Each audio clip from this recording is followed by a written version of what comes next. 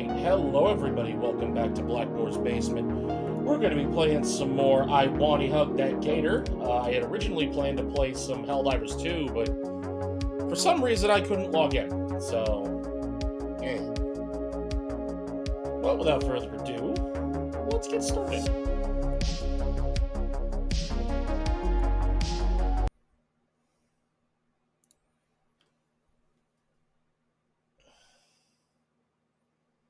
The gator needs hugging. And by God, I'm gonna be the one to do it.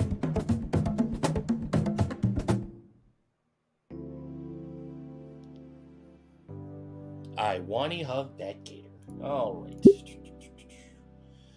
Alright, saucy images are on, because we don't want to miss out on anything too fun. Wait, no, I'm a fool. Load. Here we go.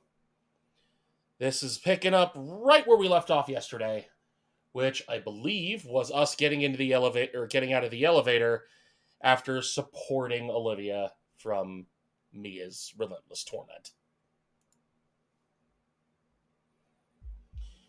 History class is as bland as it usually is.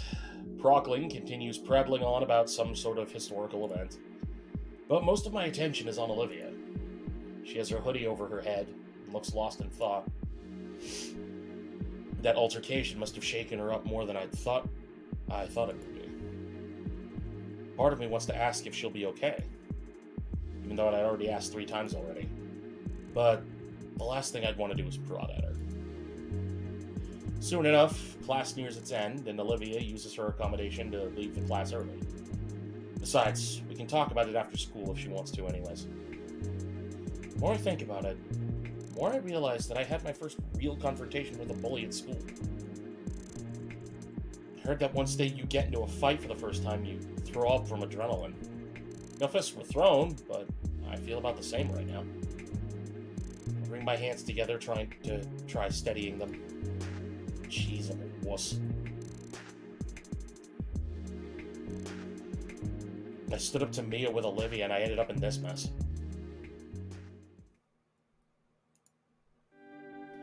The final class ends, and I'm set free for the day.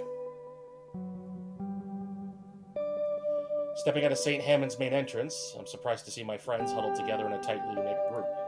I don't usually see any of them after school. I always assumed they left as soon as the bell rang. Hey guys, what's going on? Iko! Damien looks exceptionally worried as he glances at me. Iko, you believe me, right? Pardon? Olivia's nostrils flared with an exasperated snort. I didn't mean for any of that to happen. What's the matter, Damien?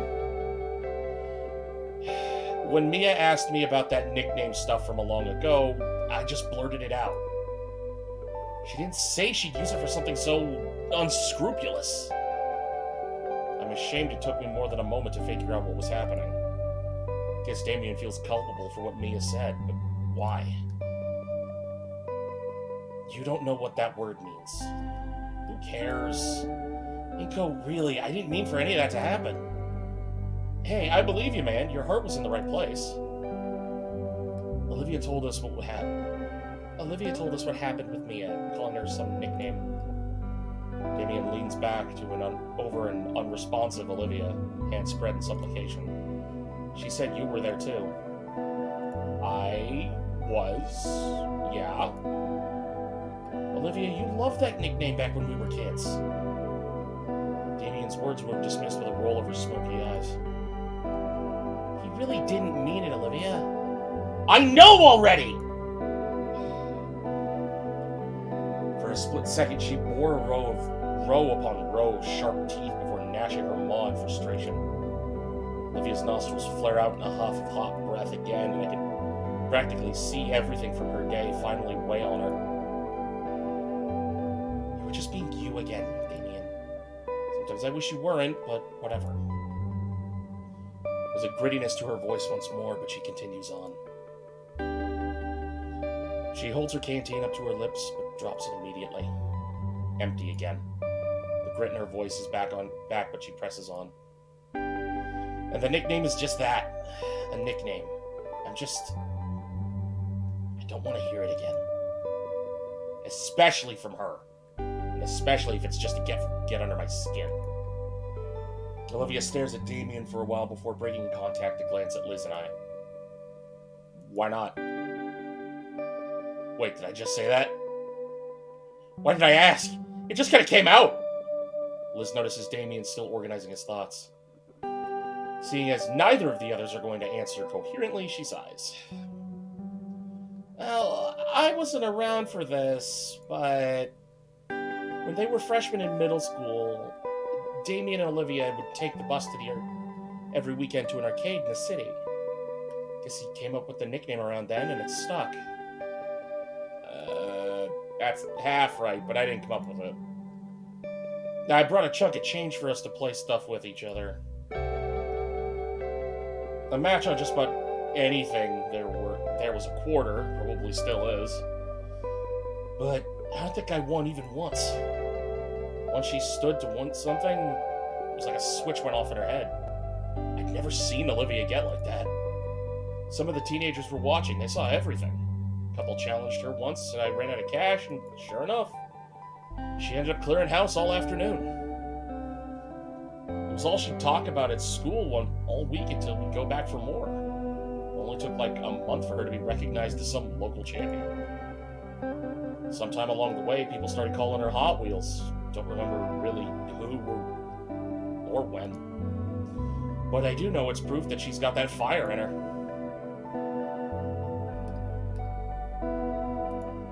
Wow, yeah, I had fun back then. Guess I forgot I wasn't supposed to bring it up. Things really changed that much. And you did. Again. Damien hisses to himself. Sorry. Just can't help yourself. But you're right. That was the best time of my life. The name Hot Wheels belongs to 10-year-old me. Not current me. Hey, I mean, that's a great story. To be recognized so well that you get a cool nickname? Sounds amazing. Being a champion, being a winner. Why all the disdain for the title? I'm not. What? I'm not a winner anymore. Because you don't go to the arcade anymore? If it's the one I'm thinking of, it's only like a half hour away. Olivia looks at Liz like she just recommended everyone watch the newest Netsticks anime. Netsticks. Well, if this story is anything to go by, I'd like to see you be a winner again. Olivia's breath seems to hitch for a moment. And I'm sure these guys want to see it too. Damien's the one who dragged you out to our lunch table all this time, right? Look at him. He's nearly keeled over because he's afraid of losing that party. And Liz? I think I'd like to see why you and Damien are really close friends. Yeah.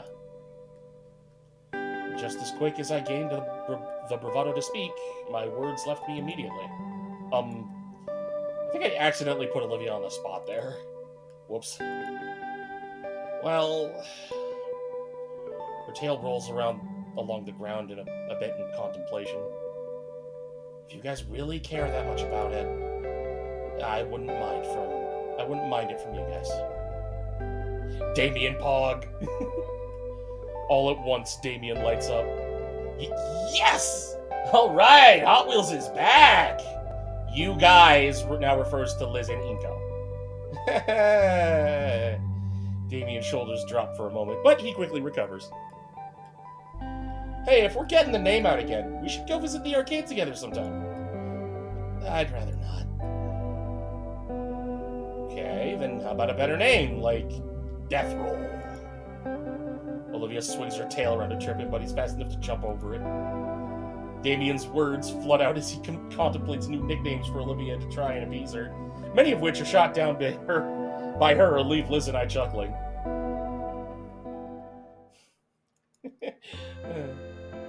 Gradually, our giggles died down and the four of us chatted a bit more about the day in general. Eventually, Damien and Liz headed their respective ways, with Olivia deciding to stick around. Most of the school has filtered out their various homebound rides or to their after-school activities, leaving Olivia and I all alone. Hey, I'll roll with you. Really? I mean, I don't mind, of course. It's nothing. House is only a few blocks away anyway. Besides, I'm sure someone would beat up and take your lunch money if I didn't. There's plenty of time to make it to the next train, so the two of us take it easy. The sun finally managed to break through the autumn clouds, making the walk almost unseasonably warm. Man, I thought the last day of summer was weeks ago. It was. I don't mind it staying warm longer, though. It was pretty great to me.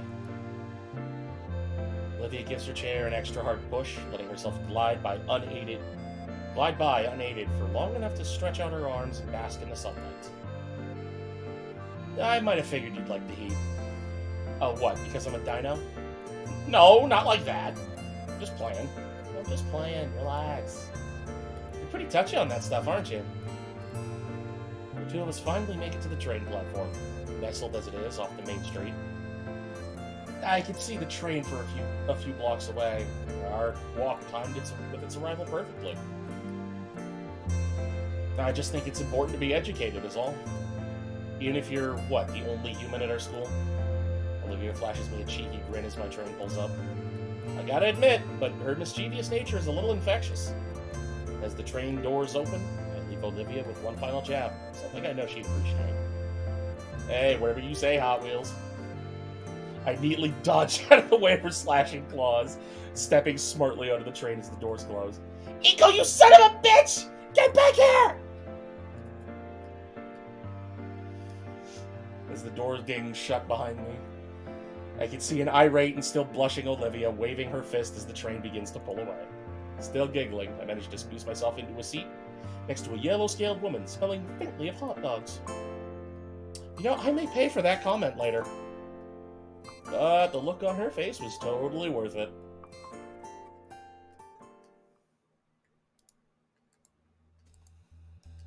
As the school year progresses, the days start to feel like they're moving along much faster. A part of it may be the change of season, however slight that change may be. While the calendar says it's officially fall, the only thing I've really noticed was the increasing number of clouds in the sky. Better safe than sorry, though, which is why I brought my fancy compact carbon fiber umbrella. Still, things have started to be routine for me in the mornings. Wake up, throw on my clothes, consider eating breakfast before I realize I wrecked my stomach, walk to the station with a feather-light umbrella in my hand, and wouldn't you know it, I end up having another chat with Mr. Ferris on the ride to school. Hello, Mr. Nito. How are you this morning? Doing fine, sir, thank you. How are you? I'm doing well. So my niece told me over the weekend that you and Olivia were in a predicament of sort. Oh, yeah, Olivia was being picked on by someone, but it's not a problem anymore. I see. Well, that's unfortunate to hear. Strange, considering the substantial funding the school gets for anti-student harassment programs. Good as all that tax money and classmates are still ragging on each other. If it means anything, Olivia knows how to handle herself. I was there to support her. That's fine, but the issue is this sort of thing shouldn't be happening to begin with. That aside, Liz has gotten somewhat enthusiastic recently regarding Olivia. She's surprised at how animated she's gotten. Ever since that get-together at Randall's place, I think. I'd wager you have something to do with that, no? Maybe a little. Yeah, it was certainly rocky in the beginning, but we've been warming up to each other. It's nice seeing a different side of her, even if it's brief. I don't know, can I take credit for that? We all have unique chances to make change, Ika.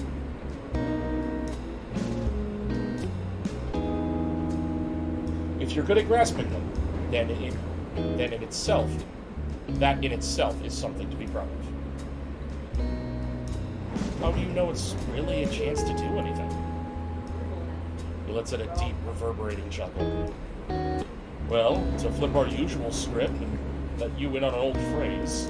A friend of mine once told me. If you see a fork in the road, take it. Yeah? Thanks, Mr. Ferris.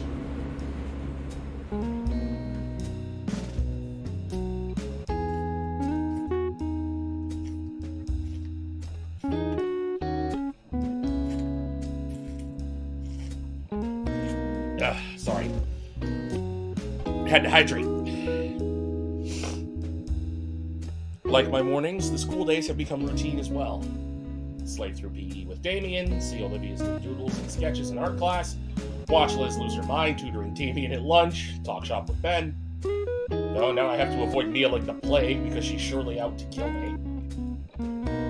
All said, I think St. Hammond has been my best school experience out of... Man, I've lost count how often I've moved. Must be the fresh head trauma.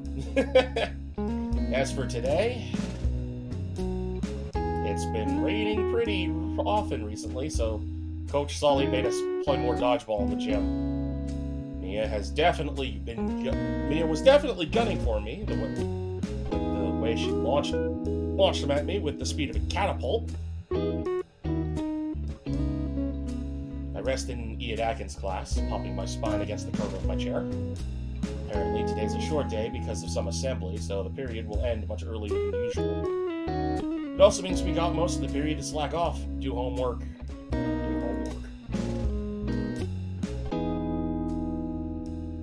I glance at the desk next to me in hopes of catching Olivia's latest artistic masterpiece, when I notice she's not drawing, instead only fidgeting. Hey, Olivia, you seem a bit nervous. Everything alright? Oh, yeah, sorry, it's just that I've been hearing rumors about the school's shared drive might have been corrupted. Wait, really? Yeah, really. How would something like that happen? Not sure, but I'm scared that it might have messed with the art contest submissions. I think you should check your entry on the website just to make sure it's okay. Technology, don't fail me now. With the urgency, I take out my phone and type in the school's website. Fast fingers led me to the art contest tab. Can this loading bar go any slower? Finally, the page loads in and... oh. Looks like the submissions have been closed. What? I hold up the phone for Olivia to show her the page. The submissions have been closed since voting started last week. Oh. Sheesh, I thought Mr. Miyadaki had spooked me. Olivia's all seized up. That's quite reassuring that the submission's closed. There's no chance for any hacker to mess with them.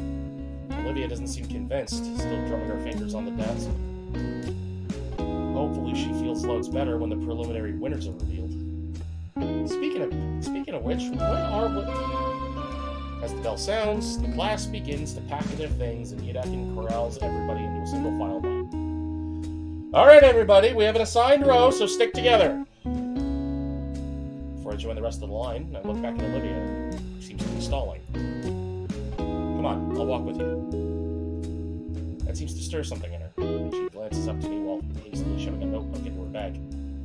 Yeah, I'm coming. As we head out the door, I notice Olivia shuffling her hoodie a lot.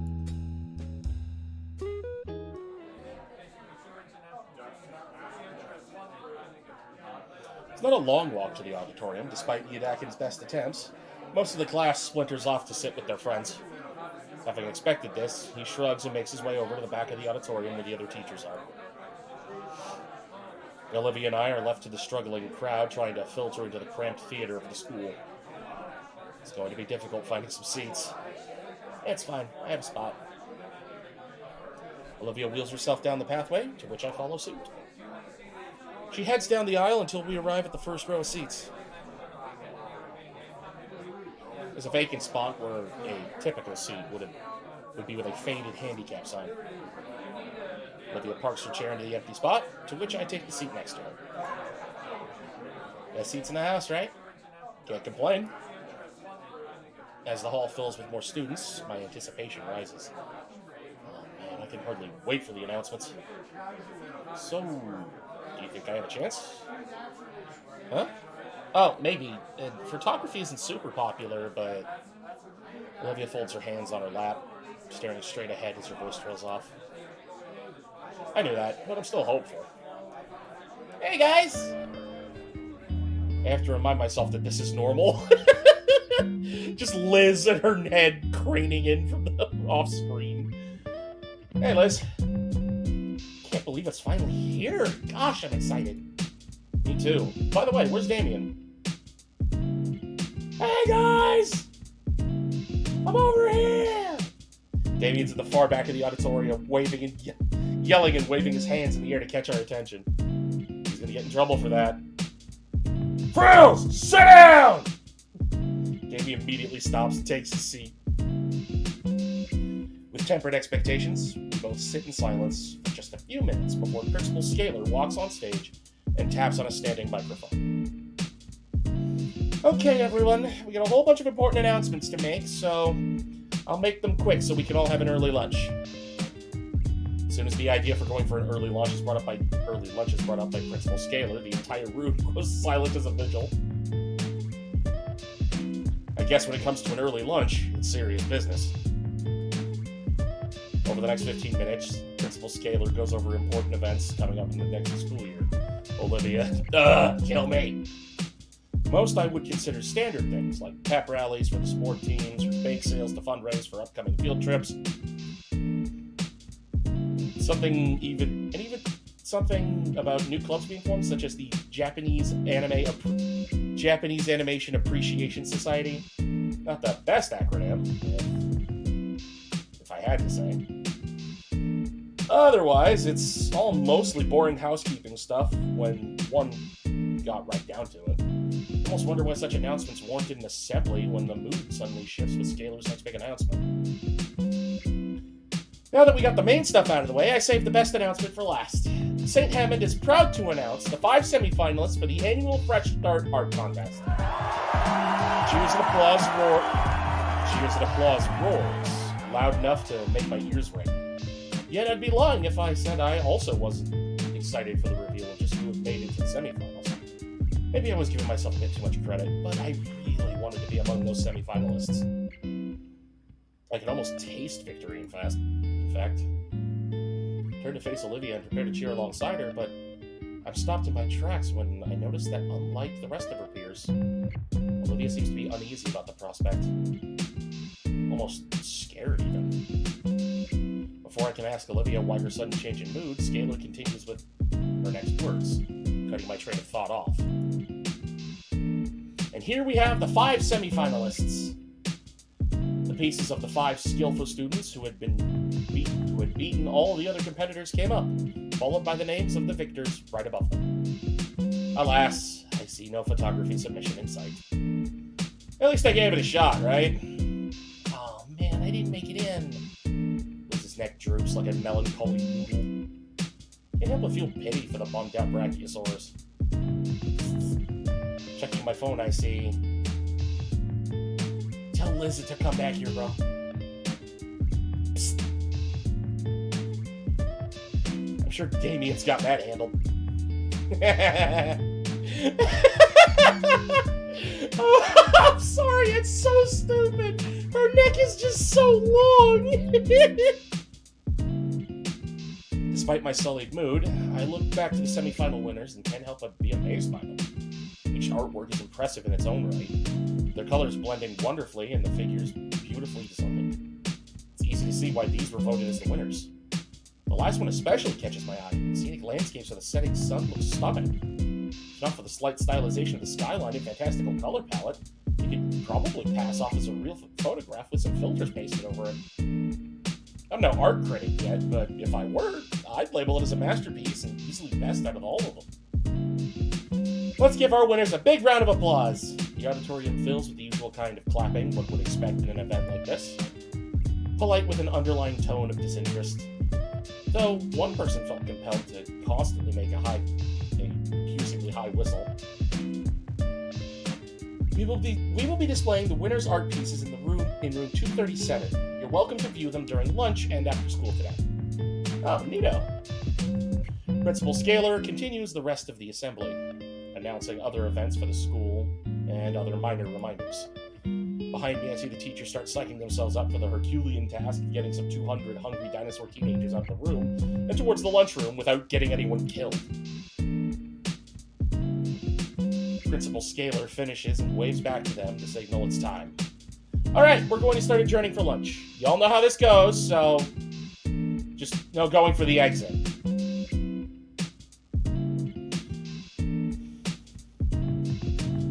Being in the first row, we were the first to get up. I follow behind Olivia until we make it into the hall. Hey, Olivia. She stops and turns a bit. Jesus, she's still anxious about the sight thing earlier? She looks a little pale. I wanted to check out the winning paintings a bit more. Want to come along? She considers for a moment. Nah, go on without me. I need to use the restroom. Alright, I'll see you at the lunch table then. Hello again! How you doing? Olivia nods and starts off down the hall, following the flow of students towards the lunchroom. Let's see. The principal said it was room 237.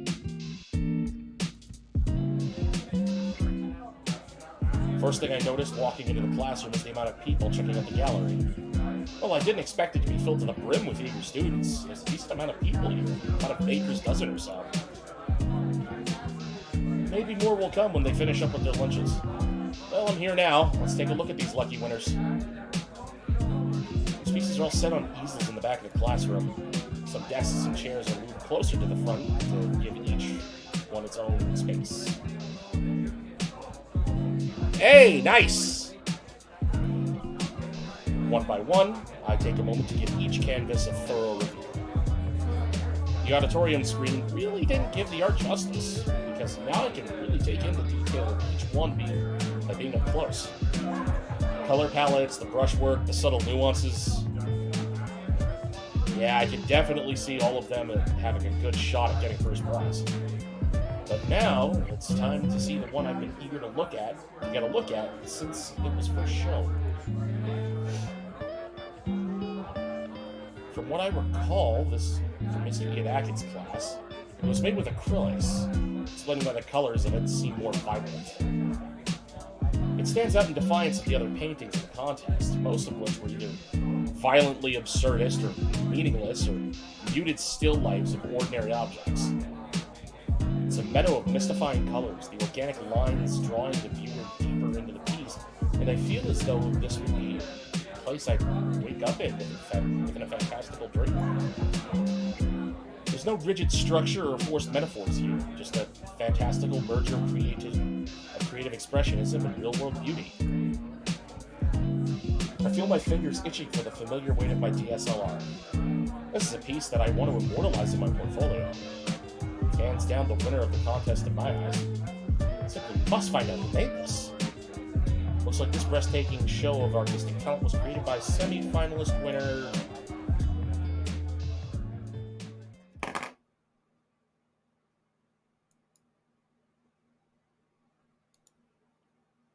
That's a problem.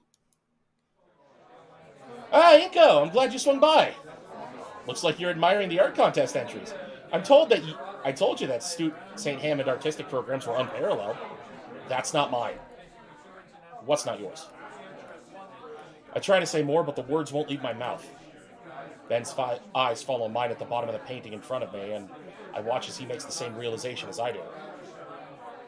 Inko, you didn't... Did you paint this? I had no idea your style was so developed.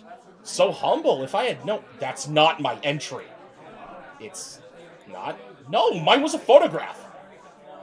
But what's your name doing on this one? There's been some kind of mistake. A million scenarios are coming to mind. They must have gotten my name wrong somehow. If they did, I think the real artist would have come forward by now. And the submission website must be hacked or broken. When our school checks for that kind of stuff. If it was, we would have known by now.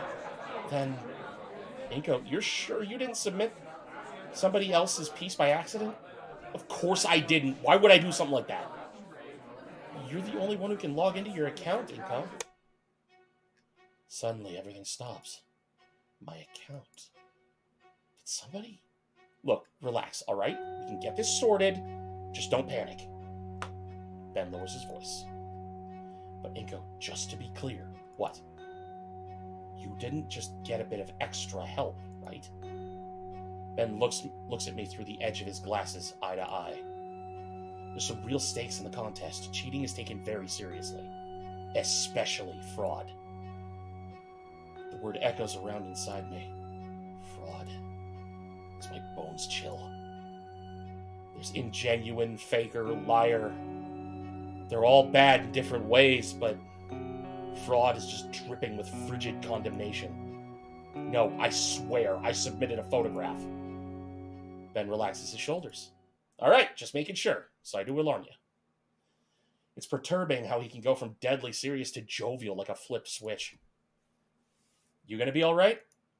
Sorry, I need some air. Hey, feel free. I'll let Scalar know, okay? Ow! Hey! Rude. Yeah, thanks, Ben. No problem. Take it easy. Ben offers me an earnest smile, waving at me as he steps out of the room and down the hall. After some time, I follow him, shambling down the hall as I try to make sense of what just happened. I thought everybody actually liked my photography. They all thought I was some kind of expert painter instead. I don't even know how to express it. I feel empty. I thought maybe my hard work was finally paying off, but I submitted the right entry, so what happened? Did somebody change it? And if so, how? It's such a good piece, too. What even is there to be gained by putting my name on it? I wander aimlessly through the halls. The thought of missing lunch passes through my mind, but there's a different sort of emptiness pervading my stomach. Why is this rattling me like it is? Man, it's not like I'm in trouble or anything. Ben's helping me sort this out. I'm at a loss of what to even think right now. Oh, crap. Olivia mentioned something about server issues before. I couldn't see my submission, but was it just that? Maybe Olivia was right to be worried. Well, duh, why else would she be so nervous? My aimless walking leads me outside the principal's office in the gala. There's that one cityscape painting from the start of the school year. The very first painting I ever saw. It's still one of the best. A vibrant cityscape that morphs the rigid structure of urban planning into a soft, inviting utopia, as if viewed from the eyes of a child. The sky above the city is a beautiful shade of crimson, with radiant clouds clustered along its length. If the art contest submission was the best painting I ever seen, then this one comes close. I can only imagine the accolades she must have gotten for painting this back then. Just know, for a while, I got to have that experience. I got to step into those shoes of an artist much better than myself. Maybe that was the intent. All the praise, approval, everything I've been wanting, just for a while, was given by an anonymous stranger. Whoever that may be. Actually, this gives me a bit of an idea. If I'm clever, and Olivia's up for it, this can be a cool way to show off her painting more. Everyone would like that. Maybe that's what she needs. I can act like a personal publisher for her, so she doesn't have to deal with people. Wait a second. I peel down the empty hallway. I need to find Olivia. She couldn't possibly. But why me? Why would she? Thinking about it only increases my worries and desperation to find who I hope Raptor Jesus isn't the culprit. I haphazardly check all the places where Olivia could be, but I can't find her anywhere. My hunt for the baryonyx leads me to the second floor of the atrium. Feels like there's a lead brick in the pit of my stomach as I internalize my current situation. The soft pattering of rain hitting the window grabs my attention to see a gloom-covered Volcadaire outside. My eyes wander along the school's pathway, covered in mud thanks to the earlier rainfall. Wait a minute. Those look like tracks in the mud. I burst through the main entrance doors and am met with the feeling of droplets hitting my head. Outside, a dark overcast has rolled in. The forecast called for on and off rain during the day, but pretty gnarly clouds. Makes it look almost dusk around. Crap, what am I wasting time for? I follow the trail with urgency, fearing that the rain will wash it away. Looks like it goes down the whole pathway. I ignore my clothes becoming progressively damp and the water collecting on my shades. Eventually, I round the curve that leads to the bridge and see a distressing item at its end.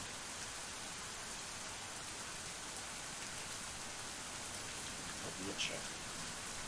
Olivia's wheelchair. Empty of the occupant, toppled on its side. A new fear grips at me, born from the mental imagery provided by that sight. Those cruel thoughts push me to the steps faster than humanly possible, even as my rational mind tries to reassure me. Running across the deck, my breath is caught in my throat when I reach the middle.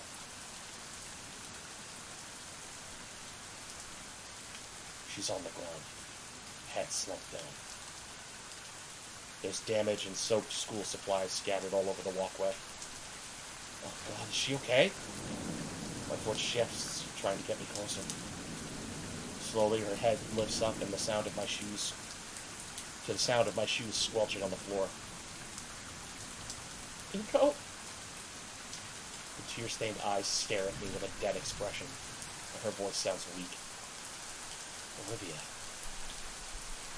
I feel like I can finally breathe again. Slowly, Olivia pushes herself up, and I notice she's lying on atop a pile of paper shreddings. The feeling of relief slowly fades away, and I remember just why I was looking for her. We stay silent, only staring at each other as the rain continues to bear down on us.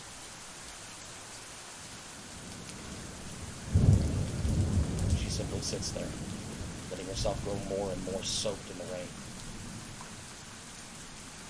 Do you want to talk? No. Not out in the open. I grab my compact umbrella from my backpack and unfurl it. It doesn't do much to dry Olivia off, but at least she's not getting more soaked. The umbrella is placed between us and the elements against the ledge, forming a personal canopy above us. Here. Now we're alone. There's a space next to Olivia to take a seat. It's odd. We've sat together before, but sitting on the ground in the rain, and the room is just a little claustrophobic. There's bits of paper melted to the pavement, soaked by the rain. They're torn apart and waterlogged. I can sort of make out a tree. A rough sketch of one, anyway. Like the one that stood prominently in my false submission. So, you did do it. Inko, please, I can explain. I didn't have a choice. What? I knew what I did was wrong, but I didn't have any other way. It wasn't a choice not to trick me. She avoids looking at me, focusing on the scraps of paper scattered around the floor like confetti. It wasn't to trick you. It just... I get it. You're mad at me. I'm not mad. I'm just confused. I thought we were good friends. I wasn't expecting it. Expecting you. She pauses to give her throat some respite. Her usual water bottle isn't anywhere nearby. A shaky breath escapes her mouth. When you came around, I thought you were no different from the others. That you were some self-centered, pretentious midwit who only cares about his image. That's when I got the idea of using you to swap your heart out with mine. You didn't seem like the kind of person who cared about how he gets attention from others. Just that he gets it. The description of my character feels really reductive, but the ache in my chest tells me that it hits a little too close to home. But that's not what I think of you now. Iadakin's the one person I can trust. So when he went to bat for you, saying we'd make good friends, I was worried. What's so special about this guy? I honestly got scared he'd be wrong. That you'd just be like everyone else. I'd just be setting myself up for failure. But what's worse than that, Inko? I was afraid he'd be right. And I'd have to face what I'd done to myself. But now I've gone and done something like this. Switching my contest entry? She nods, swallowing hard. I wasn't thinking. Suddenly, everything was out of balance. Everything I created, all of my work, my own little world was suddenly changing, and I had no control of it. I just had to do something. I didn't know what I was doing. I didn't know I was doing that. I'm sorry. She stops to process my words and continued. I knew I'd get caught. It was stupid. I was hoping for it even.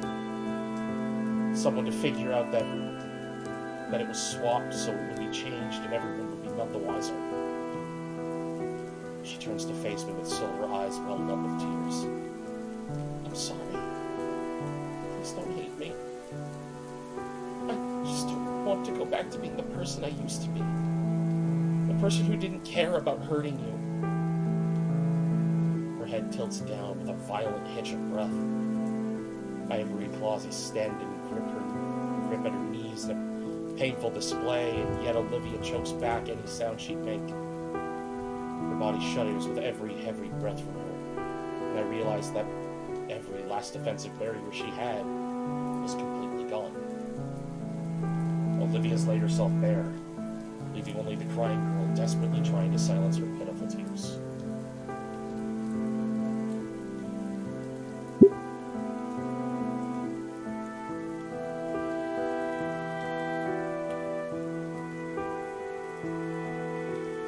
But why do all this? I'm gonna hate myself for thinking this, but she still hasn't really told me why she did it. I don't want to push the issue too hard, but if not now, when? I just want to know. Why go through all the trouble? What were you trying to accomplish? I immediately regret my words as the pained grimace on her face drives home the mistake she's made. Even if I'm in the right to ask, I feel like the villain for pressing her, but out of respect for Olivia's feelings, I stand steady. Because to back down would be to denigrate her like all those people in her past had done. I wanted to see what people thought of my art without knowing that I was the one who made it. Why would you want that? Isn't it obvious? It's always the same thing. Her voice takes a deeper pitch. Oh wow, you're so talented in spite of your condition. This time it's a higher, shriller tone. Amazing, it's like you aren't disabled at all. Her voice returns, this time weighed down with contempt. For all their kind words, it always comes back to those empty platitudes. It never felt like they cared about me or my interests. It was always just blind praise because I'm doomed to never measure up to the same level of expectations. The worst of it came when I found out I couldn't even fail on my own. The sound of her talons tearing more paper on the floor enhanced her heated words. Even when I intentionally do something wrong, someone's always there to pick up after me, to assure me that it's all good, that it's good in certain lights. She rips more of the page with every sentence. They're just old sketches from through the year. Nobody else has to live with that paranoia. That every positive word spoken and action taken to help you is just out of someone acting out of obligation or insecurity. It got so bad at one point, I was almost being forced to accept these freaking accommodations. I just ended up... She drops what little remains of the pages unceremoniously, cutting everyone out. I'm never going to come out on top, and I'm never going to be allowed to fail. Nobody's allowed to feel anything but pity for me when they meet me in guilt, when they even consider not just giving me a free pass. Nobody has any agency, and that's just how things are. The bell rings from a distance, signaling the end of lunch. Within my mind, I can vividly imagine the sounds of our classmates grumbling complaints as they shuffle to class. Instead, I choose to listen to the rain. How the soft pitter-patter of those droplets land atop my umbrella before simply slipping gently to the ground around us. Internalizing that sound alongside the dimmer ambience and overall wetness has turned the tiny park I'm accustomed to into a near alien location. I wonder to myself if this is why Olivia came out here. In a small way, all of her work seemed to revolve around average places, but altered with an unnatural and beautiful overlays. Creating from the familiar and adding in the fantastical. I look over to Olivia. Lily seems to be lost in thought. It does sound pretty tough. You gonna be alright? No. Honestly, that's only the start of it. But I don't want to know. You wanted to know, right? I want to tell someone. Anyone. Right now it's just Iadakin, and I'm sure he's sick of it. Alright? This crap even affects my family. You say that like they don't think. You say that like you don't think they are. They aren't, though. I can't change that. She sighs. You're right. I should be a bit more grateful to them, but at the same time, it's like I know all too fucking well I could just hang out at the Paynes for as long as I need to after graduation. They're just too nice to not, and the arrangement with my actual father could probably last indefinitely. I could just detach from society and leech off everyone around me forever, and it'll still just be pity and guilt. But you saw them at the pool party. They love you.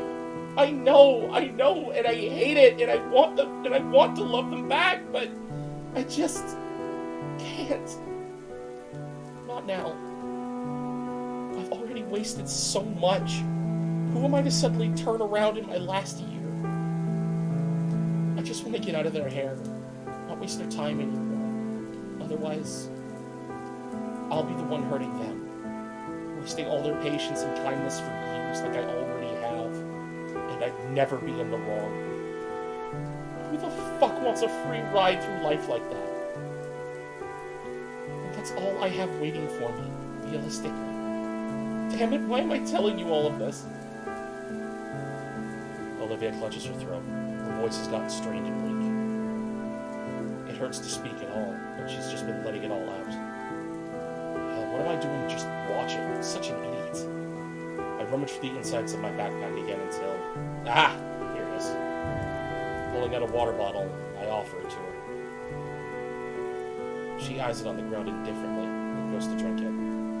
The whole bottle is finished in one go, and she drops it on the growing pile of trash. Thanks. I give a silent nod. She looks off into the distance again, picking up her train of thought. That's why I had to do it. I had to know if I really was good at something for once. Really genuinely good. No false praise, no parasocial relations where I'm verbally filleted so everyone else can feel better for it.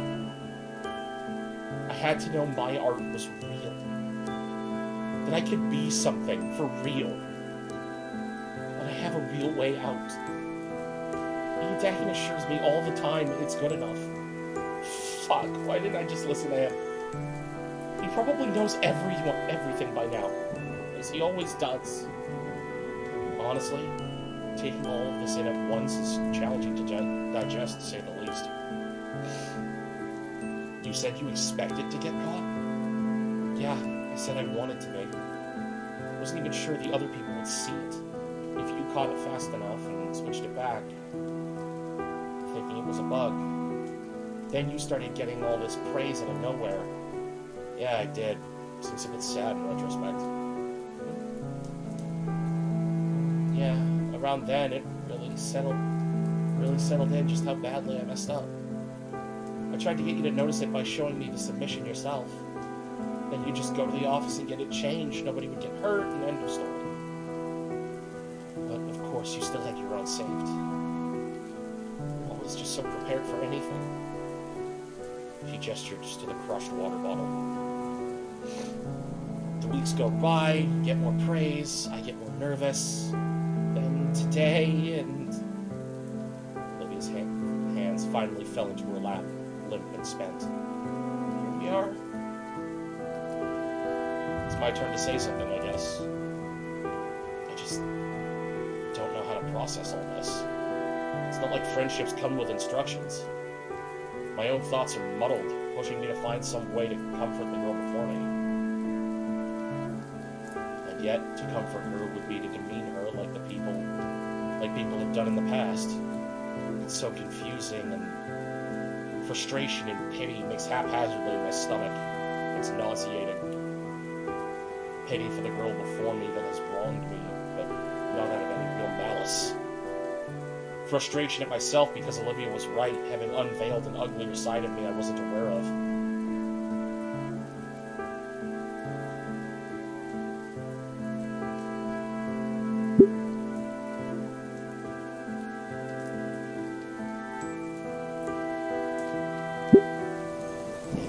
Here we are.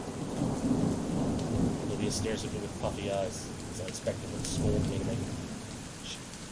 as if expecting me to scold her like a misbehaving child. Instead, I hesitantly place a hand on her shoulder as some sign of support. Thank you for telling me all this. Olivia uses the cowl of her hoodie to wipe her tears, to wipe her eyes. I'm actually a little surprised to see smudges of mascara come off. Didn't think she would wear makeup. It looks so natural on her. I watch Olivia try to recompose herself. Can't help but be happy that she let her walls down so much just for me to see. Hear it from me, Olivia. I don't think you have to hide yourself behind curtains to know if people genuinely enjoy your work. Every morning, everyone who walks into school gets to see the beautiful mural you made. Most of them probably don't know that you were the one that had made it. But it'll always stick with them, like it did with me. With her head down, I can see a smile beginning to form. So, for what it's worth, I forgive you. Olivia nods, eyes still somewhat teary from her little episode. No, thank you, Inko. I feel my face warm up. It's nothing. It's not nothing.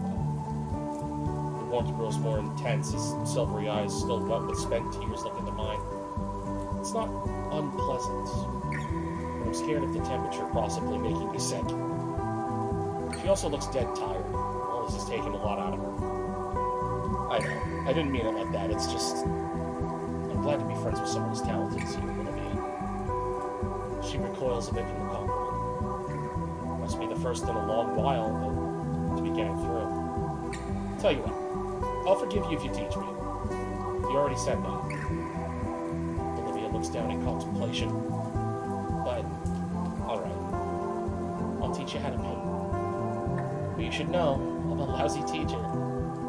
You've seen my work in class, I'm a lousy student. I got a feeling it'd work out. Hey, don't make it weird. Yes, Professor Halford. Stop making it weird! I chuckle as I'm playfully shoved by her. So, after everything was said and done, things became quiet. Beneath the solace of my umbrella, we relaxed together. At least until Olivia begins shifting uncomfortably. I sit and watch as she takes her calves and shifts them to the side with one hand. Her tail comes around and presses into the paper-filled floor before her, keeping her upright as she starts to lean forward. Finally, with the strength of her tail in one arm, Olivia lifts her hips from the floor and swings her shins fully beneath her. She smiles as she kneels over me. You just gonna sit there? Crap, I guess I was gawking stupidly. It's just so fascinating, seeing the girl maneuvering herself in these odd yet well-practiced ways. I'm kind of jealous, actually. I wish I had a tail to do some of the things she could. I press my hands down on the floor and push myself back. I don't know why I thought to stand, but instead I shifted myself to a kneeling position here. We're face to face now. For a split second, I feared the worst as Olivia drew me into a hug. I don't know what she would do, but I like this. For how strong her arms are, how they've wrapped around my chest feels exceptionally tender. My own arms have enveloped her, returning the embrace in a similarly soft way. As her arms loosen, I draw back, though I don't want to take my hands off her. That was nice. Don't make it weird. Sorry about that. the sound of rainfall hitting the umbrella. My ears suddenly pick up the noise of what sounds like squeaking. I look down to see something shuffling in Olivia's pocket.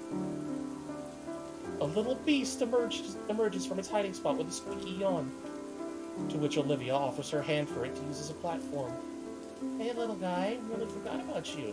Had a nice nap? That's a rat. Oh, right, you two haven't met each other. Inko, this is Guts. Guts, meet Inko. Oh, hi, Guts. I awkwardly wave at the apprehensive-looking rodent. Olivia lifts Guts up to her shoulder gracefully, like her hand is an elevator for him. You brought him to school? Well, yeah, I just really needed him today since, all the crap that's happened. She gives Guts a few scritches under his chin. I bring in sometimes when things get rough. And nobody noticed? You haven't. Touche. Iadakin did, once. He told me to not let him run around the school, otherwise it would be considered a health hazard or something. The tardy bell rings out in the distance. We're late for our next classes. I'm sure Iadakin will understand. Well, we should probably get back to class. Here, hold this.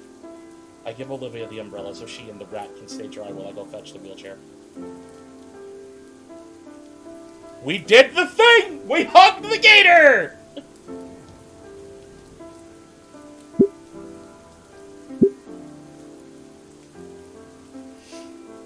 By now it's settled this some into the mud. The wheelchair has definitely seen better days. After dusting off the dirt and pooling water the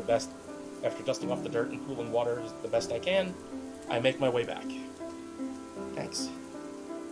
She offers the umbrella back, but I make sure to hold it above her. I keep the wheelchair steady with one hand as Olivia climbs into the seat, using her tail to help herself up. We stand in the rain in silence for a moment, only sharing content glances. So, what do we do about the contest now? That's a good question. Ben was there when I saw my name on the painting. He already went to tell someone. So, like you said, no harm, no foul. What about your own submission? I ruined it. I scratched the back of my head. It worked at one anyway. It's just a picture. Oh. I thought it was pretty okay. Hearing those words from Olivia sends a strange flash of heat to my face. It's not unpleasant, but again, those honest words from her really do cut through me for some reason. Thanks. A loud squeak draws my eyes to Guts as he stands atop Olivia's shoulder. You too? A wry smile stretches across Olivia's face. I think it means Guts is saying it's actually so-so. Hey! Cut him some slack, Guts. Inko didn't have the time to make anything for the contest. Oh, he's got some high standards, huh? Yep, it's why I've gotten so good. The sheer absurdity of it. I don't know which of us broke first, but our laughter fills the air. Heard only by us as the rainfall cuts off all of the noise. So, what now? I don't know. I don't want to go yet. Still pretty worn out. A smile comes across my face as a wicked idea comes to mind. Well, too bad. What? I walk behind Olivia, grinning like a mad idiot. Inko, what are you doing? Inko? Inko? Her head tries to follow me as I stand right behind her chair. I figured that pushing your chair around is really tiring, so how about I help you out? Olivia blushes and looks away. Fine, but just for today. Returning to the campus was certainly awkward. Passersby shoot us looks. It's not the most common scene to see a girl in a wheelchair just roll on and sopping wet and tracking mud in. More likely, though, it was because said girl had taken to using my umbrella to hide herself from those looks. She was already extremely red in the face. It was a conundrum. Drop the umbrella and let people see her, or keep it up and draw more attention. I shall name it the Nito Theorem. She's gonna kill me if I ever publish it.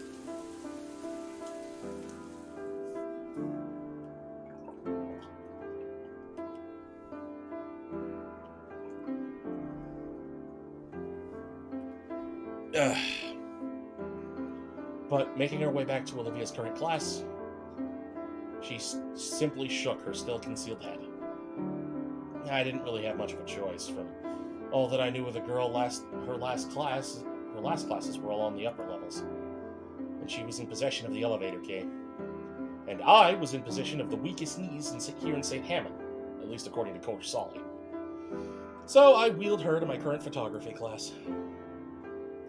On the way over, she keeps bending her head back to peek at me, like she's making sure I'm still there.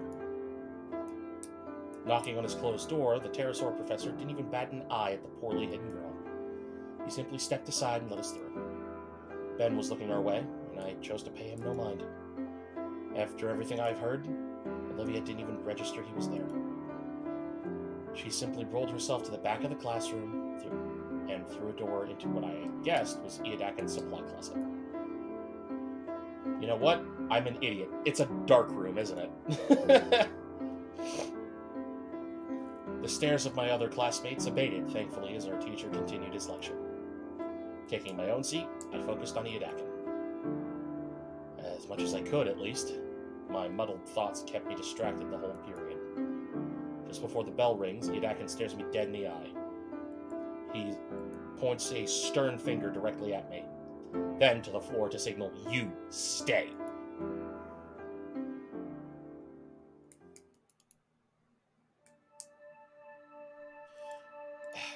Once everyone else has left, he closes the class door and locks it.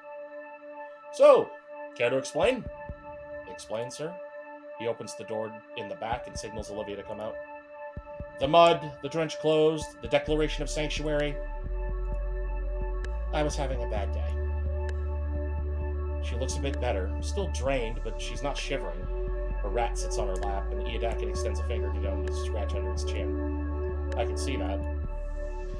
He takes his seat against the nearby desk and waves a hand for Olivia to go on. When she doesn't, he shifts his hand to me. I look between the two of them. Mr. Iadakin's expectant leer and Olivia's pleading eyes. Ultimately, I shake my head in the negative. I just helped Olivia get out of the way. Of course. He slouches further atop the desk. "Can I tell you some other time?" "Sure." "Whatever it was, it looks like you've recovered pretty well."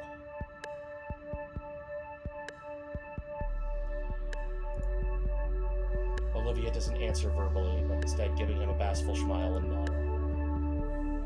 "Was it about your work again?" "Yeah." "Oh, this girl." He turns to me and points a thumb at her. "You know, the work she's so concerned about absolutely wrecks the grading curve in my class.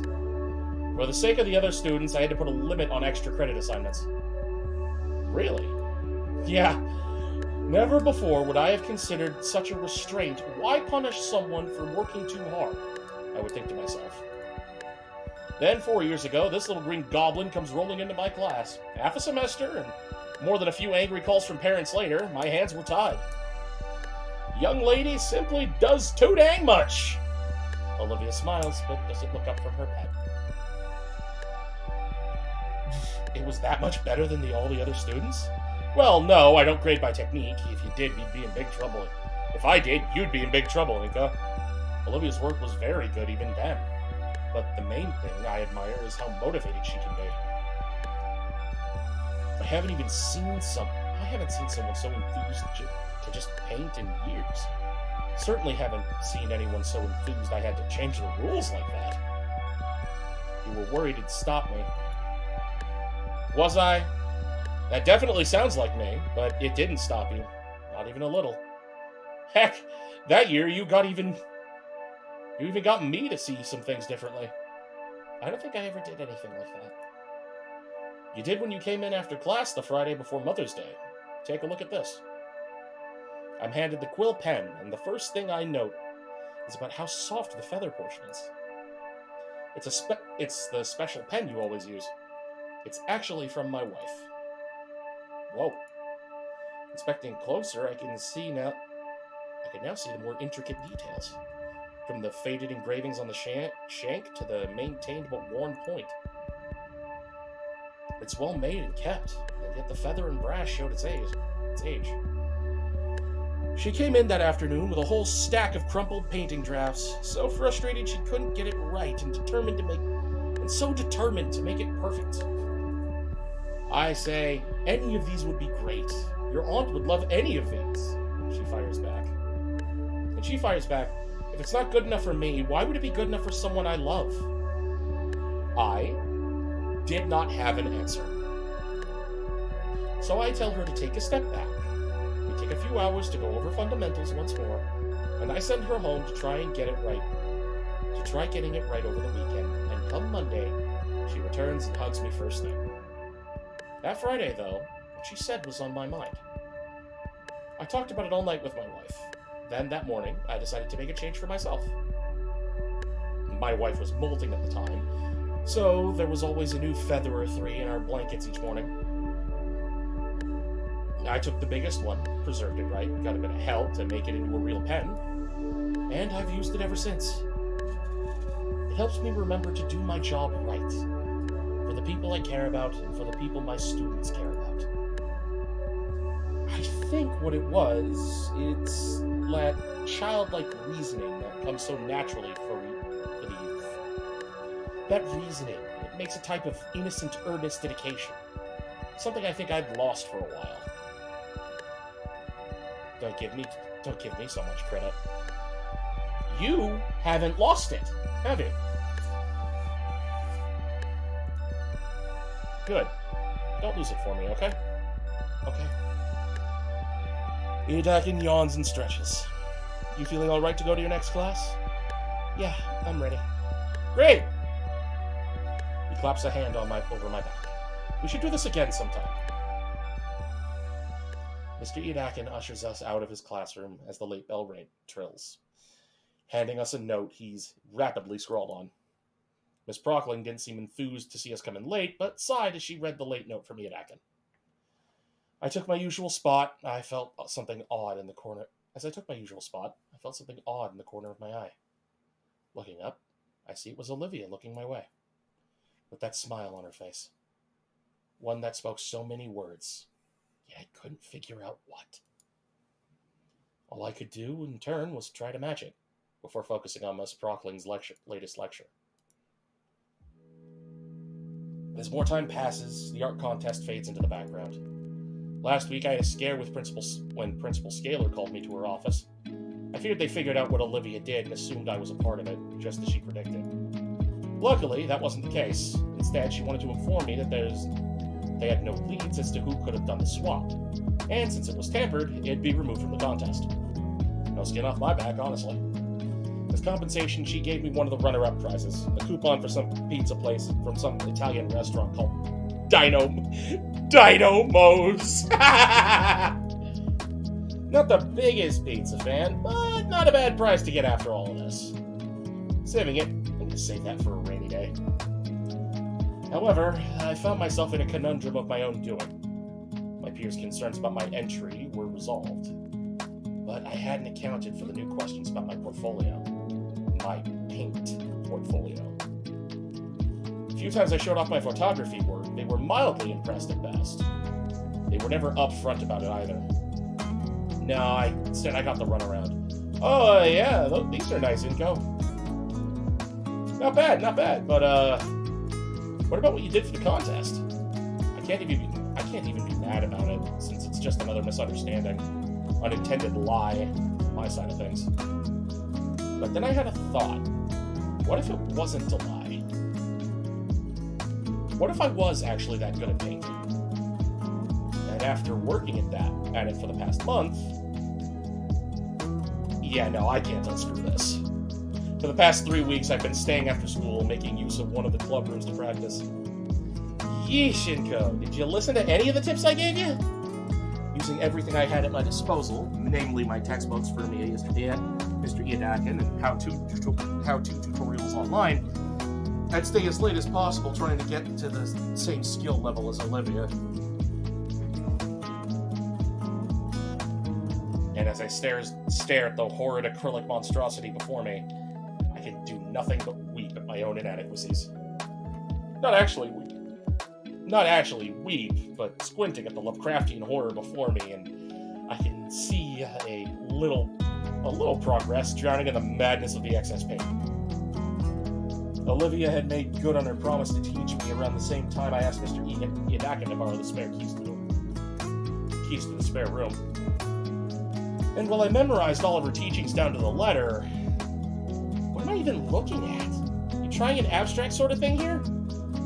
It was an attempt at a self-portrait, actually. Could probably post it online and some rich asshole would buy it. Is that good? No, never trust the opinions of people on the internet. I learned that the hard way. After a brief period of awkward silence, I let myself collapse onto the stool behind me and toss off the oily apron in frustration. At this rate, I'm going to be a double fraud or something.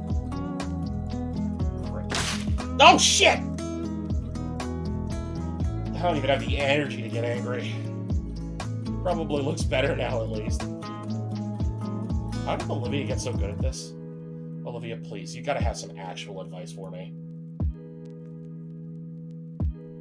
She quietly hums to herself, slipping away a notebook she had splayed across on her lap into a nearby bag. Well, when I want to draw, it's usually because I've got something on my mind. What, like inspiration? Kinda. More so I just envision something and I want to put that on canvas. Amusing. But God... I don't really get it, but the door of the studio flies open and Damien quickly storms inside. Inko! Olivia! Are you guys here? He takes heavy breaths as his vision darts around the room. After a moment of surprise, I raise my arms to catch his attention. Damien? What's wrong? The hyperactive Dilophosaurus spots me, taking a final breath before jogging over. Guys, I need to ask you something. What? Is everything alright? Is something happening? I can't help but panic. I've never seen Damien this flustered. Do you want to come to the arcade with me and Liz? Is that it? Yeah, that's what I said. Wait, when was this decided? I thought something bad had happened. Nope, just asking. Liz already has the car prepped and everything. Oh. Nah, I probably should have expected that, but still. How'd you even know where we were? I didn't. I just kept opening doors until I found you two. I've been at it for a while, actually. Damien's eyes dart over to the canvas that lies on the floor next to me. You working on your next masterpiece? Ooh, painting sideways is probably one of your trade secrets, huh? Olivia hides her snicker with her hand. Don't worry, I won't tell a soul. Yeah, that's right. Don't tell anybody. I lean down to pick up the canvas and place it upright, deciding to remove the ugly painting and place it in the corner of the room to dry. Anyway, how about it? To the arcade? The olive baryonyx fidgets.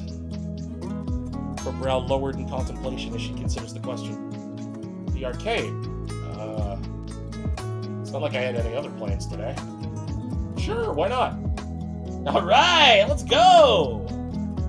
Wait, don't just... God damn it, Inko! Inko, Olivia, there you are. Damien was taking so long to get you, I was about to come find you myself. This time both Damien and I are wheezing for air. Despite Olivia's protests and hesitation, Damien wasted no time in grabbing her by the handlebars and sprinting for the exit. I chased after them, all the while Olivia screamed like a banshee as she was pushed through the hallway at breakneck pace. Yeah, just... I take a deep breath and stand upright. Olivia's claws have dug into her armrest, and she's definitely trying to kill Damien with her glare, which he happily ignores. Why don't you just message me or something? I wanted to, but didn't want to ruin your concentration, man. So instead, you kicked the art door room open. Yep! Liz had the good grace to look embarrassed on Damien's behalf. But yeah, it gave you a little bit extra time, right? You've been staying late forever now. I can't hide the wince. And it occurred that more people would notice. Ah, relax. It's not like you're the only one. Yes, I sometimes stay behind for student council and club meetings. Right, sure. So, come on, the car's in the student section. Dino duo start towards the student parking lot, heading towards a rather well-kept sedan. Olivia grumbles silently to herself, but follows after nonetheless.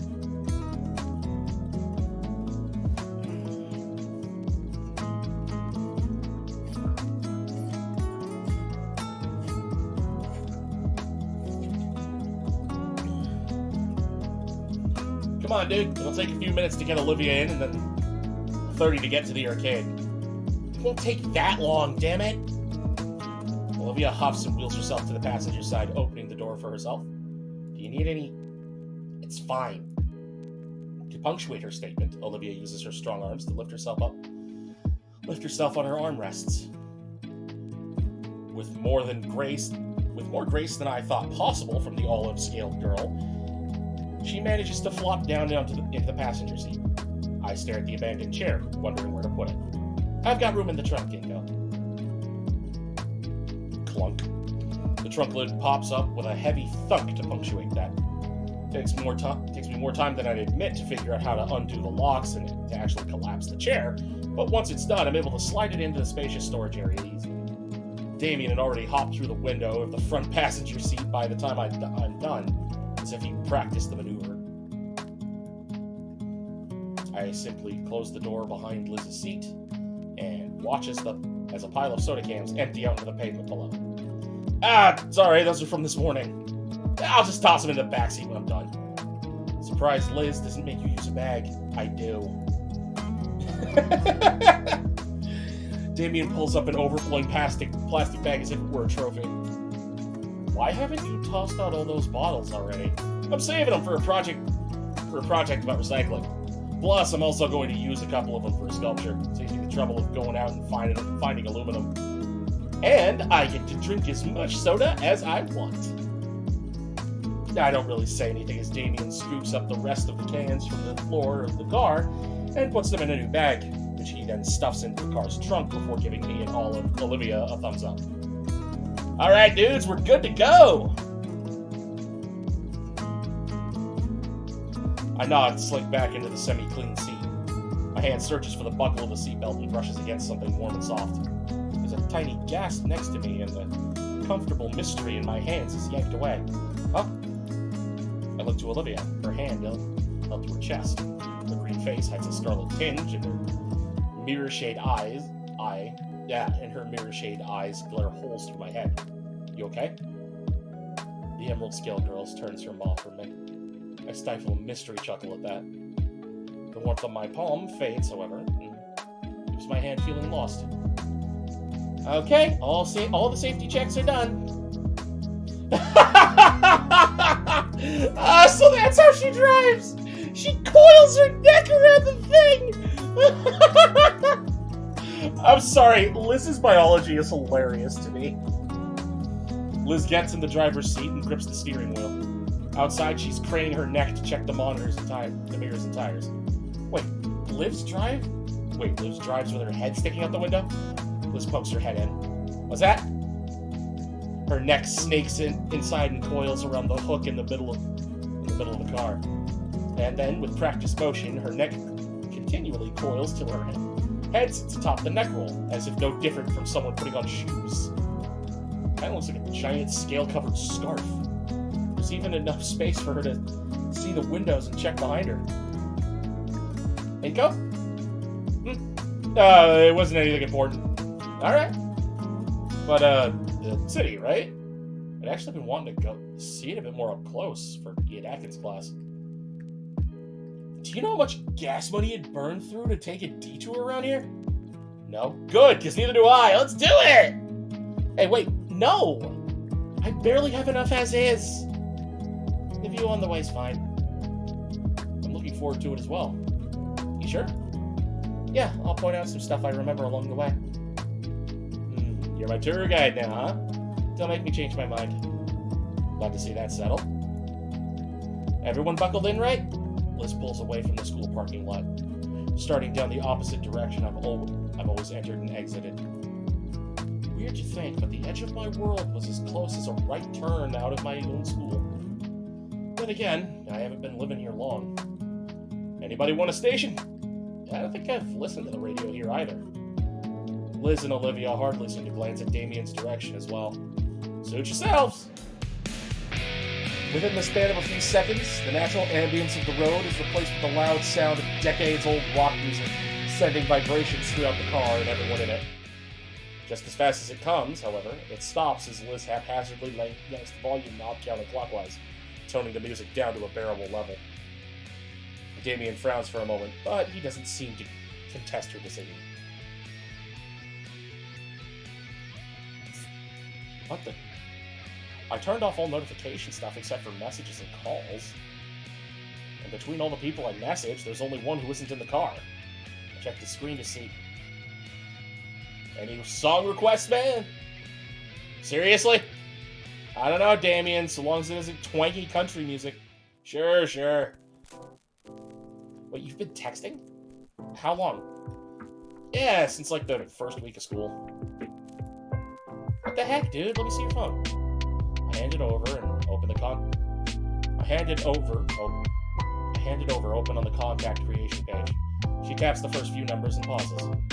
Then sheepishly yanks her phone from her pocket. She doesn't know her own number. Olivia finishes tapping her number in and hands it back. She entered herself as Live Long. Huh. Sounds vaguely oriental. Test. Yep, got it.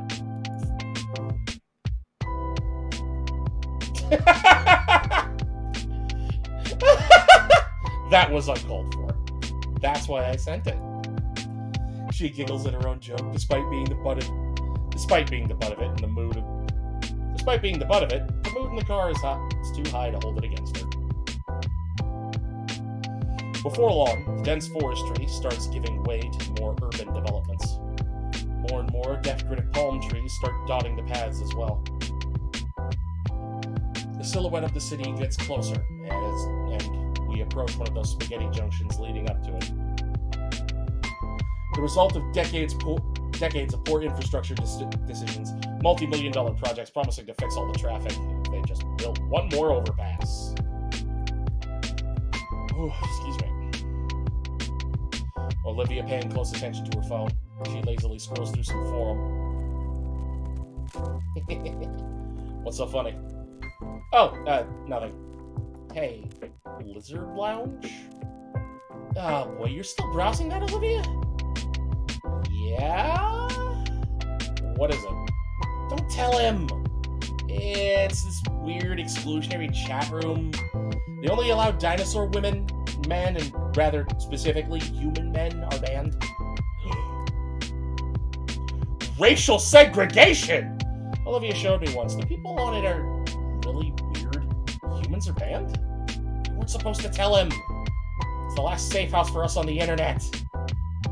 I think there are better places for that online for you to associate with. Tell me about the racial segregation. It's not that! It's just how it's been for our safety. Some dino girl can be doing anything at all, and there's always at least 3 guys in the comments saying she looks like... Don't say it.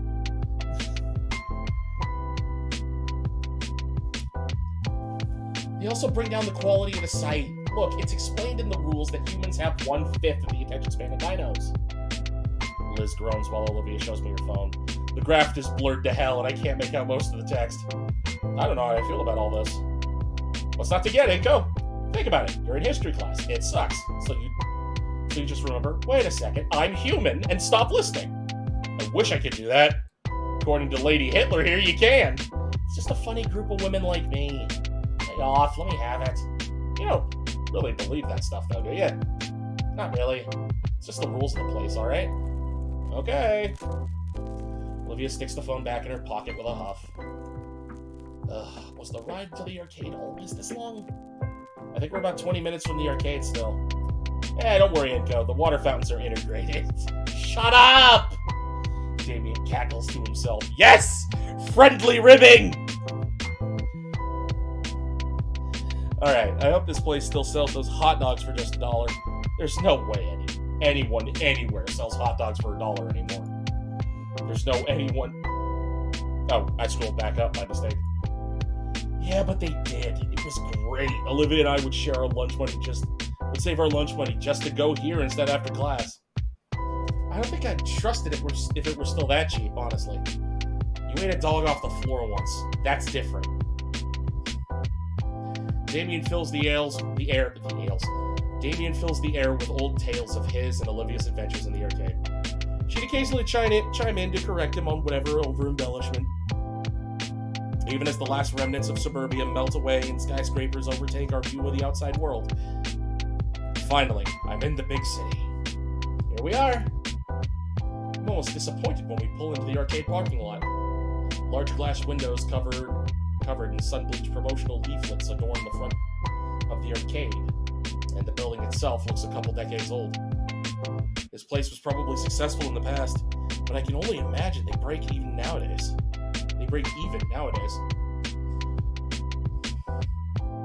Though maybe the recent resurgence of retro deco could change that. Yeah, I can show you more on the return trip. Come on. Guess she must have seen my brief hesitance. Liz unlocked the trunk, and I hopped out to get Olivia's chair. As I attempt to heave the thing out of Liz's trunk, it takes considerably more effort than I'd like to admit. Now, how do I unfold this blasted thing? I think there's a release button right... Ah! As I checked to make sure all my fingers were intact, I could see Olivia snickering through the passenger window. Inko-san, you have much to learn. Observe.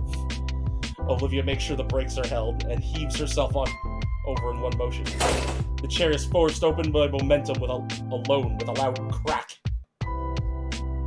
She gracefully rolls by me, tongue stuck out in smug victory over my ineptitude.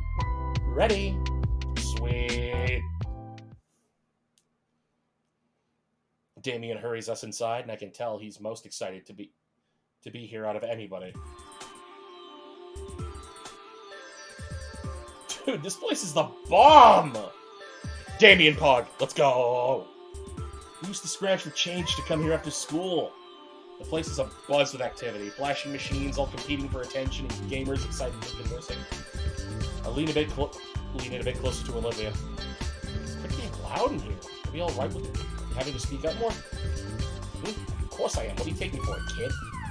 Sorry. I appreciate the concern. Liz scowls as she peels her boot from the floor with a loud shtick. Damien, you could have warned me about Damien's taking off towards the nearby corn machine. Fistful of bills at the ready. I could have told you too. I've been here before. So why didn't you warn me about the stickiness? Liz heads lowers the bridge of snoot pinching levels. Well, you two did kind of drop this on me at the last minute. But I still remember this place pretty well. Great, you can show Inko around, and I'll go with Damien.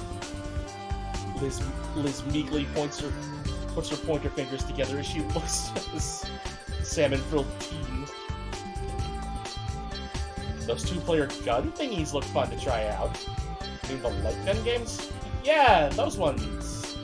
Can't put my finger on it, but something tells me that Liz was banking on splitting apart from the start. Though it would give me an ample opportunity to get some alone time with Olivia.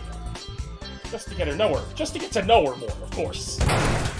Liz! I think I broke this one's joystick. Liz sighs heavily through her nose. Seriously, Damien? Oh, come on. It's perfectly even and fair. Sure about this? We could all stick together. The long-necked dino looked around the arcade nervously. As much as I want to protest the suggestion, it might be for the best. Liz wants to stick with Damien, probably to make sure he doesn't do more damage. And Olivia knows the place well, so she'd know all the best games. We've already been spending time after school, so why not? I'm not against the idea, just, Alright, glad you agree. Liz takes this as her cue to leave. She quickly pulls Damien away from deep into the arcade. Meanwhile, Olivia begins to roll ahead, but stops and gives me an annoyed look. Come on already! Alright. As soon as I step closer, Olivia resumes her casual roll down the aisleway. Olivia's eyes seem distant as she looks over the various game cabinets in the room. Silver irises dancing to and fro, a soft hum resonating from her mouth. I try to follow to see where her gaze lingers. but she seems to be constantly drifting to something new every other moment while deep in her own thoughts. As we carry on slowly, the creeping awkwardness in my stomach gnaws away at me. I've got no clue what to do right now. The point of this excursion was to relax. It feels rude to interrupt her, but she definitely knows better than me. So hey, Olivia. My voice brings her to the current moment. Back to the current moment with a start, her hands maneuvering her chair around to look at me fully. What game should we try first? Mariana shrugs her shoulders. Anything. Okay, then how about one of your favorites? My favorites? Yeah, you used to come here all the time. I'm sure you've got some you prefer. The look of surprise from her is quickly hidden by her turning her chair back around. Fine, my favorites then. My favorites. She pushes her wheelchair with purpose towards a particularly large screen in the corner.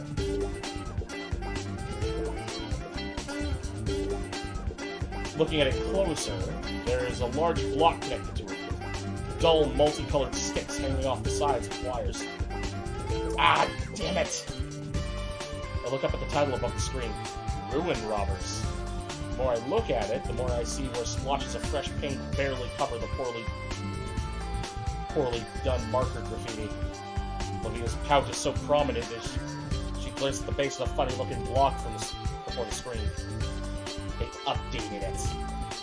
So it should be better, right? Her pout breaks, transforming into a depressed frown as her eyes seem to gloss over. I follow her gaze to the metal plate at the base to try and better understand. The machine looks pretty well maintained, yes, me. Something wrong with it? They added a foot pedal for the cover action. I test the plate, feeling it sink in, and noticing the video game demo on screen changes to a screen with a bunch of ass with numbers written next to each instance. Ah, this sucks. These hands curl into fists as she glares at the machine. A twinge runs through my chest when I look back at the frustrated Dino Girl. One aspect of her favorite pastimes has been changed in a way that's almost robs her of it.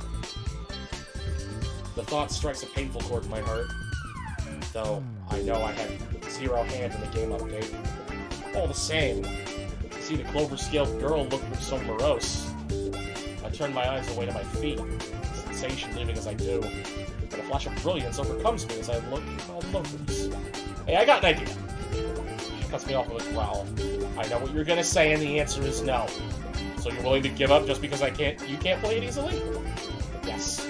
Olivia's response time leaves me a bit floored. Her hateful eyes sneer venomously at her former favorite game, but I know my idea would work. Okay, play that. Haven't you been paying attention? I can't. I'll handle the pedal work. Olivia's words are left hanging as she tries to visualize what I'm saying. Her confused gaze wanders between me and the flat rectangle on the floor. The whole time she looks so goofy, I have to withhold a chuckle in fear of her clawing at me. She must have realized, though, as she snatches the light gun from my hand, her cheeks bearing a red hue. Fine. One game. She looks at the light gun in her hand and takes a deep breath. Better do your job right, Inko. I give Olivia a nod, and she wheels herself next to the arcade machine. Gimme. She reaches out for my hand, and goes to take it before I can respond. She takes it for a split second, and moves down to grab my wrist instead. Her scales are soft and light. Hit the pedal when I squeeze, capiche? I nod in affirmation, and Olivia blasts the start button into pieces. Not so tight! Dude, hit the damn pedal! It's like playing with controller lag. Inko! Sorry! Holy crap, this is worse than I remember. Hi, it's me. I'm the guy that makes sense. Here, you can put... See, I put the respawning enemies in front of a place you're forced to cross. I came up with this idea while eating a bird. I don't even want to staple my ears to my... Fucking damn it, not again! Oh, this game sucks. Want to play again? She's a bit intense.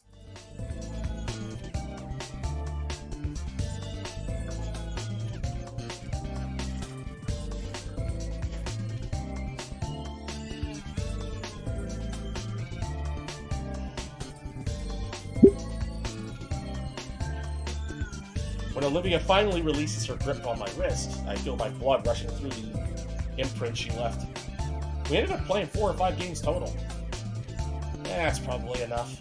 I'm good to move on. You? You sure? I don't want to keep you here all day.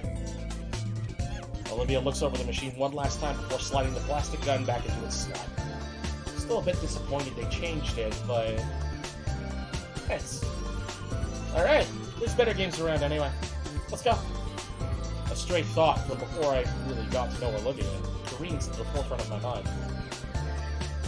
Sometime along the way, people started calling her Hot Wheels. Don't really remember who or when. What I do know is proof that she's got that fire in her. The fire in her. Before she can roll and went too far away, my hand takes hold of one of her chair grips, jolting the Dino Girl from her solid stupor. Say, I got an idea, Hot Wheels. Why don't we try the fighting game you were so good at? The fighting game? Olivia's jaw clicks shut and her hands ring together tightly. Arcade cabinets can't change, right? I mean... Her gaze turns towards the opposite end of the arcade. I can hear the loud hollers of competition from here. Come on, Hot Wheels, what do you say? The name seems to invigorate her, her glacier irises hardening and her ivory claws touching at her heels. An eerie grin creeps around her across her features, tongue polishing an incisor as her predatory eyes latch onto a particular cabinet in the far side. Olivia picks a direction and speeds off, parting the sea of sweaty dinos and leaving a small space of safety in her wake. After a short while, passing some digital pachinko machines, she looks back at me for a moment as if to confirm my presence and to say, "Don't lose me." And then yanks her wheelchair to launch herself through the building towards a new destination. What? Hey! I give the chase, following as best I can while avoiding the rest of the awestruck players that just witnessed the high-speed Dino Girl shoving them aside in her wake. As I get closer, the atmosphere seems to grow thicker, the very air becoming dank and heavy, almost as if someone dialed a humidifier up to 11.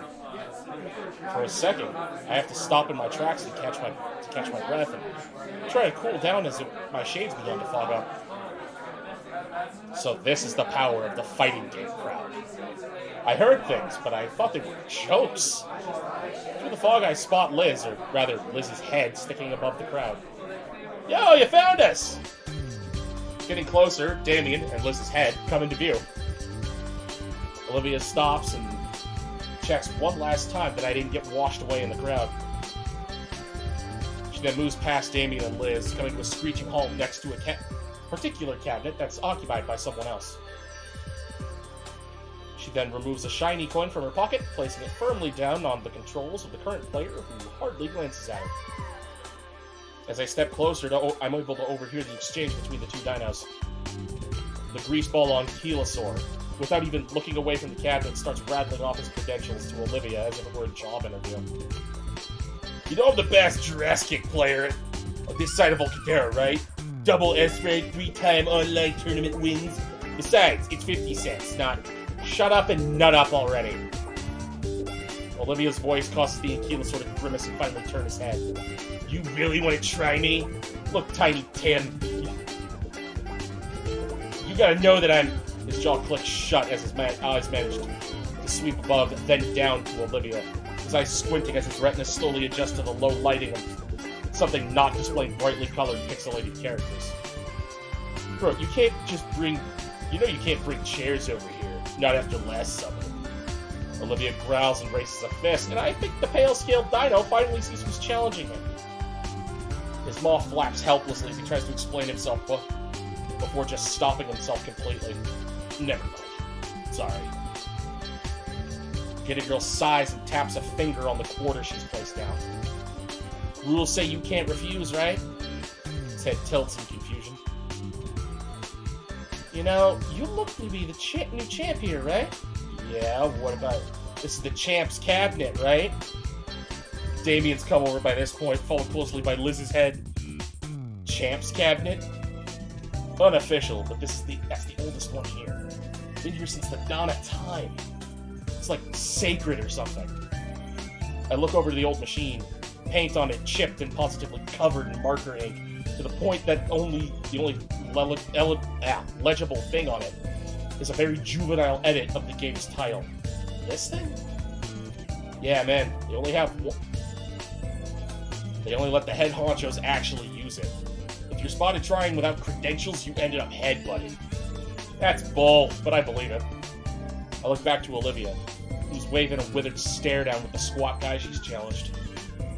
Look, lady, I'm a big deal here. Buster Nuts, crown champ in all of Volcadera. This particular Jurassic machine's got a history. It happens to be the same machine that Dino the Rex Go managed to parry. Quit stalling and fight me already! I'm not, I'm just setting the stages off. Plus, you think you're the only challenger I've got? I look around, noticing that there's now a group surrounding us. On my title as champion, I take all comers now! A hushed whisper goes through the crowd. Finally, form a line, now. Okay. Tallest to smallest. What?! No cutting. Oh, heck yeah. We're gonna wipe the floor with you, Buster. Wait. What? I don't even play video games. And I'm not really a gamer either. Too bad. Consider it the blood tax. I want to protest further, but Olivia's head turns towards me with a pleading look on her face. Besides, I think you think I want to put my hands on that thing? Who knows where we're in? Inko? Yes! Come on, Liz, it won't be that bad. You're still by the Brachio booth, right? Hold still, I'll come get you. Damien pushes back through the small group around us, following Liz's neck to find the rest of her. Her head swivels around and gives chase. Her pleas to not have to play falling on deaf ears. Brachio booth? The arcade's claustrophobic, so brachiosaurs would tend to bump into everything, including each other. There's some lawsuits, and now there's a few platforms where people sit and reach everything. There's even some water fountains attached. It'll stop things from getting tangled up when there's multiple, but it's something. Huh. More. In the end, Liz must have relented because she shuffles up to the rest of the group. Fine, let's just make this quick. Liz reluctantly steps forward toward the arcade cabinet, a crooked smile forming on the self-proclaimed champion's face. Ow! Doesn't take long for Liz to completely lose. The large Ankylosaur's hands move like a blur as they dance around the controls, pummeling their digital opponent into the ground. As boastful as he was earlier, he at least proved that he was skilled at Jurassic. Hey, Dels, how you doing? The screen displaying perfect after only a minute against Liz. Liz crosses her arms and starts heading back to her old seat in the booth, head and toe with a pout. Buster leans his head back against his clasped hands to make a show of how it was no big deal. Next victim! Damien struts up to the cabinet and jams his hand in his pocket for change. Is there a whole piggy bank in there? I haven't seen your group around here before. Tourists? Nah. Liv and I used to come here all the time. Life's been tough, so we got some friends to come along on this little trip and down memory lane. Light up the moon a bit. This place hasn't changed much in years either. Aha! He hoists his quarters high and jams them in the slot. Once more, the screen lights up and character selection music busts in. Buster considers his selection, and ultimately chooses the same character. Damien jams buttons and... What's with this death glare? Damien just picked a counter to his character. Probably expected all of us to be beginners. Buster does seem to be a bit more tense now. Been a while since then, though. Her expression is cut short as the words take on a scratchy quality to them. Hey, you okay? What? I'm fine. Hey, you refilled your canteen pretty quick. Sure, thanks. She reaches behind me and unhooks her several dented water bottles from her chair. Her severely dented water bottle. There's something to look to. There's something to look into for Christmas. That Buster guy said there was a water by the Brachio booths. I can't imagine the water here is very good. Christmas Wait, what am I thinking? I haven't gotten anyone a gift like that before. Focus, Inko. You're just here to get some water. I head deeper into the arcade towards the center, passing through the aisle lit by the game screens. You guys done already? Nah, just refilling Olivia's bottle. Guess I'm gonna miss Damien's match. Say, Liz, this sticker here, what is it? Her head comes in close as she eyes the weird brand on the canteen. Oh, that's from some really old show. Like back in the 90s old. Why? Just curious is all. Well, I never really asked Olivia about it. Maybe I should. After all, I think I recall watching a video essay about it once. Though I could never really get into older stuff, the animation always looks so choppy. Recapping the bottle, I lead Liz's head back to the fighting game section. It's surprising that Damien and Buster are still playing, this time both of their hands slamming furiously on the controls. The crowd has even formed around the duo, exchanging low whispers as they watch the old CRT screen. I pick out Olivia at the front of the crowd, close to the cabinet, so she's able to clearly watch. She's hyper-focused to the point that when I squish the bottle in front of her, she leans over in front of her face. She just leans over to keep watching. Evil it is then. I hold the canteen above her muzzle and carefully tip over until a few drops fall on her face. Her tongue laps along her lips and swipes up the nourishing droplets before glaring at me. Hey! Here you go, fresh from the latrine. Har.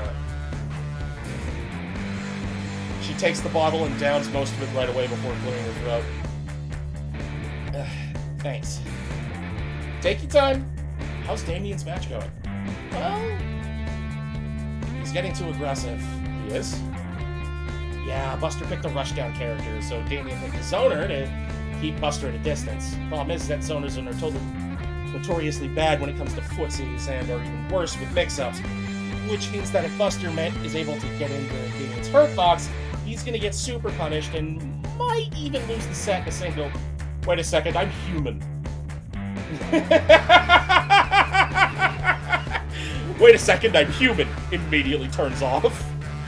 So Damien has to keep his distance. Yeah, it's not looking good for him to... Oh, crap. Olivia and I watch from the sidelines as over the next few seconds, Buster pulls off an impressive series of moves that crush Damien's character into the ground. Almost like he was waiting for us to get back. Wow, you actually know how to play. Buster jams his accusing finger my way as if marking me for death. You're next. Yeah, so did I, but unfortunately, Inko's an idiot. Damien's expression carries a hint of disappointment as he steps away from the cabinet, but he quickly peps up and reassumes his usual jovial self. Just me and Olivia left. I nervously step up to the cabinet. A plethora of characters in fighting poses stare back at me, each with their own promises of victory. I recall an old saying Coach Sully had said. Very true. If we do not know what we are doing, then the opposing team certainly can't anticipate our future actions! I tap my joystick over the large question mark in the middle of the screen is highlighting, to the astonishment of spectators and my visibly nervous opponent. The game begins, and my opponent besides me seems exceptionally calm as he manipulates his controls. Compared to me, trying out every button and stick input to figure out what the heck I'm doing, unlike Damien, who at least looked like he was holding his own against the bloated Buster, I was getting the digital crap kicked out of me. Every attempt I made was met by my character being grabbed and thrown in some ridiculously elaborate way. By the time the perfect announcement plays on the screen, I can feel my wrist cramping from the crazy amount of button mashing I've done in under a minute. At least I lasted longer than Liz. Don't feel too bad. I am the best here, after all. His snort-filled laughter grates on my ears as I walk back to my friends, all of them staring daggers at the pasty-scaled dino. The rest of the crowd are in uproar along with him, and I can feel my ears heat up at the attention. Olivia's eyes are narrowed as she wheels herself into position, her tail lashing roughly against the ground as she waits for the laughter to die down and her turn to finally begin. Buster chuckles to himself as he cracks his knuckles. I just finished wiping the floor with your friends while hardly breaking a sweat. Just so you know who you're really dealing with, I'm Buster O'Nuts, achiever of octaves in the annual Jurassic... in the annual Jurassic Wisconsin E-Tournament, Demolisher of Icaria, second place of the best player, second best player of 2017 to 2012, and co-leader of the Midwestern branch of the Mighty Mammoth Skater Guild. You won't look bad ducking out you won't look bad for ducking out. Or are you ready to get busted? You're fat. You know, you can still back out of this. Olivia's response is to insert her point slowly, without breaking eye contact with Buster, with what I can only describe as a predatory leer. She then slams her fist on the start button. Buster instantly moves his cursor towards a different character. Damien next to me lets out a soft gasp. What's wrong? Buster's character's like 3 kinds of bullshit is what's wrong. What? Well, for one thing, he's usually gentleman's bandit tourneys, and his mouth is moving, but all that comes out is alien words. Buster lets out a chuckle and turns to look at Olivia, giving a smug grin. Olivia doesn't seem fazed by Buster's character choice, clicking her joystick lazily. As soon as Olivia picks her character, the game's announcer blares the name aloud. Wani Long! Damien turns to look at me. The excitement in his face is overbearing. That's Olivia's main! Oh man! This will be one hell of a fight if Olivia's breaking her out. So is Wani Long a good character? Shortest explanation you'll understand is yes. What's the long one? If you don't know what a Shoto is, it'll take too long to explain here. While Damien rambles on, I recall Olivia's motivation just to get here. That look she had, that more than anything piques my curiosity. So, how good is Olivia with it? Damien's reply is only to give me a wide, big grin. Oh, you'll see. A loud soundbite comes from the cabin speaker, signaling the start of Olivia's match. Given the way Damien spoke of Olivia's skills, it was derived from an ancient scroll. I expected it to be a flurry of pixelated beatdowns and tactical controller play, but instead it looked like nothing at all. On the large display, both characters are just shifting back and forth, the joystick in Olivia and Buster's hands clacking furiously. We got footsies! There are footsies in play! Honestly, it looks like they're more attempting to make their digital avatars tap dance. Oh, what, did I miss something? I don't want to turn my eyes away in case anything happens. No, they're trying to get a read on each other. It's like they're trying to predict what the other will do so they can counter and steal the match. Oh. So like there's a heavy crack and thump on the floor in front of him. Olivia's tail lashed at the base of the cabinet, while Buster's Thagamizer had managed to crack into the concrete floor behind him. On the screen, the characters finally made contact and sent each other flying in opposite directions. Behind me, the crowd is cheering, finally excited to see what some actual action happening. Damien is hollering next to me, cheering on Olivia with all his might. Though the excitement dies down again as the two resume their cyber posturing. My eyes darted between Olivia and Buster. Olivia's completely absorbed in the match. Her eyes are wide, full of killing intent. Buster, on the other hand, seems like he can barely contain his fury. 10 seconds on the clock. Olivia comes in clutch, punishing Buster's character with an impressive string of attacks. He manages to get away with a single pixel of health just as the time limit runs out. Winner! Wani Long! The crowd goes nuts as Olivia's victory is announced. And you know what? I can't help but cheer along with him. Olivia slumps back in her mobile seat and lets out a sigh before returning to her original position. Buster lets out a snort, twists and stretches his neck, cracks his knuckles before once again gripping the controls tight. Round 2. Clash and Trash! The crowd returns to a more silent state as observing the match closely. Only low murmurs as they gawk at the two highly skilled players. The words passed around reach me, attempting to draw my eyes away. Weird for me. Surprised he stopped doing the... Is he playing with her? Come on, Olivia! Damien's shout above the rest of them nearly blew my eardrums, but I shared a sentiment as the stylized characters exchanged simple blows. The timer continues to tick down, Buster once again being put on the defensive. With how all the previous bouts went, Buster always had control with a cutthroat level of... with a cutthroat level of offense, but I didn't think of him being this passive. The countdown once again hits 0. This time, Olivia's character is slouching in defeat before the crowd cheering again, though less enthusiastically than before. You got this, Olivia! Just one more win and you're the champ again! Olivia's shoulders tense up at what he said, and all eyes stare directly at him. Damien! Come on, Hot Wheels, show them why you're the best! She groans and refocuses on the screen. The group simmers down in silence in anticipation of the final match. The sudden silence actually catches me off guard for a second. My mans is experiencing the final match hype. That wave of silence, that is pure. Long enough for my own doubts to catch up with Buster's playstyle. It's like he's not really trying.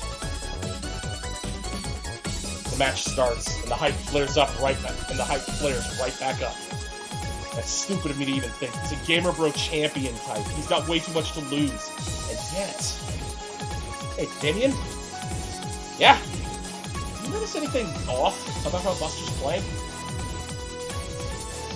You notice it too. Guess I'm not paranoid then.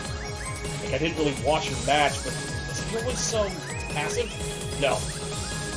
These two are crazy good, so this is all mind games. And if he's going to throw the game and let her win... We glance back at the ongoing battle happening on screen, and I take notice of Buster's hand movements. As Olivia launches her character into a furious combo, sure enough, Buster hesitates just enough to let his fighter get hit by the first blow. This bitch is throwing! That's brilliant timing. This is crazy, huh? And it hits me all at once like a freight train, where Buster's looking down at Olivia. He didn't want to take the challenge, all the excuse he was given. He's a virgin, but also, he's throwing the whole match, isn't he? Damn it.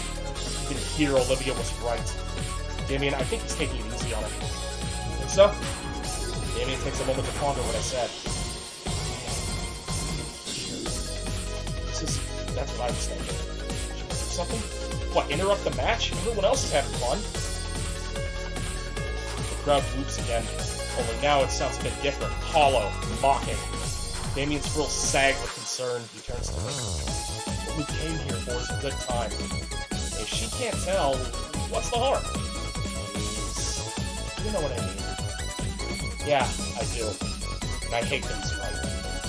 I could stand up for him. I mean, just being there for Olivia when Leon was getting on her went pretty alright. That was a while ago. I just don't know. I look over the crowd again. The match is about halfway done, judging by the remaining health pools.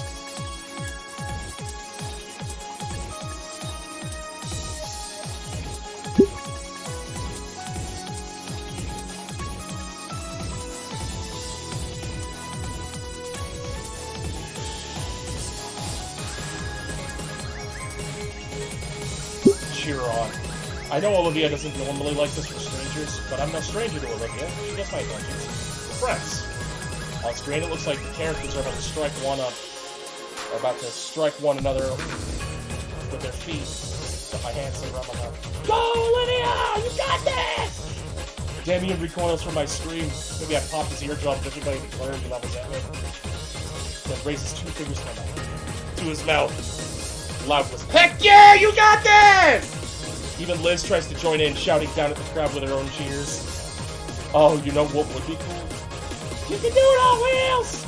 Yeah, go, Hot Wheels, go! Olivia flinches. Oh, no.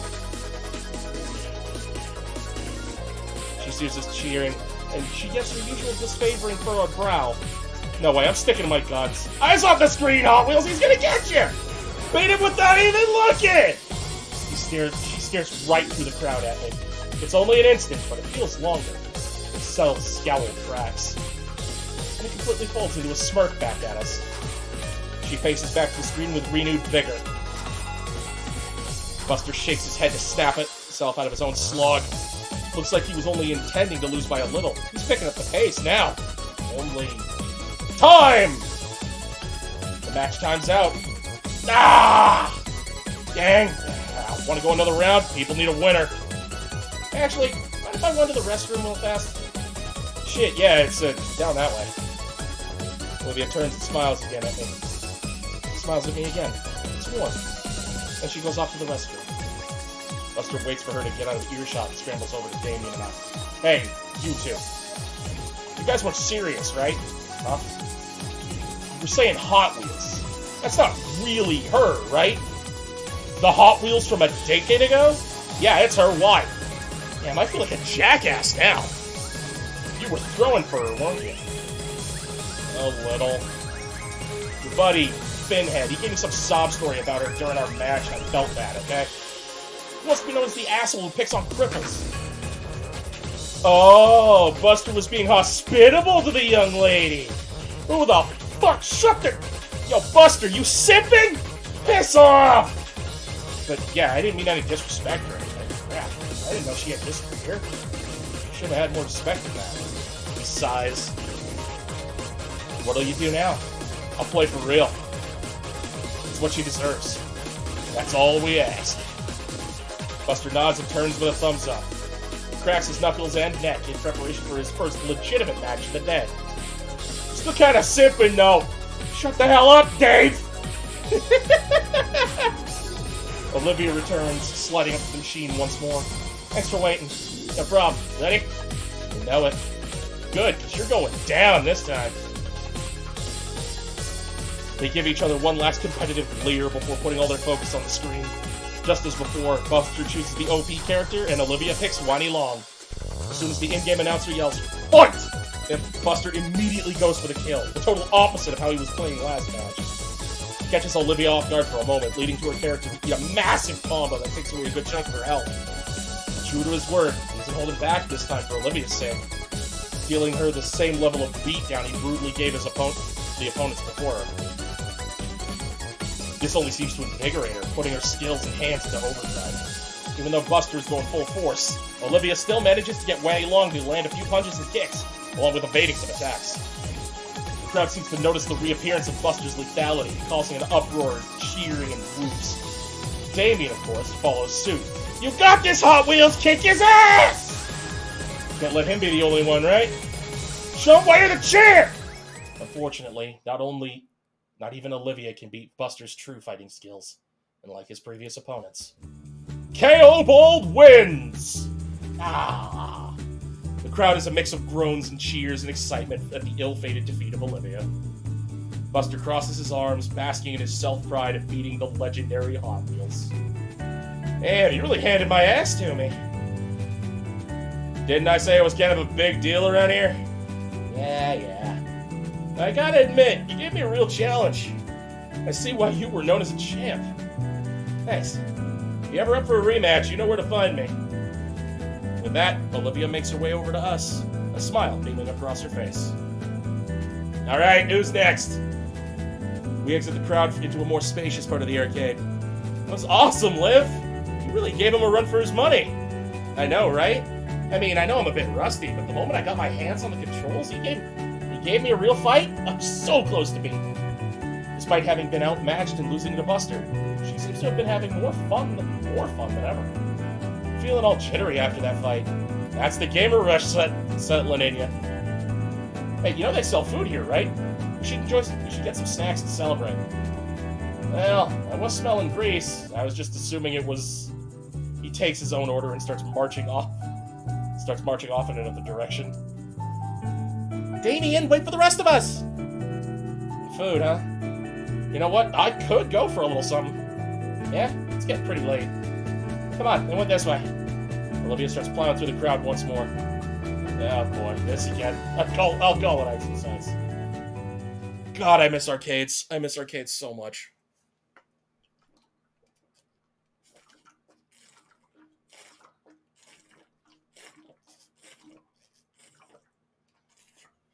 Ugh.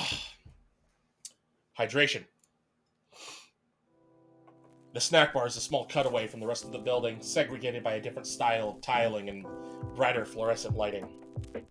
There's not a lot of options aside from what you'd expect. Pizza, ice cream, chicken strips, pickles, and the like. When Damien asked for 2 slices of pizza, Liz got excited. The moment he got the food, however, he was already eating one while holding the other. She seemed really annoyed, but took his offer to let him pay for her food. He offered to pay for Olivia and myself, but the last thing I want for him to do is drain his wallet any further, knowing their living situation. It's barely over $10, so it's not like it bothers me. Olivia had gotten an order of chicken wings slathered in hot sauce. I went with the classic chicken strips and one of the sodas I recognized from the school vending machine.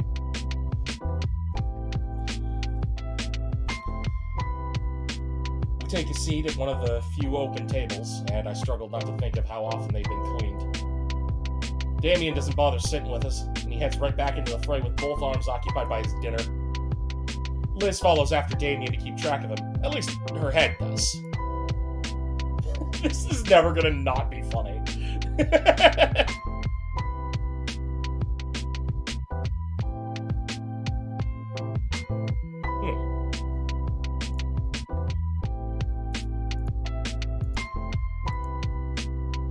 Weird. Anyway. Olivia barely even sets her tray down before... Crunch, crunch, crunch. I suddenly shift away from the maelstrom of molars and claws. Damien probably said he'd cover the meal because he knew Olivia would get, like, this. Sheesh, Hot Wheels. Would you like some actual meat on that? I didn't even know wing bones could get that big. Olivia responds by snapping the bones in two in between her teeth. The marrow squirts out a little, and she has to get a napkin to wipe her cheek. Suddenly, my own chicken tender meal looks even more unsavory, so I push it aside and closer to the toothed tornado. Only takes moments for her to accept my offering with no manners whatsoever. Thank you. Don't mention it. So, after we finish, any other plans? Olivia ponders my words while rolling a bone around in her mouth like it's a lollipop stick. It's just a chicken bone income. An oddly large chicken bone. I don't know. I've basically done all I want to do by now. Damien's probably got another 20 minutes before he burns out. I'm cool to hang here, unless you want to do something. Nah, I actually don't play games much. I had fun playing with you, though. Olivia looks away for some reason. We should do this sort of thing more often. Yeah? Of course. I've never had this much fun outside my previous schools. Mainly because I never had many friends to hang out with. That's kind of sad. It is. But it looks like moving here was a change for the better. Plus, it's just fun hanging out with you. Though stained with sauce, Olivia's lips curled into a smile. Liz and Damien, too, of course. Though I have to admit, the way Liz gravitates towards Damien, it's almost like she set all this up. She had set this all up. What do you mean? Well, Damien and Liz are pretty close, so maybe she's using this as an opportunity to get them closer. For them to get closer. It's almost like we're on a double date or something. She jerks back to me, completely attentive. Did I say something? Really? Yeah, it's kind of funny. Since we hang out together pretty often, people might start to think we're together. Something whips into my back. Ah! Olivia grabs hold of her tail. Crap, sorry! Yeah. I had fun today. Going out like this for the first time in ages. Seeing this place again? It's nice. The Buster's guys said they renovated it a bit since in the last few years. Has anything else changed? Olivia looks into the depths of the arcade, looking for anything different. You know what? I think the wallpaper's changed. But other than that, she turns back to me with a nostalgic grin. Nah, it's stayed the same. You know what has changed, though? What? The people here. What, like employees? Them too, but I meant the regulars. When we came here, the place was always more... Her tongue probes her cheek as she considers different words. More hectic? No, more packed. It was so easy getting through here today. I recall her almost running some people over to get across the building. With the look she had back then, I don't think she had noticed if she had. Olivia's gaze lingers back towards the arcade machines. Back then, every machine was crowded. It was a lot louder than there was always this... There was always something in the air that had everyone excited. What about when you and that guy were playing Jurassic? Okay, yeah, it was like that, but way more. Like, it felt like every machine had a crowd around it. Everyone just getting crazy, and it was always a pain to wait your turn. The heaviest of sighs, Olivia turns back towards me. It just feels empty, like everything nowadays. I mean, empty is good. You were able to get around easily. Your hit and runs notwithstanding. And personally, this place feels crazy to me. Even here in this tiny food court, I can feel the rumbling loudness of all the people here resonate through my body. Her only response was a non-committal hum. Olivia handles her flask carefully, staring down at the sticker I noticed earlier with a wistful look. I remember that Liz mentioned about it being from an old show that she watched. Say, I noticed that sticker when I went to refill. What's it from? It's from some old anime that I remember watching growing up. It's nothing really special. From some anime, huh? What's it about? You want to know? Oh no. Her eyes. They've widened. Her pupils have dilated. You have triggered a hyperfixation. Run! Sure, I never really caught on to the whole anime stuff, but I'd like to know what it's about. Well, if you really do want to know, it's not like regular anime. It's called Gundam. Never mind. Keep your ass sat. You are in for a ride, my friend. For the next 5 minutes, Olivia tries to summarize the premise of Gundam in detail. Given that I'm as clueless to it as I was with the fighting game terminology, the plot sounds completely esoteric. Esoteric? My guy, it is a space war! A bunch of actual space colonists drop a station on the planet Earth because Earth was being shitty! The space noids. Oh my god, the sticker was of Xeon, wasn't it? I gotta get another look at the canteen. The sticker is the symbol of a faction, is a symbol worn by a faction of space noids fighting for their independence. It sounds like just a Justin Noble group with a goal like that. Watching her talk so passionately about the series, franchise, oh, that's a lot. For how long? But that's alternate universe stuff. Oh, and then there's this martial arts one. Oh, G Gundam. Yes, G Gundam. She continues her description of the franchise. I start to realize how enamored I've become. Not just about hearing the show, but from Olivia talking about her favorite show with such passion and energy.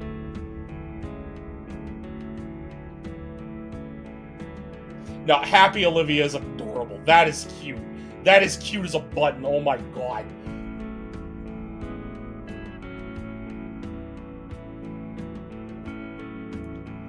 I find myself engrossed in her voice as she recounts a particular version of the anime, and she's even taken to emulating segments from the show. And in the end, he finally admits it, and it's one of the best romances in Gundam's. One of the best romance Gundam's done, and her sudden pause worries me. What's wrong? Nothing. Doesn't sound like nothing. Rather, given the roughness in her tone again, her throat finally ran dry. Need another refill? I'm good.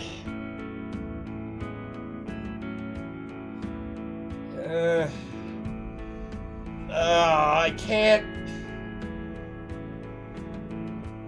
Damn it! I'm not sure if this is the sticker or if this is the sticker. No. She drinks deeply from the canteen that had started all of this. It's been a while since she talked herself dry like that. In fact, I can't recall the last time she desperately needed to hydrate like that. I think maybe around the start of the school year? She releases the canteen and lets out a breath of relief. Better? Olivia nods. Yeah, anyway, where'd I leave? Actually, I've probably been babbling on too long about it. Oh, no, I don't mind at all. That's fine. Besides, you let me talk about my favorite show, so you tell me about yours. Mine? Well, I haven't finished anything, mostly just video essays about old shows. I'm told I can call myself a fan of video games without having played them, but does that apply to TV? Olivia sure has taste. She can tell me exactly what kind of show she likes and why she likes it. I know just bits of trivia. That can't be right. I've seen lots of things in passing. Like,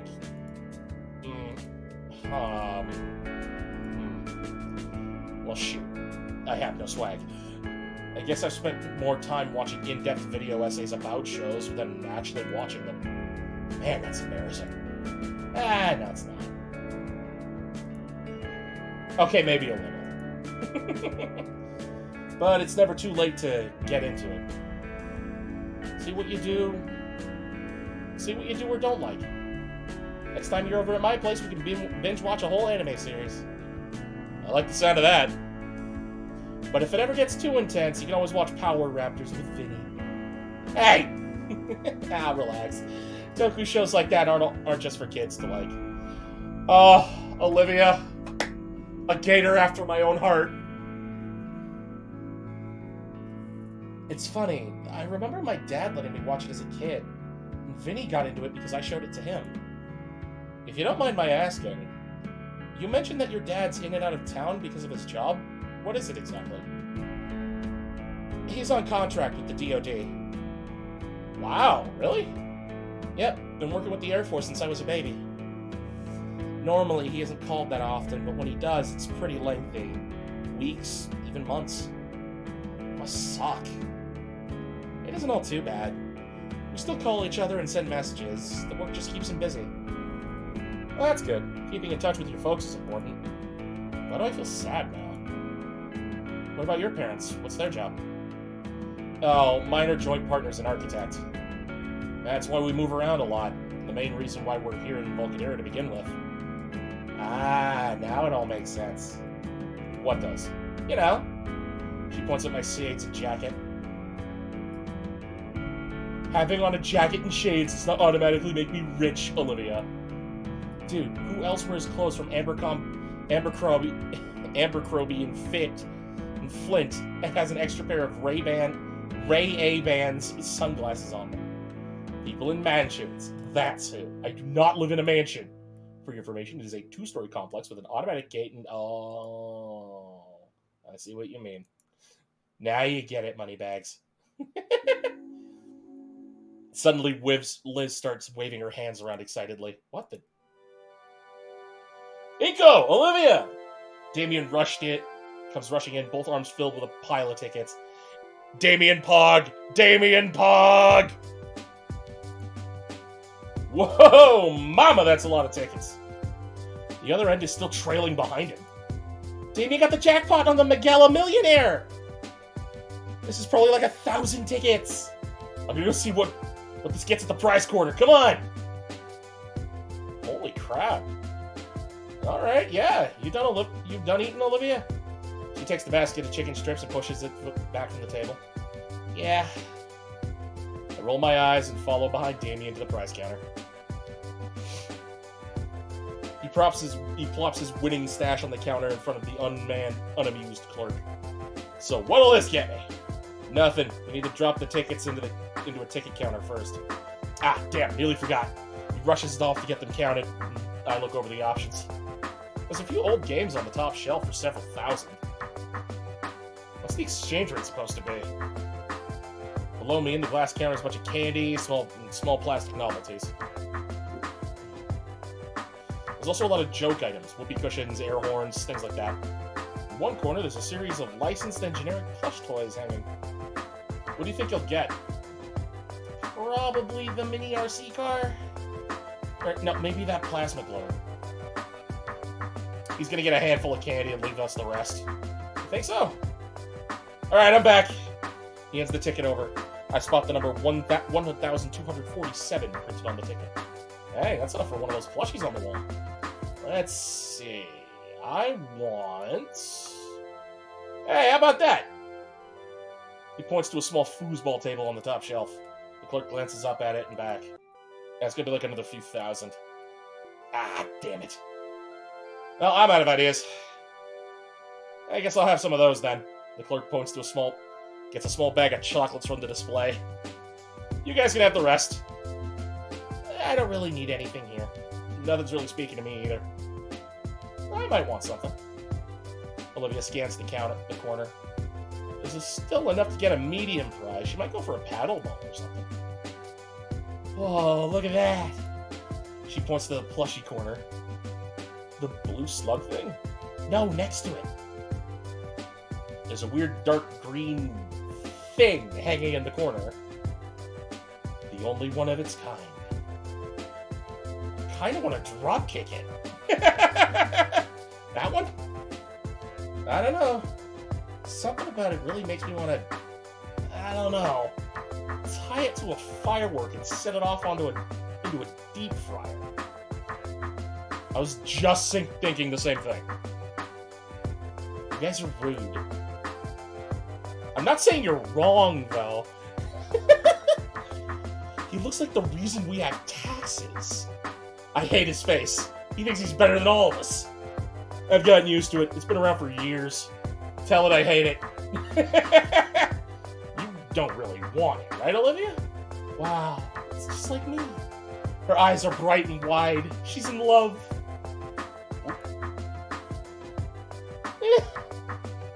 The clerk hands her the stuffed toy, and she looks deep into its beady eyes. Yep, just like me. I'm going to set that thing on fire sometime. Not if you like having both arms! We have two for a reason! The argument continues for several minutes. Guys, it's getting late. I think it's time we head out. Ah, shoot, she's right. Even though the weekend starts tomorrow, I still have a curfew that my folks are strict about. Agreed. Aw, I guess you're right.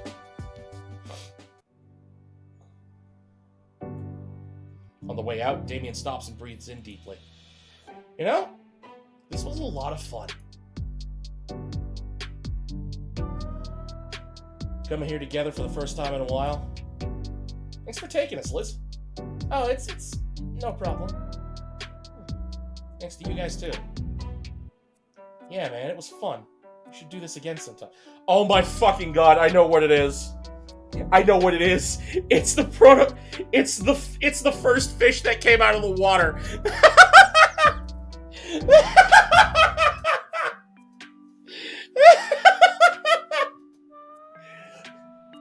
Oh my fucking god, how did I not see that?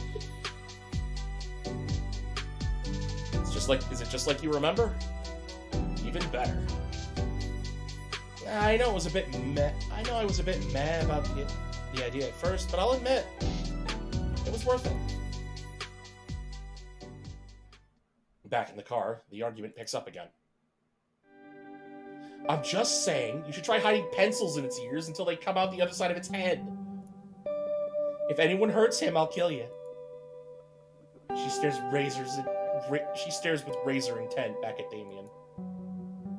Okay, let's not get into fratricide over a plush animal.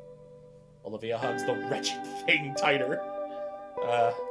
So, Inko, you want me to drop you off at your place? Oh, Dan, yeah, please. I hadn't thought of that. I quickly sent Liz the address to my house, which she plugs into Gruggle Maps. Buckled in, we head out of the parking lot onto the main road. Entering the freeway, we pass by the city, now illuminated. The early fall sunset bathes the car's interior in a warm orange. As we make our way home,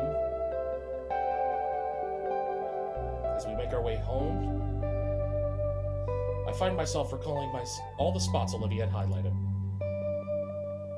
I wanted to ask her again just so I knew for sure, but seeing her rest peacefully gave me pause. Well, I suppose I can ask her another time. Better let sleeping gators lie. Wait, lay? Let her rest. She had fun, now she's tired. That's all that matters.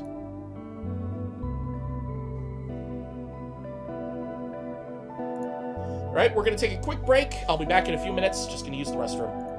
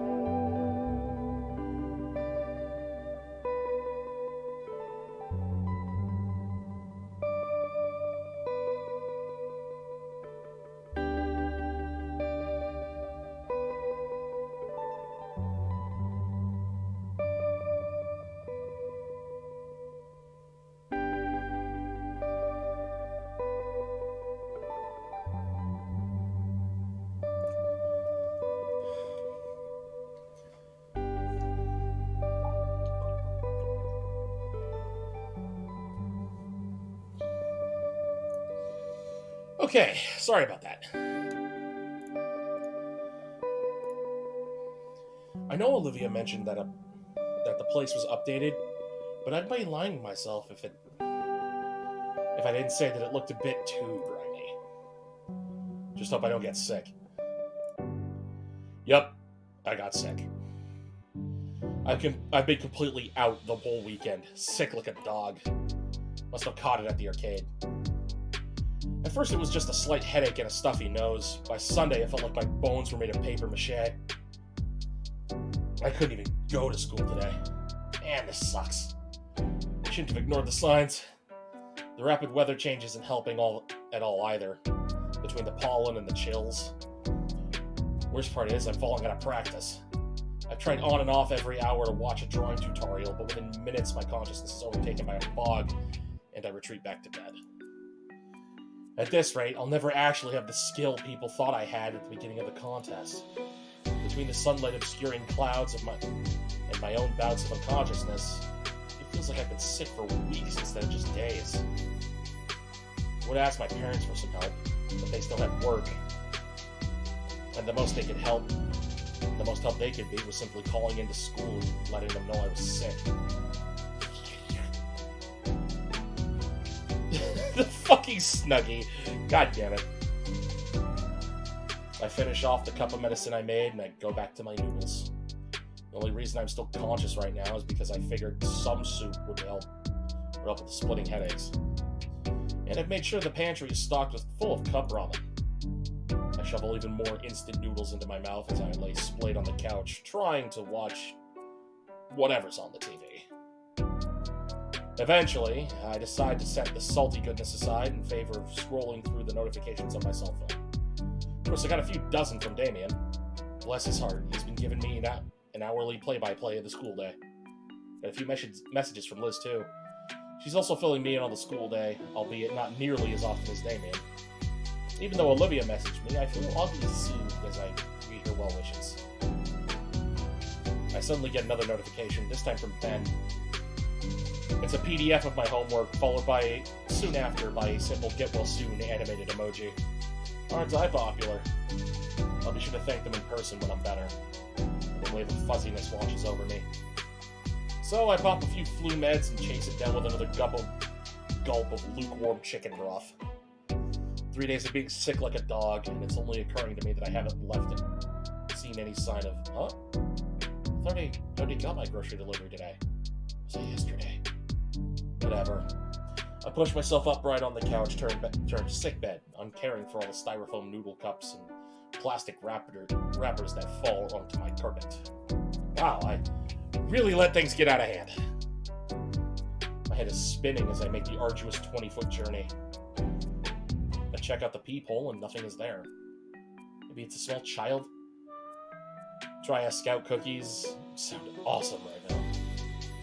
On one hand, to undo the locks while I'm focusing on finding my wallet with the other. Damn goofy sleeves. They weren't so warped. Sup, you dead yet? Olivia? What are you doing here? Despite her cheerful greeting, Olivia shifts side to side in her seat, and her knees totter together. Mr. Yadakin wanted me to give you the project worksheets for his class. She pulls up her backpack from behind her chair and reaches in, drawing out a manila envelope and waving it in my face. My dizziness intensifies as my eyes attempt to track the rapidly moving object in front of them. Oh, the one about Baroque? Thanks. Pretty sure Ben had sent me those as a PDF. She snorts and lets the packet go, my hands fumbling to catch it before it hits the floor. Without batting an eye, Olivia pushes past me as if wandering to someone's house is an everyday occurrence for her. Come on, the project isn't going to finish itself. Huh? She's already wheeled herself to my couch and set a backpack on the coffee table. Yeah, figured you could use some help on it, or... And balks at the mountain of junk I'd left. I think her nose crinkles how hard... Hard to tell from so far away. Yeah, Minko, you live like this? My head finally catches up with what's transpired. Olivia's here now. Cool. What isn't is the sudden onset of vertigo. Guess I was standing upright for too long. Only managed to stay up just long enough thanks for the support of the wall. What? Just how sick are you? Pretty sick. The disgust that was on her face is wiped away as she looks at me. Huh. I wonder what... Why is my floor coming at me? Why is the floor getting closer? Owie.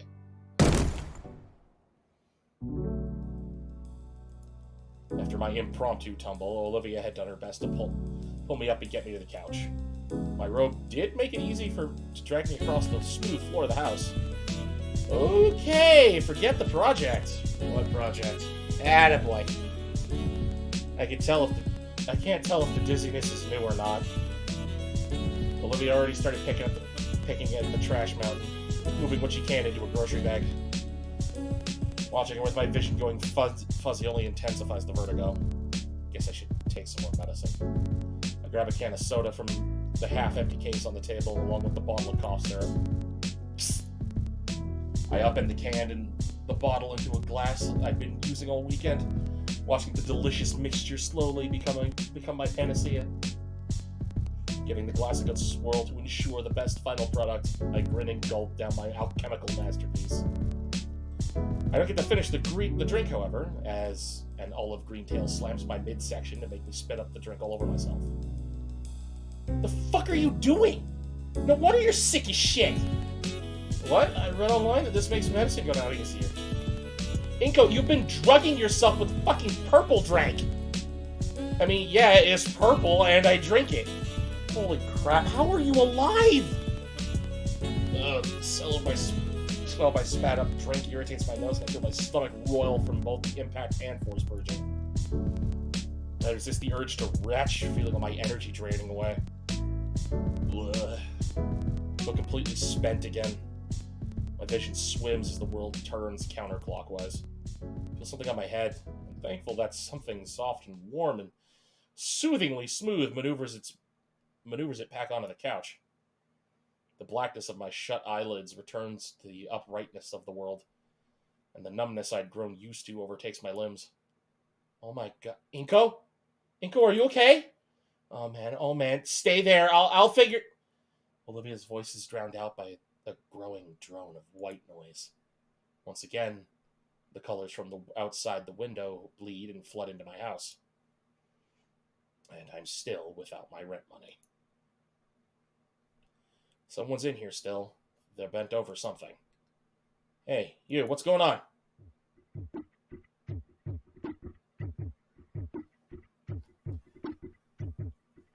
Funny gator girl on wheels. Hang on, I'll try to help you out. Whoa, boy. Inko has basically been dosing himself with lean over the entire week. And is now having a fever dream.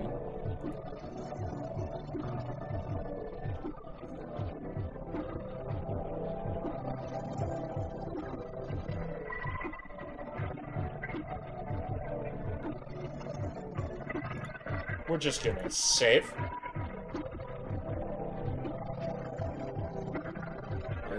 If man comes from monkeys, how does Coach Sully exist? Don't say anything, you're completely incoherent. Incoherent. That's my name. Before I could say anything, my being fades into the void. Oh god. My head. What year is it? I sit up and glance around the room. Mom and Dad aren't back yet, even though it's 6 o'clock. Some business meeting, huh? Wait, no, what's that smell? Dang, something's cooking. Smells nice. This mom is home. I wonder what the occasion is. Normally, it's just reheated whatever.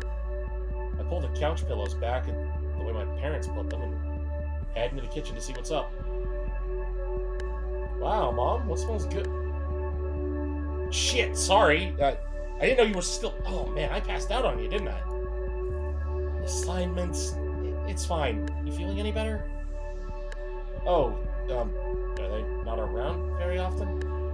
Yeah, they're usually busy with work stuff. Both have busy but well-paying jobs. Yeah, I'm fine, don't worry. If you say so. Olivia looks down at the slow cooker and fiddles with one of the dials. Actually, are you? Do you really not have anyone around? No aunts, grandparents, nothing? I shrug. Like, my mom's gone and my dad's a whole other story, but at least he stuck me with the pains. In that way, I guess you're worse off than me somehow. The last part she spoke was quieter. With her own downcast face, I can't help but feel I wasn't meant to hear it. Yeah, well, at least you have your folks, but I don't think it does much good comparing our situations. I'll just have to be a better parent for my kids. Olivia flinches. I don't know why. Isn't that what everyone wants? You plan to start a family? Yeah, of course. What about you? My dad really wants me to.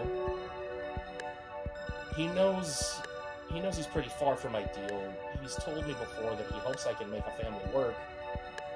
Like how he couldn't. It'd be nice, but I mean, it's probably not gonna happen. I think it can.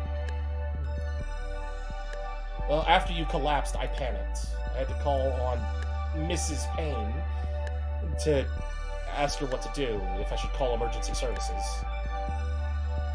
She said when this happens to Damien, she just makes him shepherd's pie and waits for him to sleep it off.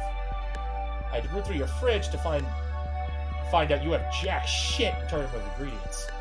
And your appliances, too. I thought a place as upscale as this would clearly have an air fryer. But all I could find was this slow cooker, so I threw the vegetables that hadn't expired in with some stock. It should be good for your sinuses, at least.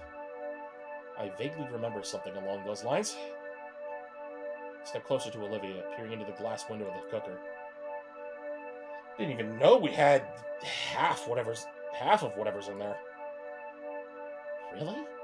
Why would your parents buy this kind of stuff just to let it rot away in the fridge? My mom does like to cook, but she doesn't do it very often. I wish she would. I'm only spoiling you because you're sick. It's not that I just miss dinner, It's not that. I just miss dinner, Sitting around the dining room table, talking to each other. We don't really do that anymore, except maybe on holidays.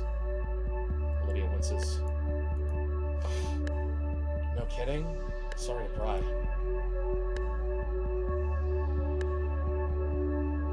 I can't help but sigh as I think about my lackluster relationship with Mom and Dad. Yeah, it's alright. Anyway, I didn't take you for the culinary type, Olivia. The awkwardness of just standing and staring gets to me, so I choose to take a seat at our island table. Man, these chairs are surprisingly comfy. This is actually the first time the table was ever used since we moved in. Thinking about it, Olivia's given me a lot of firsts now. I wish Mom would make dinner again, like before she got that promotion. Olivia hums to herself as she moves toward the fridge, pulling out the egg carton and scowling after checking it. How often do you get groceries, Inko? I ordered some earlier. Actual groceries, not that junk. Oh. God, that's such a waste of money. Imagine if you could cook the food you like.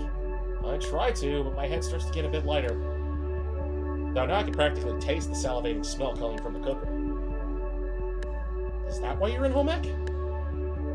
There's another low hum from her as she considers something. I wanted to be ready, when I had a place of my own. It's actually relaxing. Just keeps my mind and hands busy when I'm alone. Plus, it's either this or, bother Mrs. Payne all the time. The cooker pings, signaling the stew was finished. When Olivia takes the lid off, a cloud of steam erupts with a rich aroma of cooked meat and vegetables. Can you grab us some bowls? I'm guessing they're in the shelves above. I nod and get up, moving around the table to the shelf with all the bowls. I give the top a quick dust check, sticking it back in and taking the two under it. Olivia already has the ladle ready, starting the soup slowly. Set the bowls down next to her. She ladles in serving spoons. Okay, moneybags, back to the couch. You don't want to eat at the table? I can't. What do you... The island table doesn't really have the space for her chair to fit underneath. Plus, I want to enjoy this with some quality entertainment. I figured we could watch something together on that big flat screen we got. That's okay, right? Sure, sure. I carry both bowls back to the couch, seeing the entire living room has been cleaned up. Man, I really need to make this up to Olivia somehow. Just watching something doesn't feel like a fair deal at all. Not only cooking, but even cleaning up after. I'll find a way to repay her. I set her dinner down on the coffee table. Before Olivia can say a thing, I placed both hands on the corner of the couch and push. Didn't think it'd be so hard, but then again, I am still out of sorts. The space created, however, is enough for Olivia to work the front of her chair in. Olivia gives me an appreciative nod, then angles her chair in a way to let her use her tail and the couch's armrest and pivot herself onto it. Thanks. Give Olivia a small nod and a smile as I grab my spoon off the table. Leaning closer to the bowl, the comforting aroma of the soup wafts up my stuffy nose. First time I'm getting goosebumps that aren't caused by cold flashes. Getting a spoonful of Olivia's homemade remedy, making sure to get some meat and veggies as well.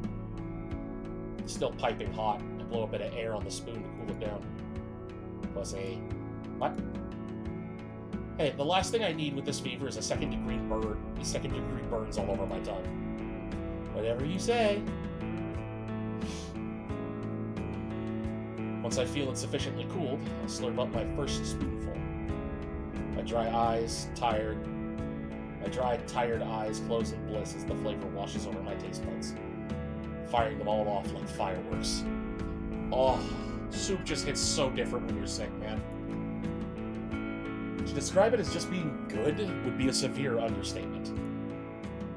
The stock is rich and hearty. The meat is well cooked, can easily fall off the bone it came from. And the vegetables gave it a nice aromatic touch. All of it is well seasoned and spiced. It's like I make... Yeah, he's in a Snuggie! Man's is super sick.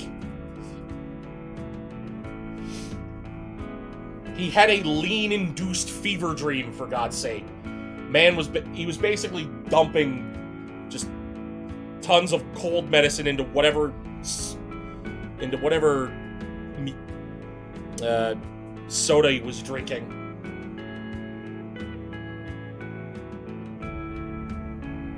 Yeah. He was dumping cold medicine into soda. I'm assuming ginger ale. You don't drink Coke or Pepsi when you're sick.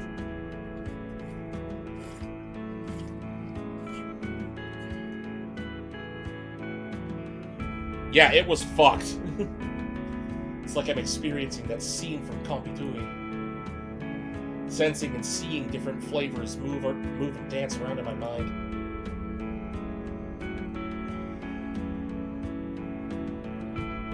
For a brief moment, I forgot all about my fever, and only felt the warm presence of the soup envelop me like a cozy blanket. Is it good? Like a record scratch I'm taking out of the experience and brought back to earth by the baryonyx's voice. I looked to see Olivia giving me a questioning look, idly crunching and munching on her soup. I also realized that I'm sunk into the couch, arms to the side like a rag doll's. It felt like my body was weighed down from both the sickness and the soup. Guess I got lost in the broth. Wow, Olivia, this soup is amazing. Olivia rolls her eyes at my enthusiastic compliment, but lets out a tiny smile. That's nothing. It's just shit. I just threw shit together in a pot and called it food. Anyone can do that. Olivia looks away, once again cutting herself short. With weak strength, I lift myself up on the couch's gravitational pull to better look at the shining scaly. I'm serious, this is the most delicious soup I've ever had. Olivia moves her head back closer to me, but still avoids my gaze. Her smile a little weaker. Alright, I get it. You don't have to make it sound better than it is. It's just helping out your flu. I'm not saying that because it's the flu. Honestly, you have a real talent for cooking. Olivia turns towards me, her smile still small, but filled with honest joy. You really think so? I nod. Even as the soothing warmth of Olivia's soup settles in, manages to return her meek smile with my own tired one. I know so. Oh my god, why is Olivia so cute? Her eyes dart around for anything else to focus on, desperately trying to redirect her fluster. She shakes the flush of her face and checks around for her bag. Well, I'll get going. Going? You thought you were wanted to get caught up on your shows? Well, remote's right there. At least you can do it. At least I can do after your help today. Forgot the pot cover was still boiling after I had checked it. If dinner was ready, and grabbed the cover to put it back on, barehanded. Yow! That has to hurt. What were you wanting to watch? She eyes the remote and the oversized screen on our wall. A few things, nothing in particular. I remember you asking last month about some recommendations, so I've been thinking of a few you might like. But if you're sick and all, I don't want to. Yeah, I'd love to see what you have. My parents probably won't be back to hog it for another few hours. If they come back at all tonight. So it's a pretty good time. You really sure? Sure, I'm sure. Show me all the deep cultural meaning of animated dinosaur folk cartoons. Oh my god, you're lucky you're sick right now. Yup. Olivia takes the remote and flicks the TV on. After getting over the initial shock of the screen being taller than she is, she navigates to a streaming site and picks some colorful series I'd only seen in passing. This one's got a rough pilot, but it gets better a few episodes in. The animation's top-notch. She flips the first episode on, establishing a fight scene, and an establishing fight scene unravels while Olivia moves back up by the couch. Back by the couch with me. Then, to my surprise, she hefts herself out of her chair and into the cushion next to me. I move my arm out of the way to make room. Oh, sorry, should I ask? Of course you're welcome to sit. I know, but thanks. We focus back on the show. Well, I do. Olivia's glancing my way after every joke and expensive shot to analyze my reaction. And when it's not for that, it's a forewarning that something a bit cheesy was about to happen. Eventually, the first episode closes. The heroes are ready to begin their journey for real in the following one. The credits roll, and Olivia swishes her hair aside with her fingertips. So, yeah, it's pretty good, I guess. I don't know, what do you think? I liked it, yeah. Really? Well, they got the whole season! You want to see more? Wait, didn't you say you wanted to catch up on your shows? This is the pilot episode. She fumbles the remote in her hands and has to catch it midair. Well, yeah. Just figured you should know what's going on so you're not lost, you know? Right? Oh, God! Olivia's adorable. She is oh, my God. I want to hug her, like, properly. I want to just wrap my arms around her and not let go. But if you want to keep watching this, that's fun too. She quickly pushes the button to start the next episode without my response. Cute is all that runs through my mind in her attempts to cover for her small mistake. She was probably refreshing her memory, and I wonder why I thought cute thing. Well, it does. Hell, endearing every time she glances over as if I wouldn't enjoy the show. Sure, Mom and Dad aren't in any rush back. Characters on screen froze. Oh shit, did my Wi-Fi go out again? Try to stand up, but a brutishly heavy limb anchors my lap back down. Olivia's tail feels like a boulder across my legs, keeping me from standing. Olivia? I just paused at Nico. Oh. There's a complicated expression on her face. Is it normal? Is what normal? She chews her lips slowly in consideration. Your parents, like, are they not really gonna be back? I shrug. They're always busy with work. I feel a shifting next to me. Olivia inched herself closer. Like, when I think about it, I barely see them at all. Oh, the arcade went great. Buster realized that, Olivia is Hot Wheels, a prolific figure from the arcade 10 years ago, and he stopped taking it easy on her. But everything went well, It was really fun. More shifting. I wonder sometimes the tail shifts up to my abdomen now. Does anyone even care? All the movements stopped, as if reality itself has paused. Man, I must be more tired than I thought. I feel my head sway as my muscles ease into putty. I'm sure they do. I look at Olivia, who's shoulder to shoulder with me now. I mean, Dad's kind of the same. Olivia chews her lip as she considers her words. He's always busy too. The whole reason I live with my godparents is because Dad has to travel for work. Oh no, Inko got his shit rocked in like a minute.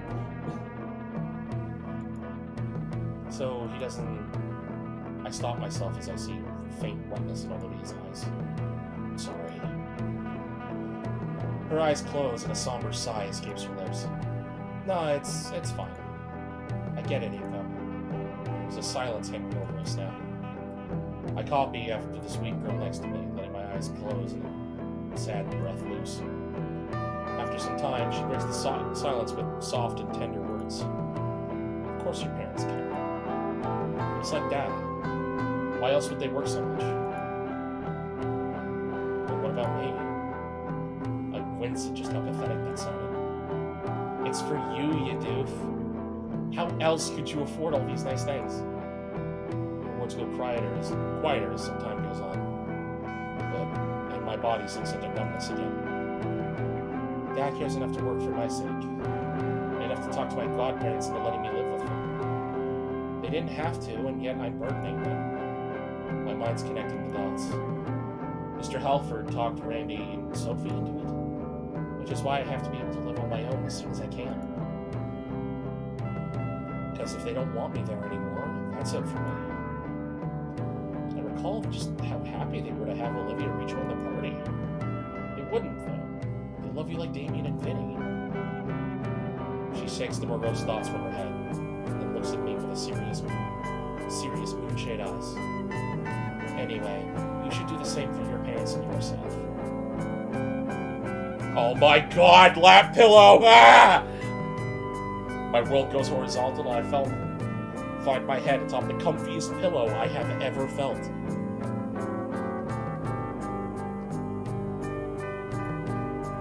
I nod, and the nod becomes a nuzzle into said pillow. Above me, Olivia yelps. Try to turn to see what's wrong, but something falls atop my head that keeps me in place. Nothing.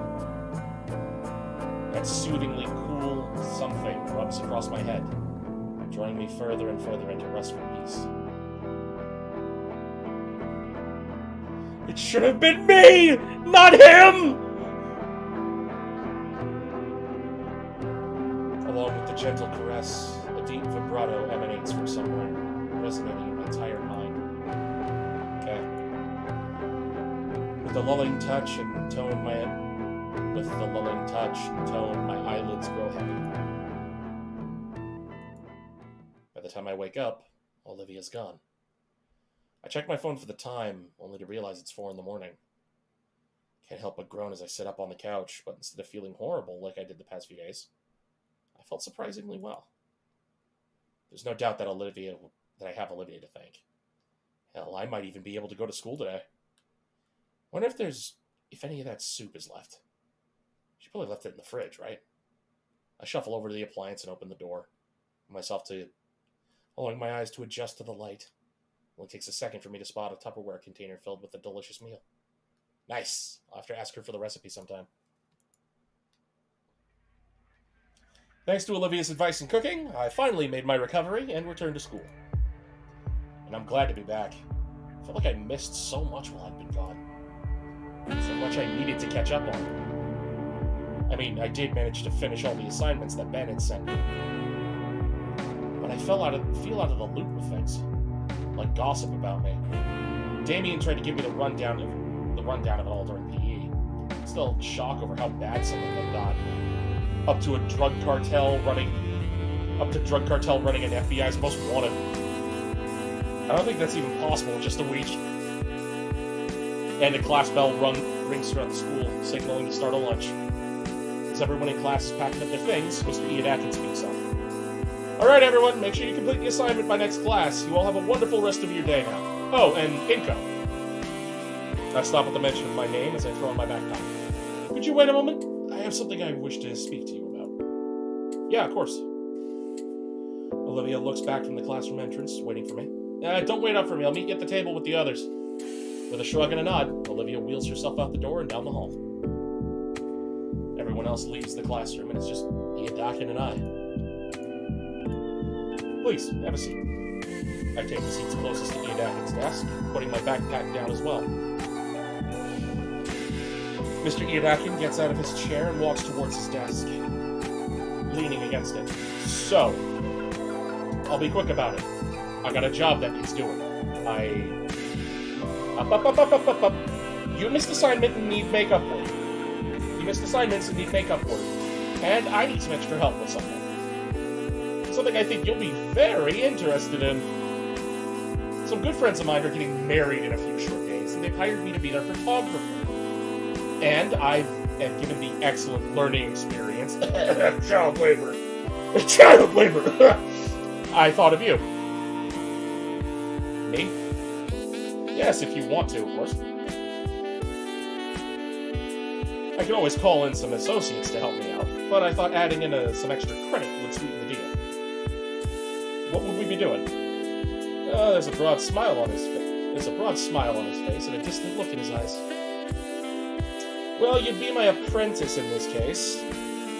You'll not only be helping set up more elaborate photos, you'll also be doing a lot of independent shots. You mean I'll be taking pictures by myself? Yep. In fact, you'll be using my SLRs and lenses for this. To keep all the shots uniform. The idea of finally getting to use something like Mr. Ian Atkins' $1,000 cabin makes my head swim. So, what do you say? Interested? It certainly seems like a hefty task, even if Ian Atkins would be there to help us. And again, Ian Atkins wouldn't be offered the job if he didn't think I was capable of doing it. This would technically be my first official photography gig. And a wedding shoot to boot. That sounds so daunting yet enticing. I would love to. Alright, sounds like a done deal. It's after school today. We can talk about it more later. For now, you should be getting along to lunch. Thank you, Mr. Idak. Give the teacher a nod and grab my backpack. Just as I head out the door, my curiosity gets the better of me. So who's the lucky couple, if you don't mind me asking? The school nurse, actually. The husband-to-be is also a good friend of mine. Huh. I make a mental note to give my well wishes to the nurse if I see her before the wedding. With that said, I wave Mr. Iadakin goodbye and head down the hallway. Wait, Friday? I was going to painting practice then. I already agreed to go. Even if I didn't, it's real photography. It's not even a question of which I should go to. Jeez. It's like the universe is conspiring against me to never stop drawing stick figures. I finally meet up with Olivia, who's been waiting near the entrance to the cafeteria. The grassy green girl is leaned over, a sour pout scrunching her maw close as she eyes the passerbys. When she notices I've moved into her airspace, she perks up immediately. Seeing the transformation is surreal, and I chew on my cheek to keep from laughing as I watch her muscular tail wag happily. Finally, took you long enough. Yeah, sorry that took so long. You didn't have to wait for me, by the way. I can manage waiting if it means eating with you. I can feel a smile tug on my lips just from hearing Olivia say that. Mind if I push your chair in? Using me as a battering ram to the crowd now, huh? Yeah, something like that. Alright, but only because you asked. But give me your backpack. I'll use it as a shield. When I grab the handle, Olivia moves her tail up to grab my wrist, like at the arcade. All right, charge! Yes, ma'am!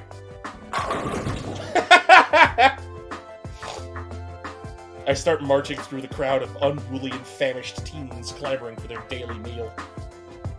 Olivia turns her head to say something to me. So what happened with Ian Atkin? You in trouble or something? Oh, nah, Ian Atkin just had a proposition for some extra credit. Really? What is it? He wants me to join him at a wedding and help him out with a photo shoot. Says he thinks it'll be a good learning experience. Oh, that sounds pretty interesting. Did you take it? Yep. Could be a good way to hone in on what I know. Plus, the extra credit can help make up for the time I was sick. You mean when you nearly overdosed on that cough syrup cocktail you made? Yeah, that. Wait. No? What? I didn't say anything. Crowd's too loud here. Baryonyx chuckled to herself. I'm left rolling my eyes, letting her claim victory in this exchange. By the time we got to our lunch, it's a simple matter of locating Damien and Liz by the telephone pole neck. For whatever reason, they're at a more sequestered table today. And when we arrive, it's pretty obvious why. Took you too long enough. Yeah. I expected more from Olivia. Something more graphic.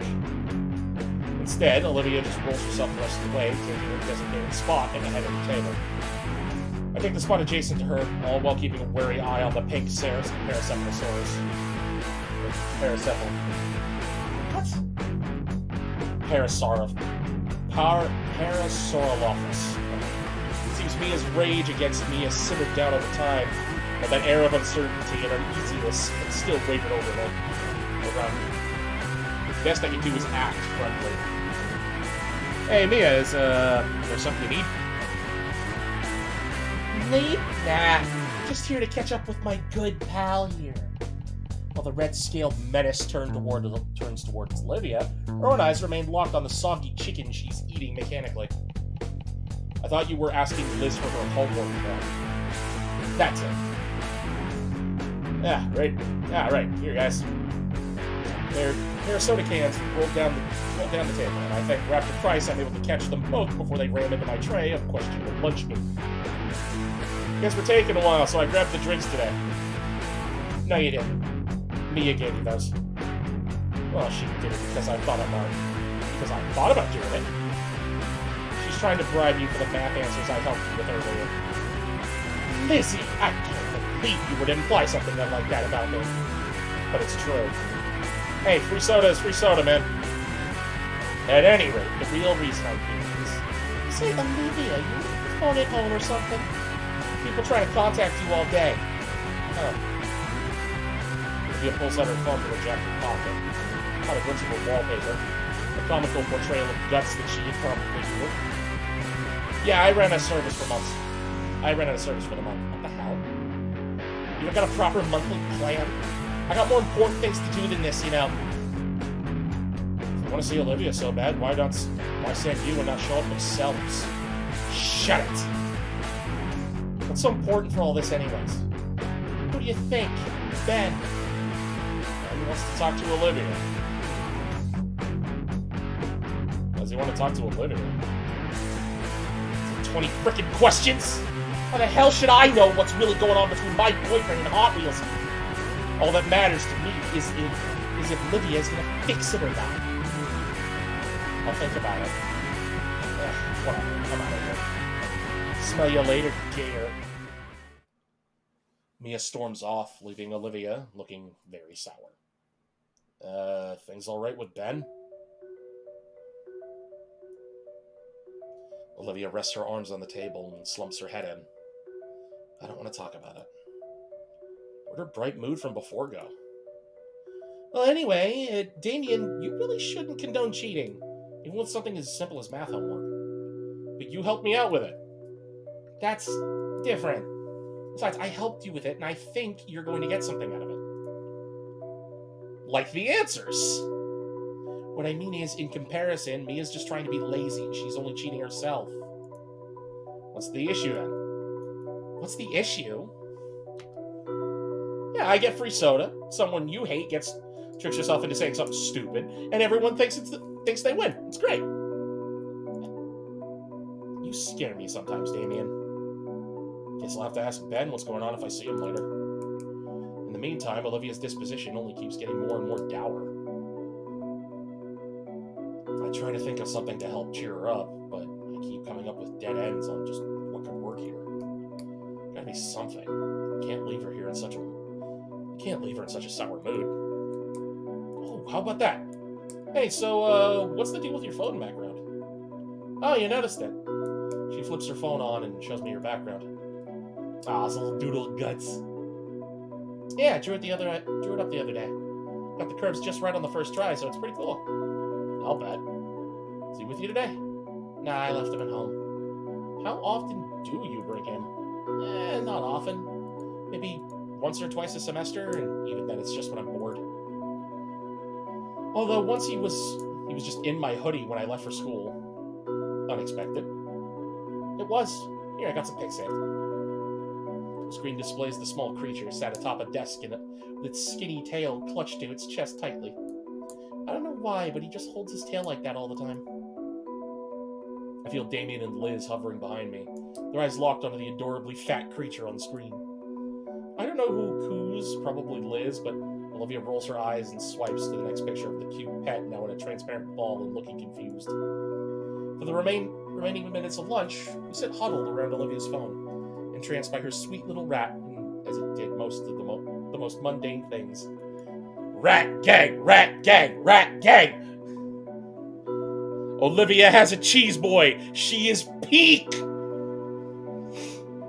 Yet Gus's method of doing them was way too undeniably cute. And that's what really got us, and that's what really got to us and made time fly faster than we could even notice.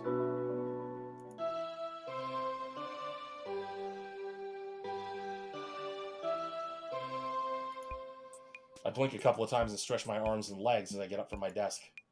Miss Brockling really knows how to make 40 minutes feel like 80.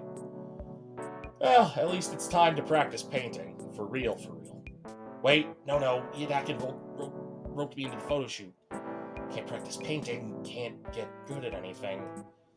Why is it every time I actually try to improve, something like this happens? At this rate, I'll never get good enough to get a real following. I haven't gotten to actually have a whole afternoon to practice at all. Still, there's no way in hell I'm missing this. I ended up meeting with Ben and Iadakin right as he was locking his classroom. While our teacher made the assignment, internship, apprenticeship, well, he made it all sound simple. I was still subjected to some paperwork. Something about liability waiver or something. You know, in case something happens to us, it's like a surprise attack by 5 teenagers in multicolored spandex. I wonder if that happens often. We still filled out the form, and as the instructor gave an overview of just what exactly Ben and I would be doing. There's a few structures out here, save for the one at the edge of the cliff. Ben was the first to get out of the cramped car with an armful of telescopic black stands. I followed his example, unloading the vehicle. All right, you two. You remember what you're doing tonight? Yes, sir. After we set up a photo station in the corner of the hall, we'll be taking turns walking the reception and taking pictures of the guests. Perfect. I'll be with the wedding party for the entire time.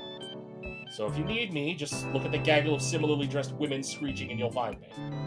He grins as he helps carry the last of the lightest equipment from the trunk. Remember, this is actual work, so be polite, be efficient, and most importantly, Ben and I sit upright at attention, ready for any order our teacher will give us. Have fun. But trust me, the clients will appreciate it more.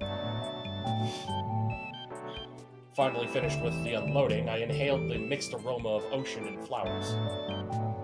While I find the scent energizing, Ben seems to have the exact opposite reaction. His brows pinch together in disgust as he tries to futilely fan away the air with one hand while covering his nose with the other. Ugh, I think I'm going to be the sick one next with this weather. At least the view's great. That it is, yeah. Mr. Iadakin leads us through a small garden out front into the reception hall. Must hydrate.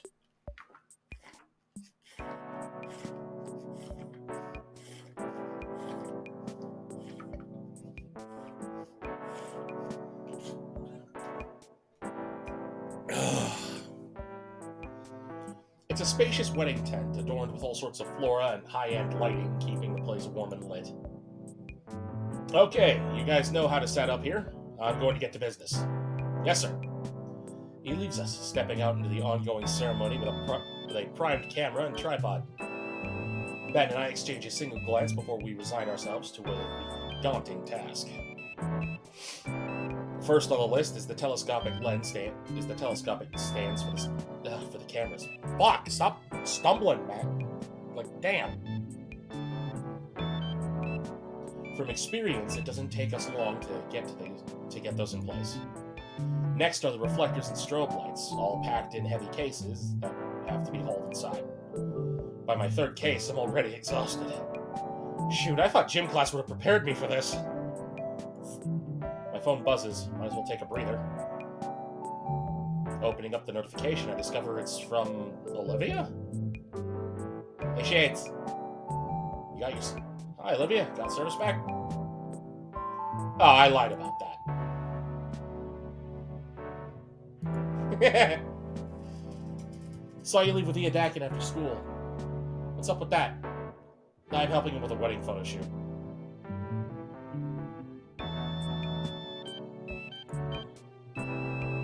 You? At a wedding? Did Iadakin give you a better jacket for it? My jacket is cool enough. So, where at? Teach said it was someplace called the Clarkson Lookout on the way over? Wait, really? That place has such scenic views. If you see any good landscape shots, take one for me. Sure, if I get the time. No, do it now.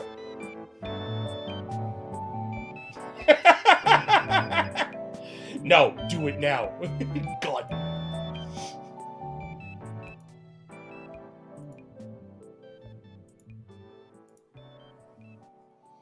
Cute and threatening message received.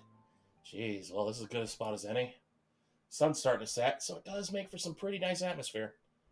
Olivia wants to paint another landscape. In the distance, I see a few sailboats and yachts.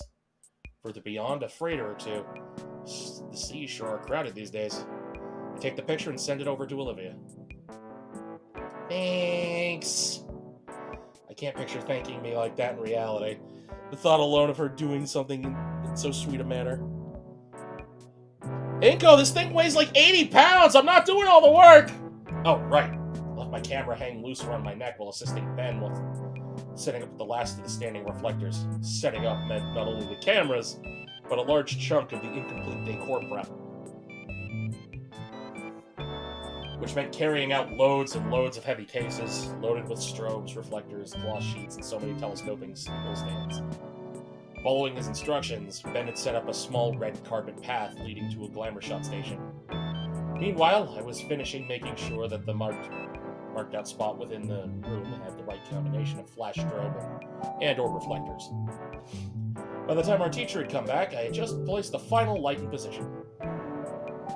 As guests started walking down Ben's handmade path, I skirted along the edge with my borrowed high-end camera. The DSLR's clicks are muted compared to the chattering guests, and while I think I managed to catch some decent shots, I'm just not really feeling it today. Is something wrong with me? And voila! Ben is having a much easier time working at the makeshift studio we built in the corner. Couples would simply walk up and stand before the backdrop of this massive window to the cliffside and ocean. And Ben had the brilliant idea to not only set up Iadakin's loaned camera, but also his own, so he could capture the couples from two angles at once. He looked happy with each and every shot he took, and the people always chatting him up right after. And here I am, doing my best not to scowl as I look over the blurry shot I had messed up, or because my hands are shaking. Guess I'm nervous. I hadn't noticed until now that my main messaging app had been going off. Hardly. I think Ben's turning it into a competition. Are you winning? No, not really. Beat him for me? That wasn't a real message. I try to ignore my phone for now. I don't think anything will calm my nerves at this point. That feeling of anxiety only grows as time marches on.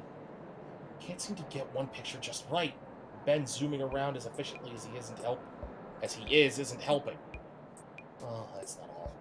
Olivia's messages are just throwing me off.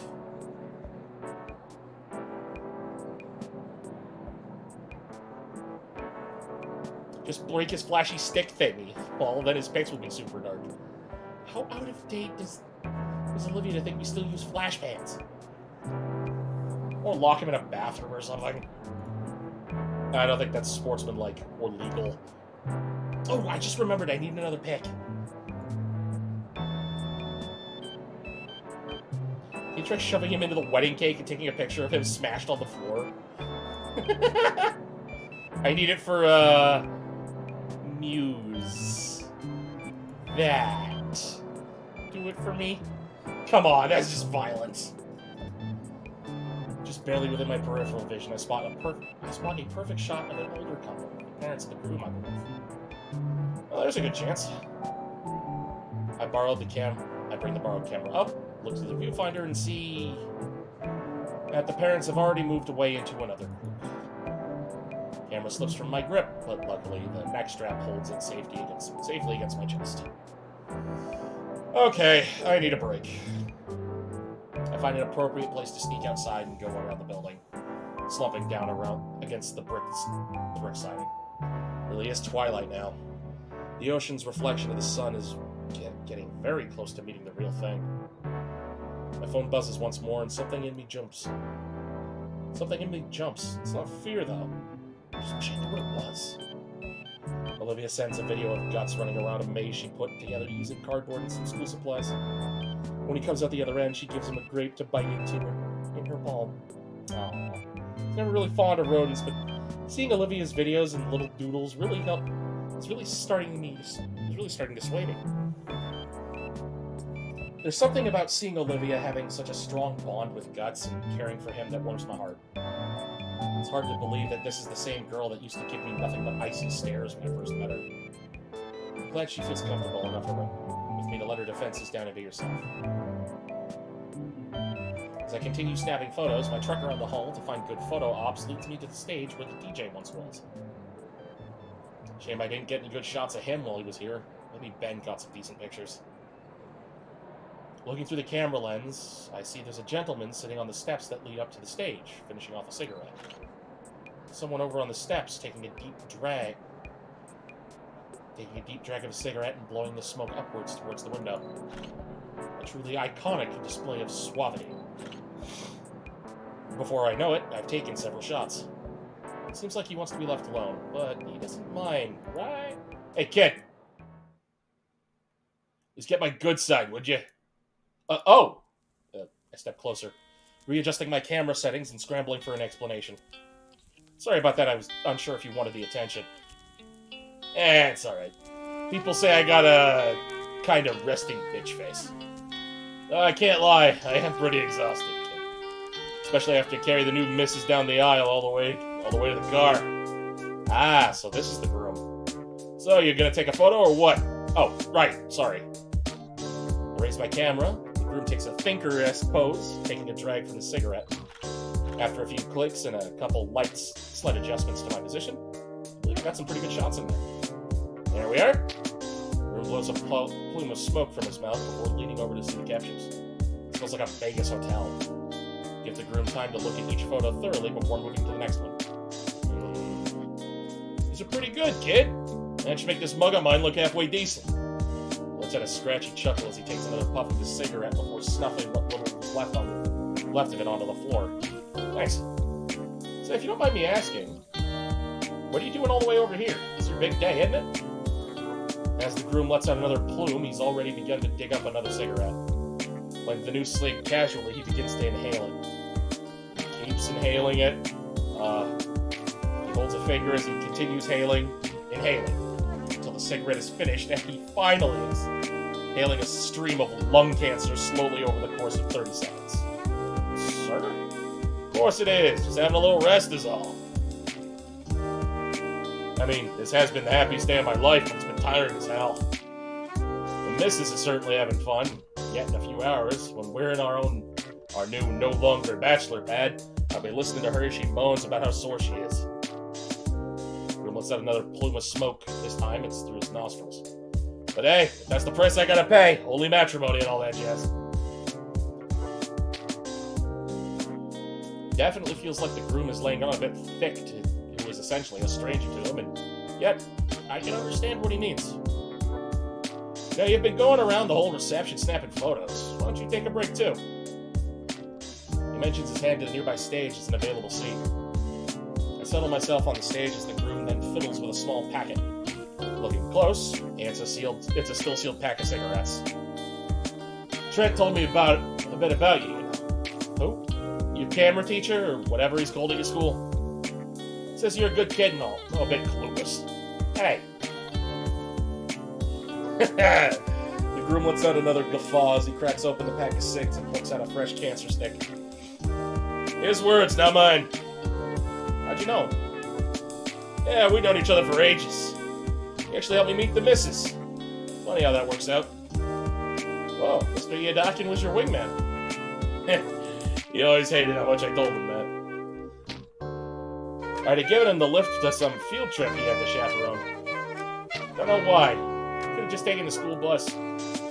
But as soon as I got there, I met the rest of his co-workers, including my would-be wife. Tara tricked me into also chaperoning too, saying I could use the time to get to know her better. Jeez, maybe I should be asking him. Oh, no, I can't. Can't what? Nothing. Have a teacher and tell you how to court a lady friend, right? Hey, no. Another one of his students, a classmate, yeah? It's not like that. Ah, come on. I know you want to talk about girls. That's always fun. Humor me a bit. She's just a good friend. Words taste bitter on my tongue for some reason. Sure, kid. Sure. We got a few minutes till the quiet while Bridezilla and her maids of murder fight over the bouquet. I glance quickly to see a woman twice my age. Wielding a folding chair like it was a battle axe. Trent can't help you there, but I can. So this good friend of yours, what's she like? Yeah, it's a bit of a complicated history. Oh? I mean, when I first met her, she was cynical and sarcastic.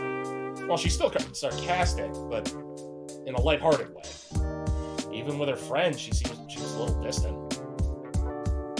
When she's painting or gushing about some franchise or obscure anime, there's this unashamed excitement and passion in her. I haven't met anyone with that kind of energy before. Once you get to know her, she's just nice under it all. That everything? Well, yeah. I think she drew me carrying her once. Well, shoot! He slides the ring off his finger and holds it up to me. You want this? Sounds like you need it more than me. Huh? I'm kidding. But damn, sounds pretty cut and dry to me. Never had a crush before. Not on anyone I know personally. Your folks together? Yeah. They love each other too, yeah? Yeah, I guess they do. You guess? It's complicated. They're around so little, I don't even know what their love looks like, how they interact, if they even love each other at all. They've never told me their story, why they're together. Anything that would prepare me for the future was outsourced. As far back as I can remember, whenever my parents weren't around, there was a screen nearby. They weren't around often. Always had that little electronic friend in my pocket telling me how great I was at everything. That's been my only help getting through life. All the best ways to have the best friendships, hobbies, romance. But it feels worthless now. I'm not prepared. I don't even know what love. I don't even know if what this is love. This guy seems to think so, though. He'll help me out. I see him putting some words together now. Let me give you a little anecdote, kid. Groom finally lights the cigarette. This time, he's slow to puff on it. See my beautiful bride over there? He motions to the dull embers of his smoke, to where bridesmaids were still violently wrestling and the bride acting as referee. Even if we had never met, and this was all a happenstance meeting, I'd see her over there. And you know, and I just know I love her. Yeah? Yep. Is that it? I boop thee. No! I've been booped! Aren't you trying to give me a little push? Convince me I like this girl? You're the one who wanted advice. There it is. I thought you were gonna go on a bit more about love. Why the hell would I give a speech about love? I know what it is. You know what it is. There's no groundbreaking advice that'll make everything make sense. You don't need me to convince you. You're just looking for reasons to not believe what's right in front of you. Oh. Break's over. Gotta run. The man gets off, dusting off his pants and flicking the cigarette butt into the trash. Hey, take some great pictures for me, will you? No more moping, you're on the clock. He jogs into the crowd to meet with his bride. My phone buzzes in my pocket. What timing? I reach in my pocket, pull out my phone, squinting at the screen. An unread notification from our group chat. Shoot, do I have time to be on my phone right now? We could talk to Damien about this. He's known Olivia for a while. Ben and Olivia used to be friends, too. Would he be able to help? I should probably focus on what I'm doing here, what I'm here to do. Besides, I don't want to let the groom down. This is Olivia we're talking about. I don't want to do anything without knowing as much as I can.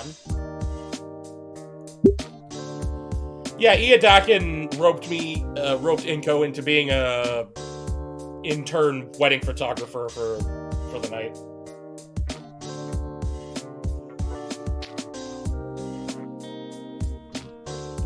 I need to focus and finish taking these photos, or I should consult the others about Olivia.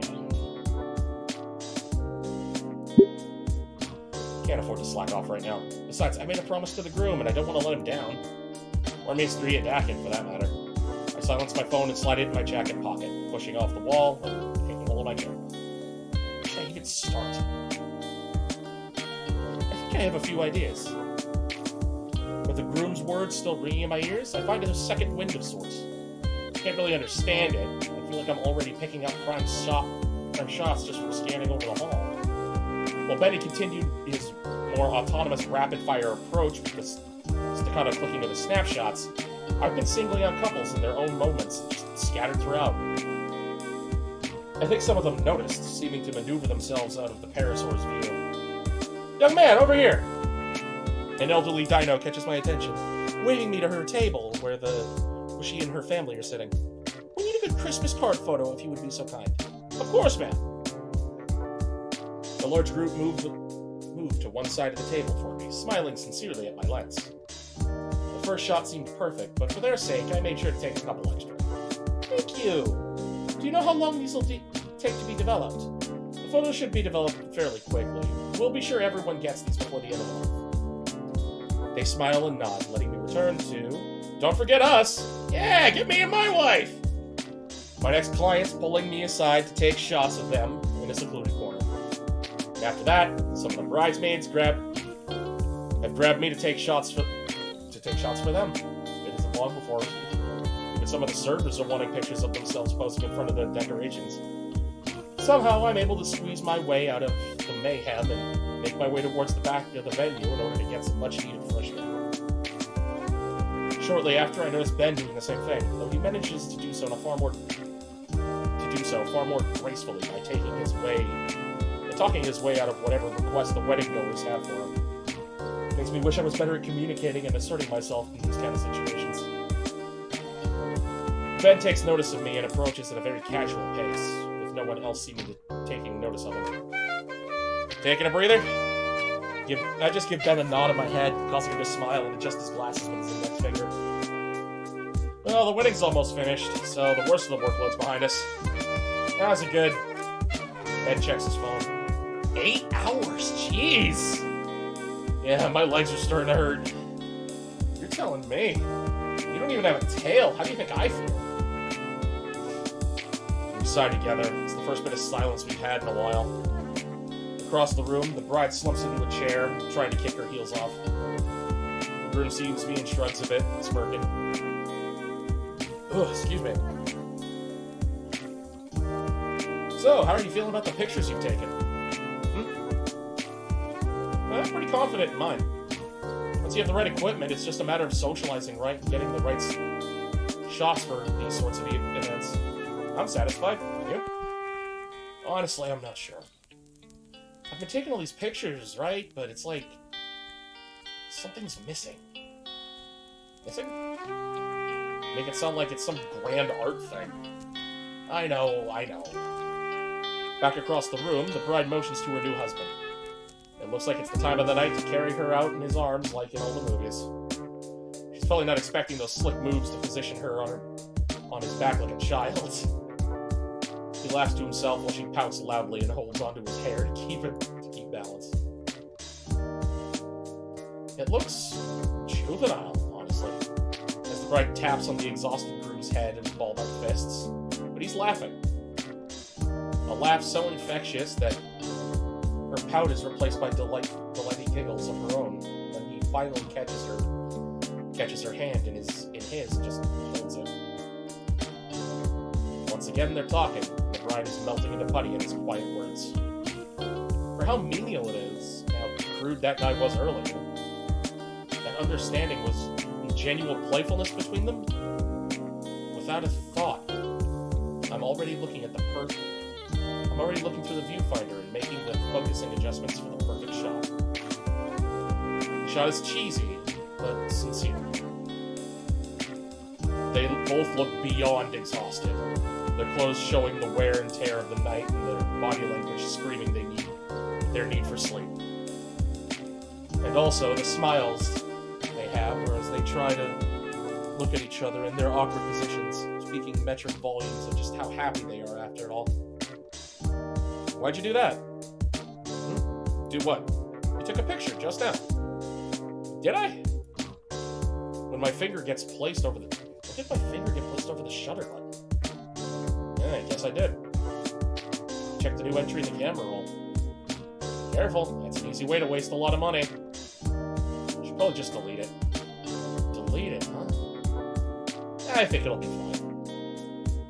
I actually got a good feeling about it. It seemed pretty natural, you know? Ben rolls his eyes. If you say so. Before the parasaur turns to go back to his assembly line photo taking, I grab his shoulder. Hey, by the way, Ben? You stopped by our lunch table earlier today to complain to Olivia. Oh boy. Said you were trying to call her, but was upset she wasn't picking up. I don't want to pry into your personal business, but are you two on bad terms? Huh? What are you talking about?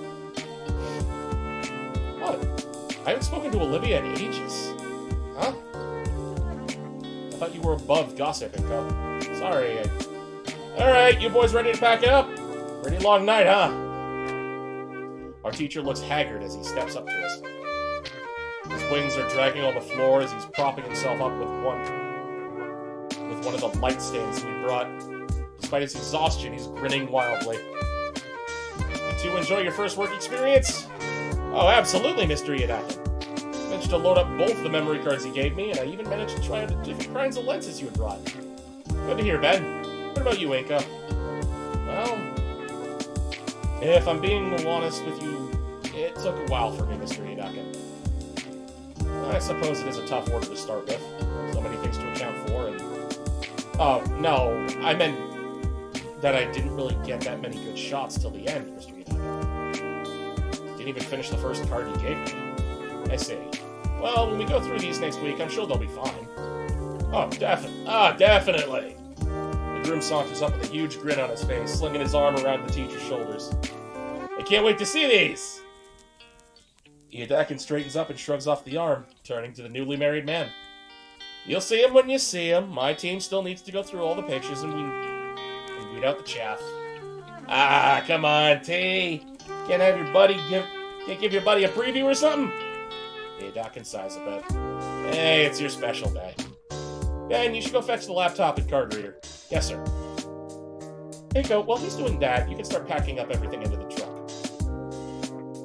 Sure thing, Mr. Yadakin. Before I turn away, the tired Taro The fucking extra P. How dare you? The tired Taro takes the camera from me.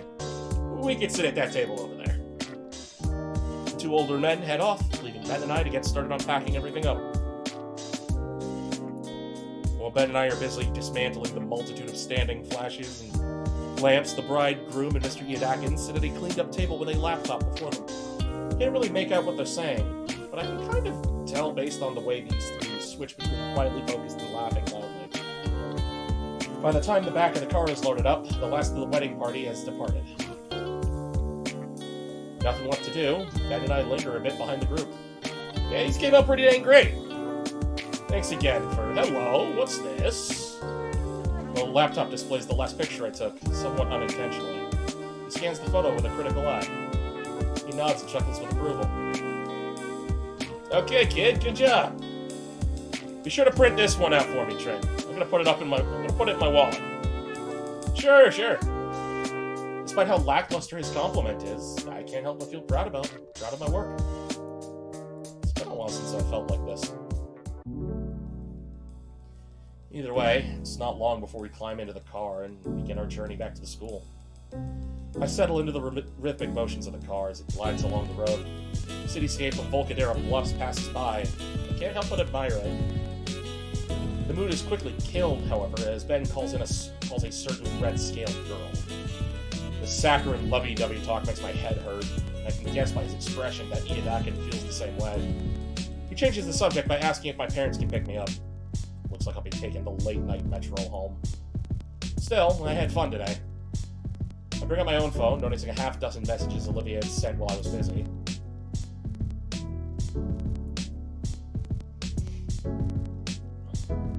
While there were more messages, one in particular had me thinking. I mean, it wasn't a competition to begin with, but it's also the fact that the groom hadn't complimented any of Ben's shots, so... Collect your winnings, Olivia.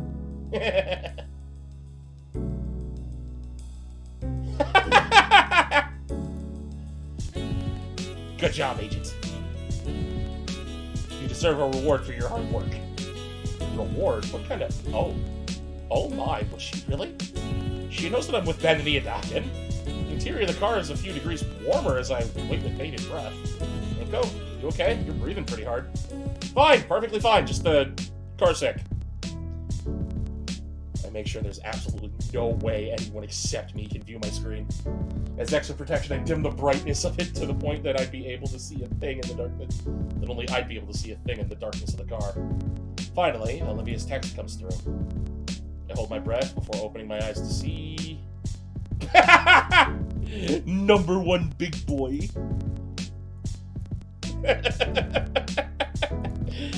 Right.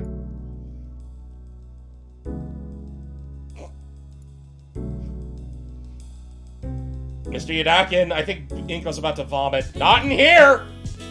In hindsight, I should have seen that coming, seeing as how I'm in love with her and all. Damn my hormones. Even though we're pretty far into the fall season, today is a nice day out. There's a storm coming in later today with a cold front, so the temperatures outside are bearable enough to relax in. One last respite before the unforgiving cold of winter sets in. I decide to celebrate by eating lunch outside. After a good bit of prodding, Olivia joined me. Inko, it's too cold. I'll freeze my veins solid. It's 70 degrees and you're already agreed. Calm down. We step out into the chilled air.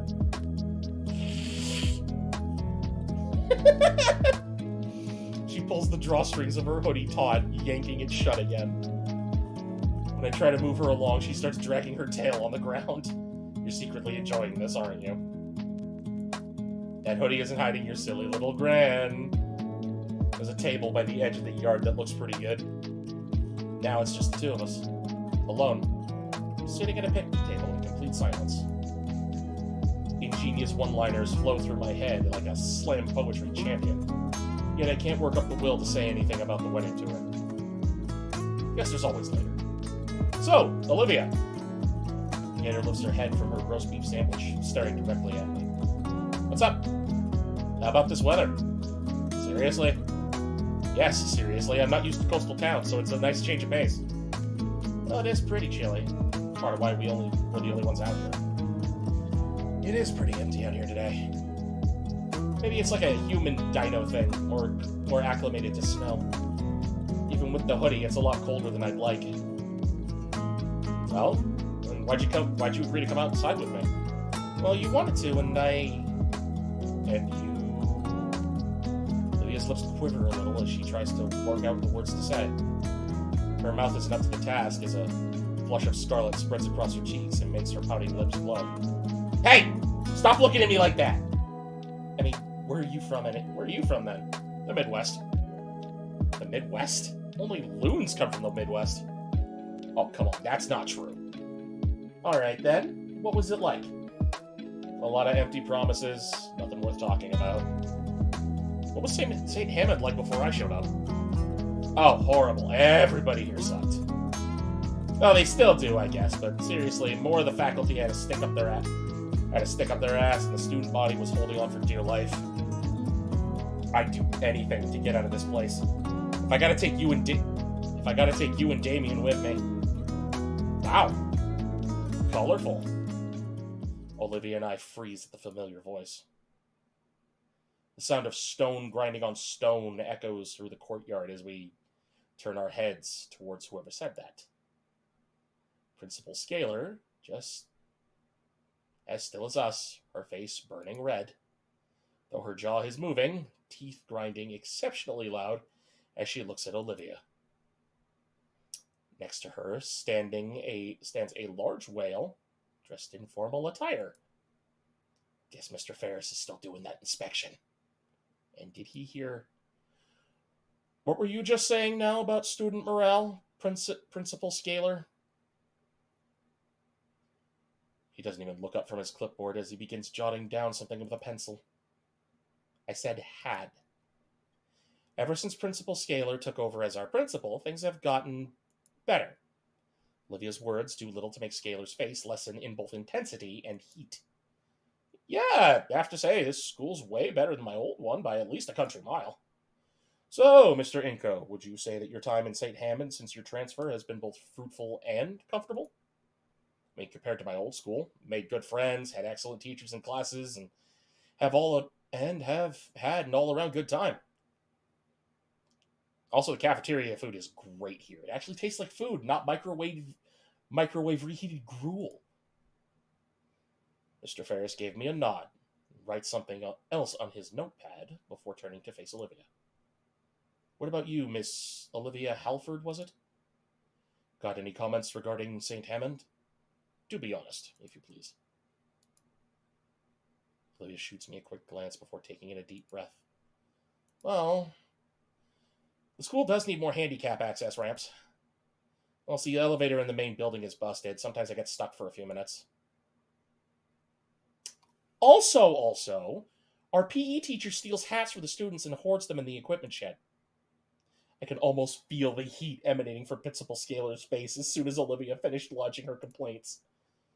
Wouldn't want to be around after Ferris's visit is over. For his part, Mr. Ferris nods and writes more down on his clipboard before turning back to face Scalar, who does her best to turn her grimace into some kind of smile.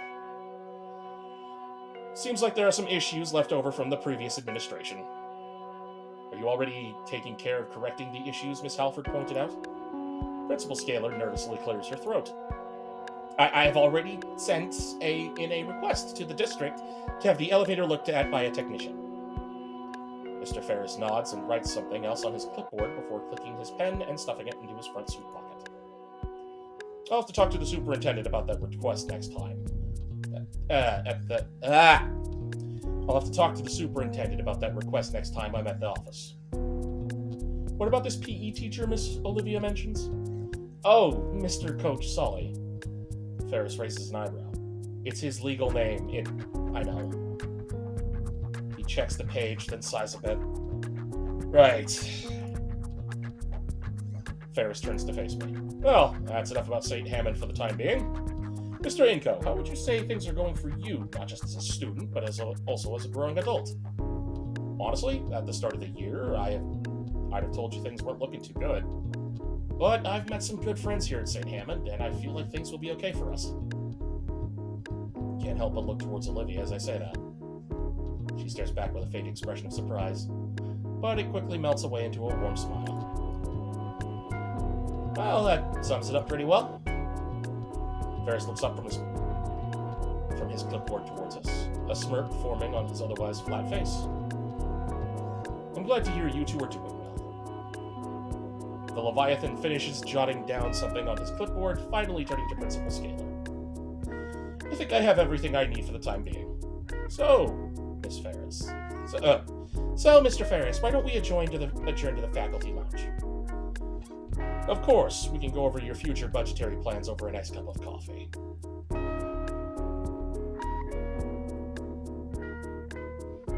The inspector turns away, Principal Scalar lagging behind him with a look of pure misery on her face.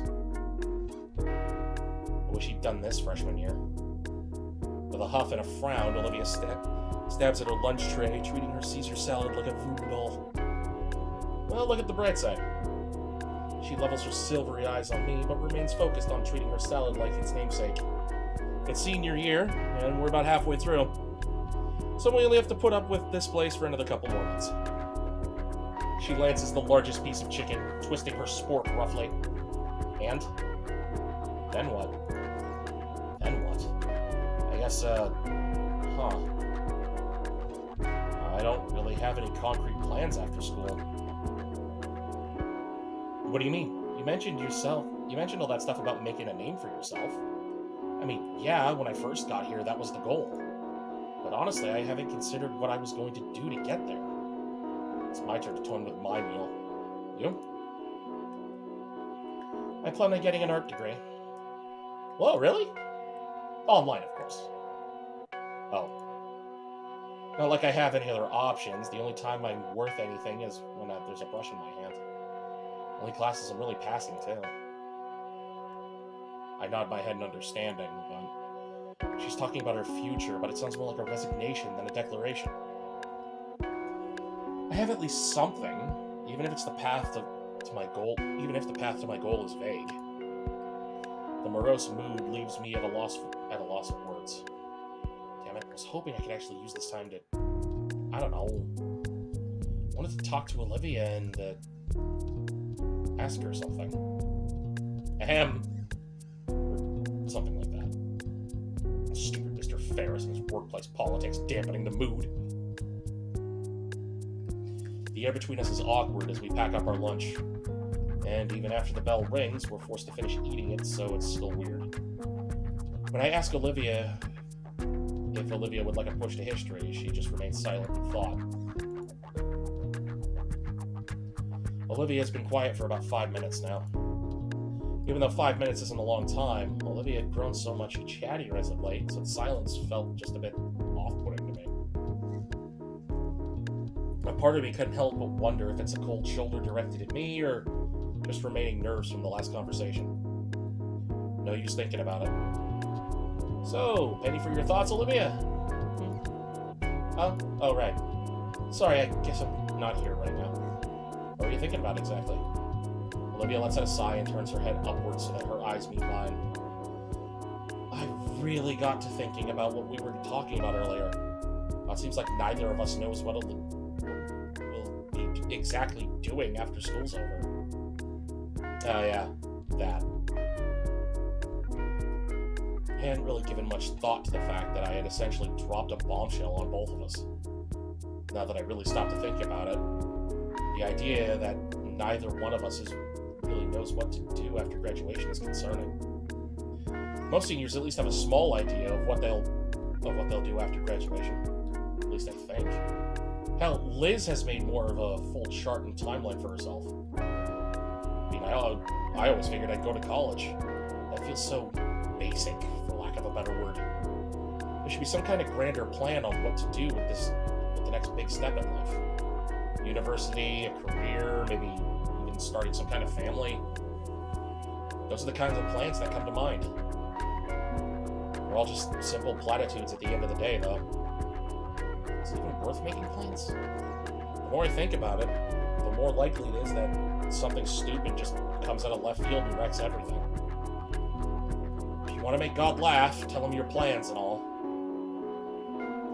So, maybe all I can really do is live in the moment? I always hated that sort of thinking. Just be a sitting duck for life to take pot shots at me? Just live pretending death can't show up and take me at any time? Hey, it's Olivia! And friend. Olivia stiffens in her chair. Oh, hey, Mia. Olivia's words are a hiss as she tries to face away from the crimson-scaled girl. Her hands shakily strain the wheel against the wheels of her chair, slowly turning to. Got a couple questions for you, Olivia. Would you like to humor me for a bit? Oh, what am I saying? Of course you don't mind. The parasaur saunters up and with a sway of her hips pushes me aside as she takes Olivia's reins from me. The hell! You're insane if you think we're going with you anywhere. We? She looks down at Olivia and back at me. We? He's funny. We're going for a little girl talk. No boys allowed. Sorry. You up for that, right, Liv? She puts a hand on her shoulder and cocks an eyebrow back at me like she knows something. So yeah, we'll just be a moment. Don't worry that pretty little head of yours. I'm left gawking and confused as the two head off in another direction. Olivia doesn't seem to know what to do or say either, so she just goes along with the parasaur wheeling her away. Part of me wants to give chase, but the side eye that Mia gave back at me forces me to stop.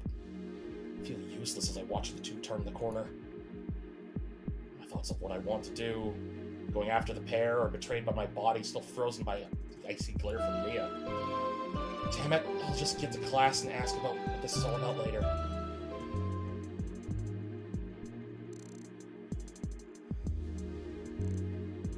By the time I get to Prockling's history class, I'm half expecting to find Olivia already waiting for me. Some kind of remark primed about ready to be spoken to me. But instead, she isn't there. I reluctantly take my seat, tapping my foot impatiently.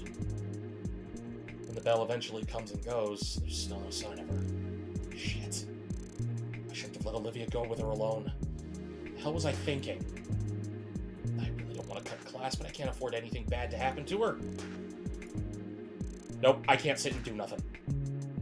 I shoot my hand up in the air, causing Miss Prockling to pause mid-lecture. Yes, Mr. Neo? Can I please be excused? Why? Class barely started a few minutes ago. Because I shat myself. I'm halfway out the door already.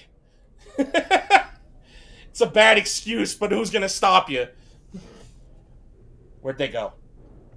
There's not a soul to be found anywhere. If I were a bitch, where would I harass somebody in secret? Shoot, whatever's between them, I hope it isn't turning physical. And she wouldn't, would she? My hands clench tighter and tighter as I focus on walking faster. Finally, something snaps me out of my trance. A faint sound of squeaking metal. Heard that sound before. Turn towards the source, just beyond the door of a nearby classroom. Judging by the paraphernalia covering the door, I think this is the algebra room. Grab the habble and haphazardly throw the door open, praying that I'm not about to be rudely interrupt a teacher for the second time. Looks like shit. How should be happy it's done. Two heads turn in a mix of anger and surprise. They're the heads of the girls I was looking for. It's like a silent three-way standoff. I was definitely not intended to be a factor in whatever this is. Really should have thought about that before barging in. Thank Raptor Jesus she's okay. What the fuck are you doing here? I should ask you two the same question. Oh my God. Look, Baldy, now's not the time. Don't talk to him like that. Yeah, or what? I told you not to be followed. You were there when we left. He just heard you screaming like a maniac. I've been forgotten already. Hey! Why are you two in an empty classroom yelling at each other? The two fall deathly silent, unable or unwilling to speak. I notice a piece of paper in Mia's hand. Looks like it's got something drawn on it. The style is different, but it's unmistakably one of Olivia's works. Mia, why do you have your drawing? Parasaur stops blinking for a few seconds before shoving the paper in her jacket. Before I can question it any further, Olivia speaks up. Minko, why did you come here? You seemed like you were in trouble. How touching. Well, we're all in trouble now. We? Yeah, dumbass. I don't have time for this. Hot Wheels filling in. What's the big issue? Olivia claws at her armrests again. She looks about ready to cry. Hey, where'd all your vicious bravado go? Are you afraid to tell him? Afraid of what he'll think? Shut up! Precious. Fine, I'll say it. Mia turns to me with a malicious grin. I know about what this prick did during the yearbook art contest. Now, ordinarily, I wouldn't give two shits, but then it hit me. Holy shit, she can just get away with it. Now, how crazy is that? She pauses, goading me to say otherwise, but I bite my tongue. Like a sharp-smelling blood, she starts to circle me, continuing her taunts. One thing leads to another. Now we're helping each other out. After all, if the school found out, it'd leave a permanent mark on her unemployable ass. What? Yours too, probably, since you're involved and all. My teeth painfully creak from my unclenched jaw, and yet blood drained from my face. I'm talking about her record, you mouth breather. Art's her big break, right? Skipping the whole rigmarole, that's the gist of it. The gists of it's simple. So Olivia draws up some BS group project for me and some of my friends, turns them in, and I make sure the whole incident goes away.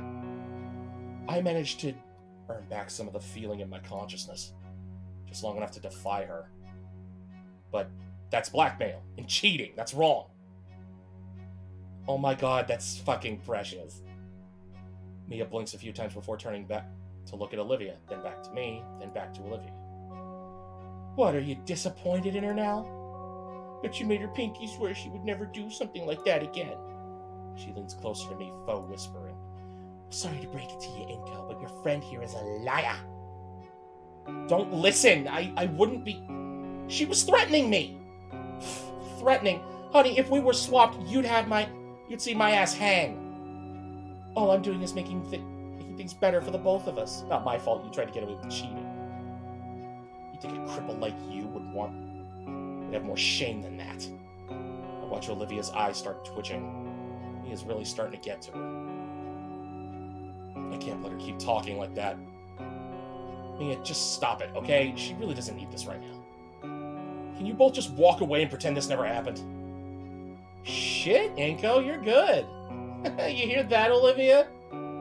Wait, but I didn't mean... Olivia's staring at me with a look of betrayal that threatens to tear my heart in two. God damn it, why can't I stop talking for once? Mia waves me off, turning to face her target once more. I bet you'd love to walk away from all this. But things don't work out that way, do they? Oh, that's why you didn't want Inko knowing you were still a dirty cheater. Shut up! Oh, relax. It's not a big deal. Now, I'm sick of this. You already admitted it. Art's my big break. You're only doing this because art's all I have. Your record is fucked. You lose nothing if we get caught. It's Tuesday for you. But me, it's all I have. You're embarrassing yourself. You know I can't lift or run or carry or dance or fucking anything you do on a daily basis without even thinking about it. I can't ever do anything because of these fucking legs and this fucking chair. Why can't any of you just leave me alone? I just want to draw, for God's sake. Mia rolls her eyes and takes a step closer to Olivia. That's a nice outburst and all, sweetie, but I really thought you were smarter than this. Olivia wipes away her eyes with her sleeve. What? Mia takes another step forward. Think, handbag. Would I really go through all the trouble I'm making you do for this junk for middling grades? If your work were crap, you wouldn't have a record to hold over you. Everyone knows you're the best artist in this place. You're just a retard about it. Olivia's mouth hangs open, but no words come out. You're the kind of idiot to let this sort of comment get to you. So let me be the first to say, congratulations, Olivia. You have a fan. Anyways, Inko. Oh, crap. Distractions aside, you're in on it now, too. You don't want Olivia to starve, would you? Her words, not mine. Say a damn word about any of this, and she's doomed. You understand me? I'm trying to muster up the words of defiance. But just past Mia's stare of death, I spot Olivia's horrified expression. Hello, Baldy! I'm waiting for your answer, skinny. I honestly don't know what to do or say in this situation. No. Excuse me? Let me think this over with Olivia. Think this over? You dense or something? This is a simple yes or no question. You can't seriously frickin'... Mia pinches the bridge of her snoot and lets out a tired sigh. Fine. The two of yous talk it over and reach some kind of resolution. But that don't change the fact of what I said earlier, Inko. Don't say I don't do nothing nice. But think carefully, amigo. You both got a hell of a lot more to lose than I do. Mia only gives me and Olivia one final glance before unceremoniously leaving the room. It takes me a bit to recover my thoughts. I never thought Mia would go this far. And Olivia right now, she must be... I stand up from the floor, slowly approaching the alligator. She looks like a mess. Why? Why did you have to come in here? I'm sorry. I was just worried about what Mia could have been doing to you, and I wanted to make sure you were alright. Olivia grips her armrests. I was alright. I had it handled with Mia. But to basically be her slave, doing all of her work? Not all of it. Just what she needs to pass. I'll take the seat next to her. She's threatened that she'd go to Scalar and spill everything. And if Scalar knew that I swapped the art, she'd know that it was for you. It was with you. I can't let her do that to us, so I got desperate. I told her I'd do anything she wanted. That's how I got mixed up with her. I let out a deep and heavy sigh. Olivia, I can understand why, but I heard how Mita was treating you before I came in. Even when you're doing her work to save her skin, she's still treating your art, and more importantly, you, like garbage. My words went through the gator girl's fragile heart, her face contorting in a fierce snarl even as her eyes rolled out. I'm miserable. You know that. Olivia looks away from me, her face scrunching up as tears well in her eyes. I don't know what to do. And I don't even know I can trust her to keep her word. And now that you know what's going on, Mia has a noose around both our necks. The gravity of the situation settles in. It feels like something in me is both frozen over and ablaze. There's only 6 months left in the semester. It's not like she's asking for something impossible. Her eyes regain some fire as she smiles. I'll just have to tough it out. Keep making art to shut her up until this whole stupid thing can blow over. She's been going through this for so long and she's still... I'm out of options, and so is she. I just blurt out the first thing that comes to mind. Why not tell Scalar about what Mia's making you do? Scalar? Are you out of your mind? You saw how she handles things around here, especially with that auditor breathing down her neck. I'm trying to avoid getting caught? Right. Okay, Iadakin. For a split second, I see her mask crack. Her real worry evident in those silver eyes, shaking. No. Olivia makes a show of clearing her throat. Mr. Iodakin doesn't need to hear this either. You know he'd be able to... I can do this on my own! Her balled-up fists quake wildly after the slam onto her armrests, and the Gator Girl does her best to hide her wits. You really don't think we can fix this if we're not working together? There's nothing to fix! I told you, I have it under control. Just please, Inko, I need you to trust me on this. Don't ruin this for me. I do trust you! Her voice is softening, as if she's been fully drained now. I can handle it, I told you. Her fists unfurl and continue shaking. I take one of her hands, ignoring her indignant sputters as I delicately cradle it in my palm. Her protests die down into a pained whine when my thumb ever so slightly presses down on a joint. All this time, you've been doing your best, Olivia. My soft words draw out an even softer breath from her. He's had me drawing for her group almost daily. It must hurt after so long. Maybe it does. But it's nothing I can't work through.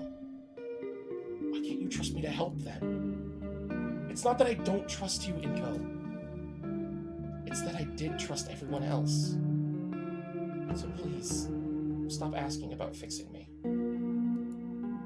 Or fixing things, I mean. Is that what this is about? Olivia's burning out at this point.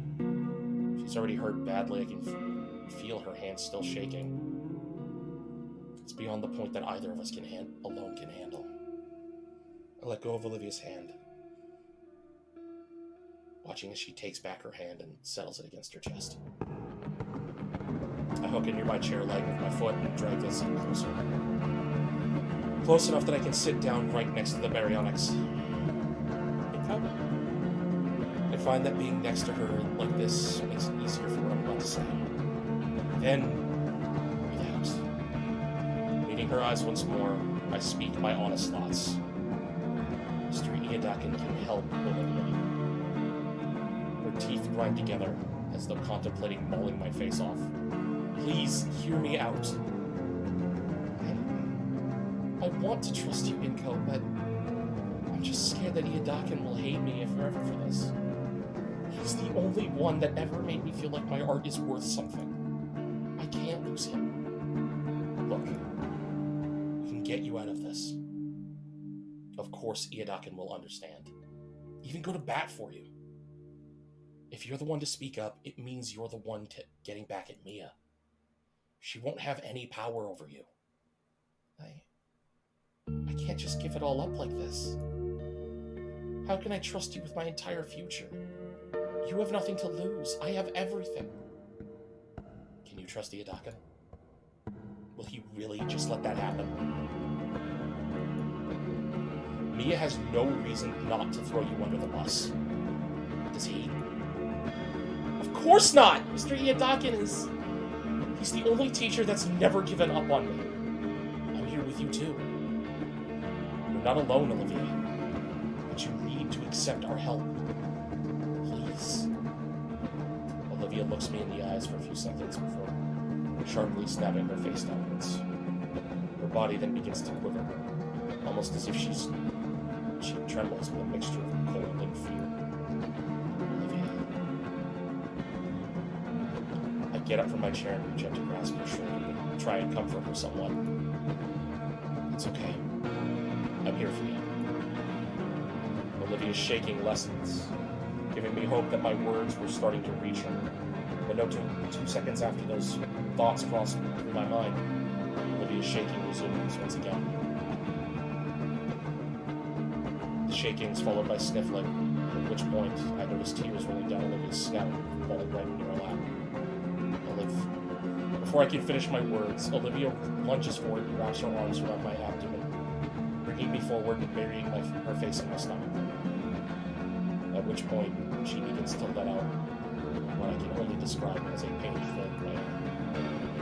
At first, I'm left utterly frozen in place, hands raised and eyes wide. Nothing in my life has ever prepared me for a situation such as this. No, Inca, you know what to do. I place my other hand on Olivia's shoulder and slowly take a single knee, bringing me eye level with her.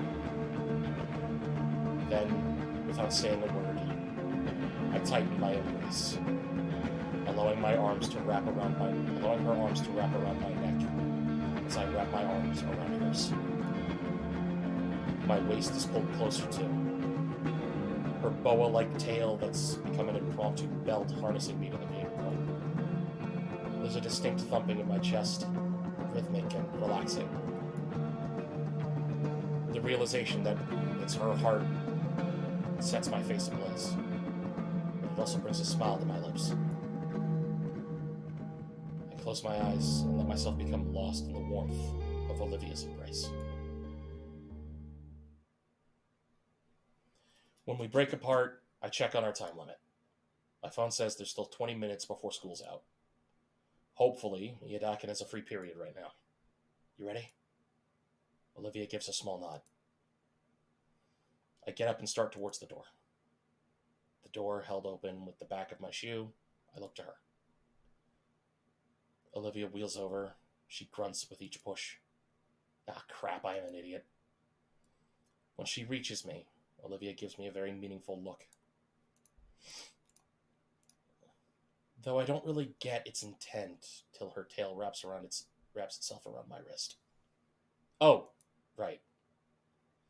Taking Olivia's reins for her, we start towards our art teacher's room in companionable silence.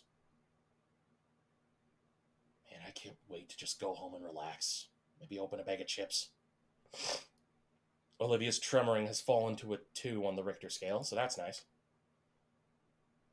She's seen enough of Mia to last a while. Then again, so have I. She'd probably kill us if she saw us sneaking off. We're near the end of it all. It's nearly over. It's the first bit of quiet we get, just the sound of Olivia and I walking through the halls. Olivia's gripping my wrist pretty hard. I guess she's still pretty tense. Say, there must be a massage place around here. That'd be pretty nice right about... Wait a second. Just the sound of Olivia and I walking the halls? Something ancient awakens in me. An icy chill races down my spine as if there's a knife poised just against my back. The gator girl tenses, head stiffly turning. Her pupils slowly shift to mine, and their concentration pinpoint and their contraction to pinpoints bring attention to the danger my ancestral instincts are warning me of. Sup? You two trying to run away? Fight or flight. Reflexes kick in. Zero thought on my end. My body just chose to book it. Oh, shit! Ooh, glitter in the eyes!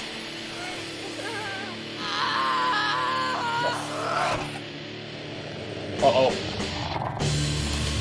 Oh, shit!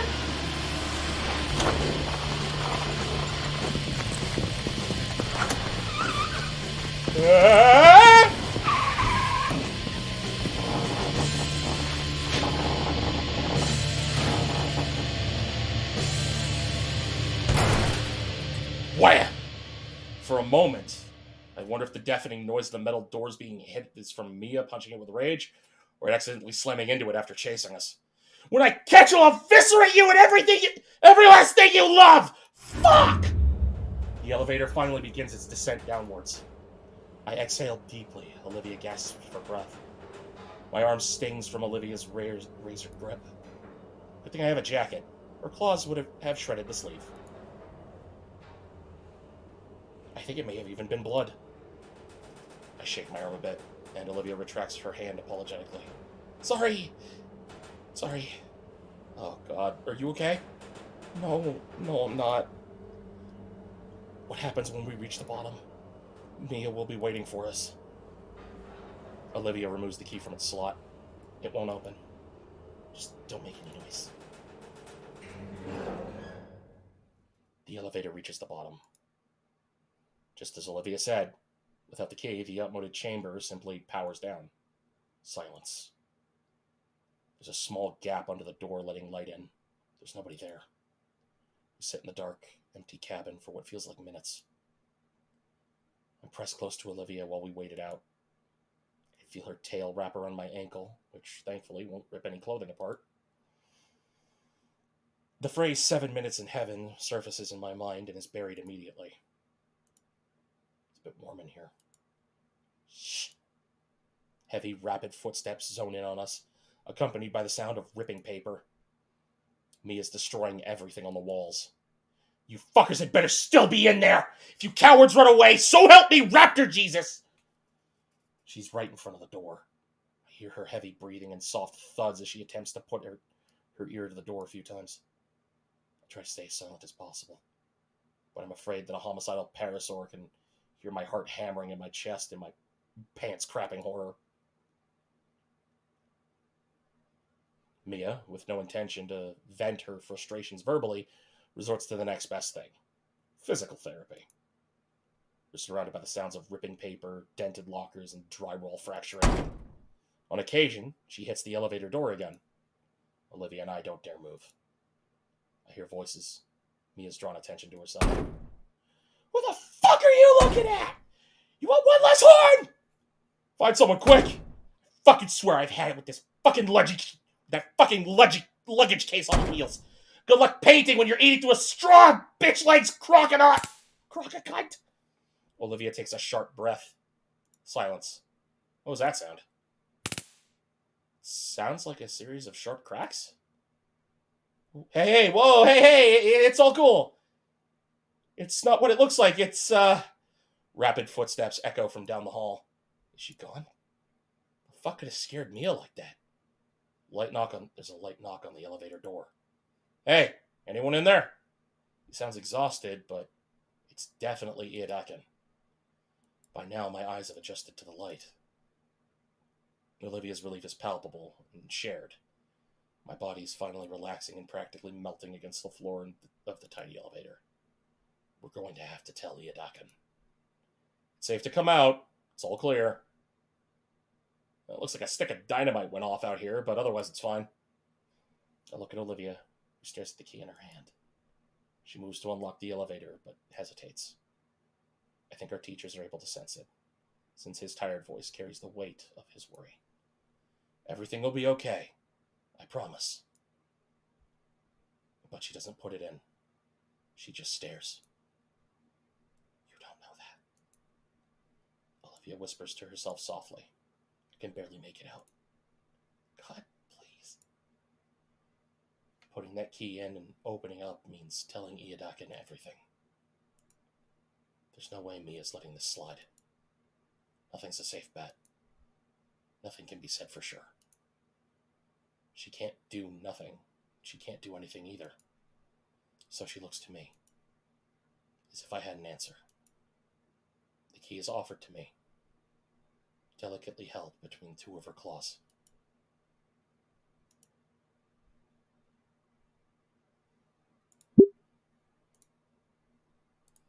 This is probably going to be the hardest decision I will have to make.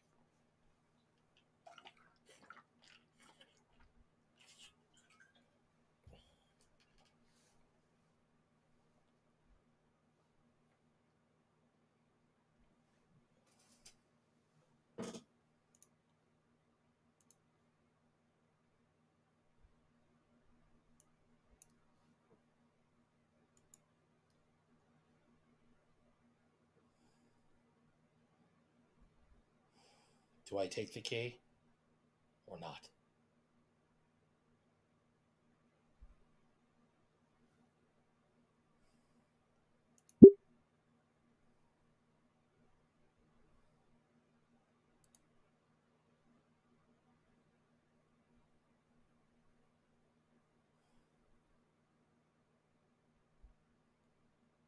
Taking the key.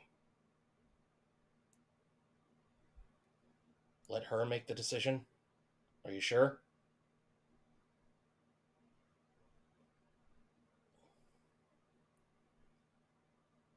No, I should.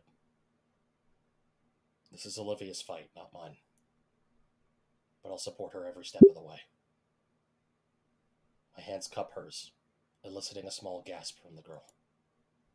Even with the darkened lenses of my shades, can make out her moon-silver eyes filled with all the worries of the past month. She's worried she'd endured because of our friendship. Possibly more. Inco. My fingers curl softly, pushing the key back into her palm. My lips move, but no sound comes out. You'll understand, Olivia. Either from my unspoken words or my comforting grip, Olivia is able to gather her courage. We share a simple nod, and her hand finally moves to the panel.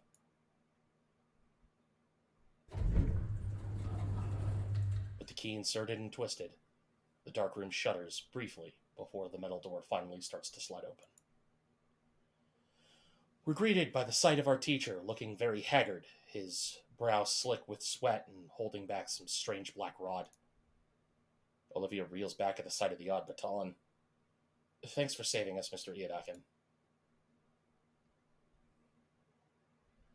Don't thank me just yet. I'm going to need an explanation for all this. So was Principal Scalar, for that matter. He steps aside and motions us out of the elevator with a wave of the broad stick.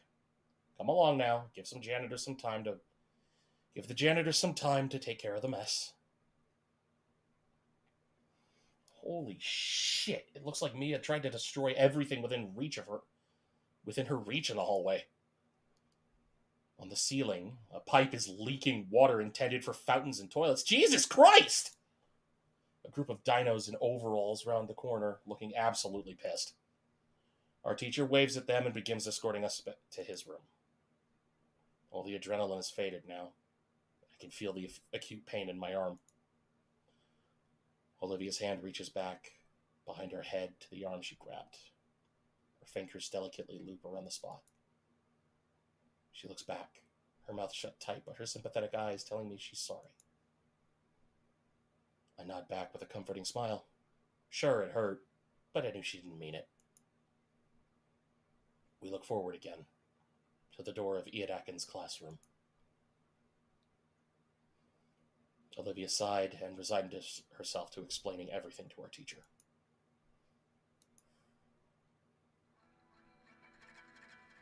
Olivia looked ready to collapse. She had taken the better part of an hour explaining Mia's extortion in full detail to Mr. Iadakin. I grabbed Olivia's canteen and handed it to her. She greedily chugs the entire thing, gasping after and rubbing her sore throat. It was hard to get a read on what our teacher was thinking. His brow furrowed, his fingers steepled, and he was muttering to himself. Finally, with a deep sigh, he stands from his desk and looks at the exhausted girl. I had a feeling something was going on, but to this extent, you should have come forward sooner. I know, but we're here now, aren't we? Fair point. Still, I'm concerned that you thought nobody would notice. I didn't think anybody would care to look. Those assignments go through dozens of eyes, you know. What do you mean? Your style, Olivia. I saw it from a mile away and I was just waiting for you to talk to me. You knew? Why didn't you say anything? I wanted it to come from you. Don't worry, I'm not going to lecture you. Raptor Jesus knows you've had enough of that already. You two did well for yourselves, though. I'm proud of that. All we did was run away from Mia. Mr. Iadakin sighs, but not long after, he gently smiles at us. What matters is that you two found strength in each other and reached out for help. With what we have on Mia now, we can justify watching her like a hawk from here on. Anyone else she was harassing ought to thank you. Are you sure she's actually going to get in trouble for this? At this point, we'd look bad even if we didn't punish Mia for this kind of behavior. That's a relief. Come on, you two can hunker here until school closes out.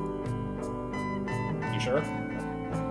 You were going to stay after, like always anyways, right? Yeah.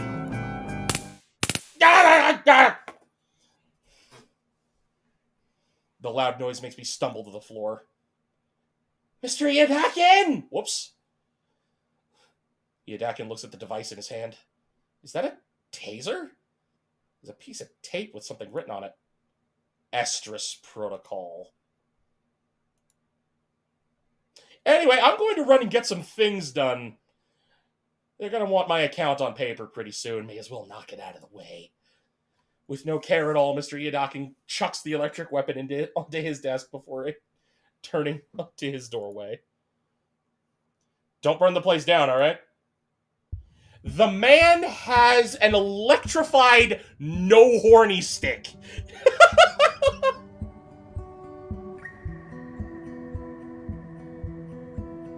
Jesus Christ, Iadakin really is the GOAT. I don't know why I was so apprehensive about him the first time. When I first met him, like, Jesus. Alone, I sit near the back of the classroom. Looking out the window, I let out a huge sigh I've been holding in. Olivia rolls over to join me, and surprisingly, she's smiling. You were right, Inko. I could trust him. We sit in silence, just looking out the window. When school let out, we watch the crowd of students going home. I don't see Mia in the crowd, but it doesn't matter. I think despite it all, Olivia's life is going to just be a bit easier after today.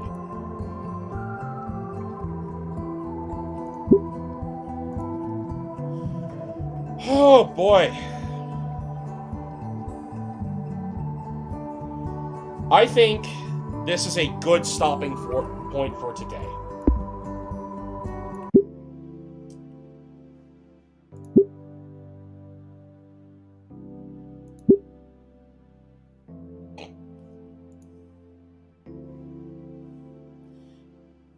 You and me both, man. Jesus.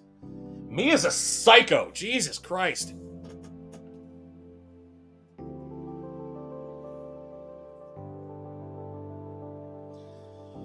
Oh, man.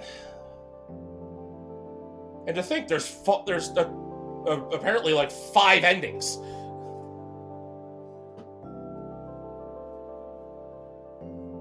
Of course I did the cool S. Why wouldn't I? Mostly because I can't draw with a mouse.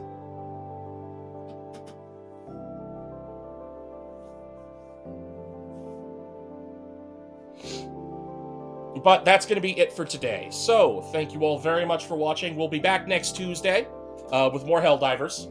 But, until then, remember, you can't get good if you're busy being mad. Stay awesome, stay safe. Thank you very much for visiting the basement, and have an awesome weekend.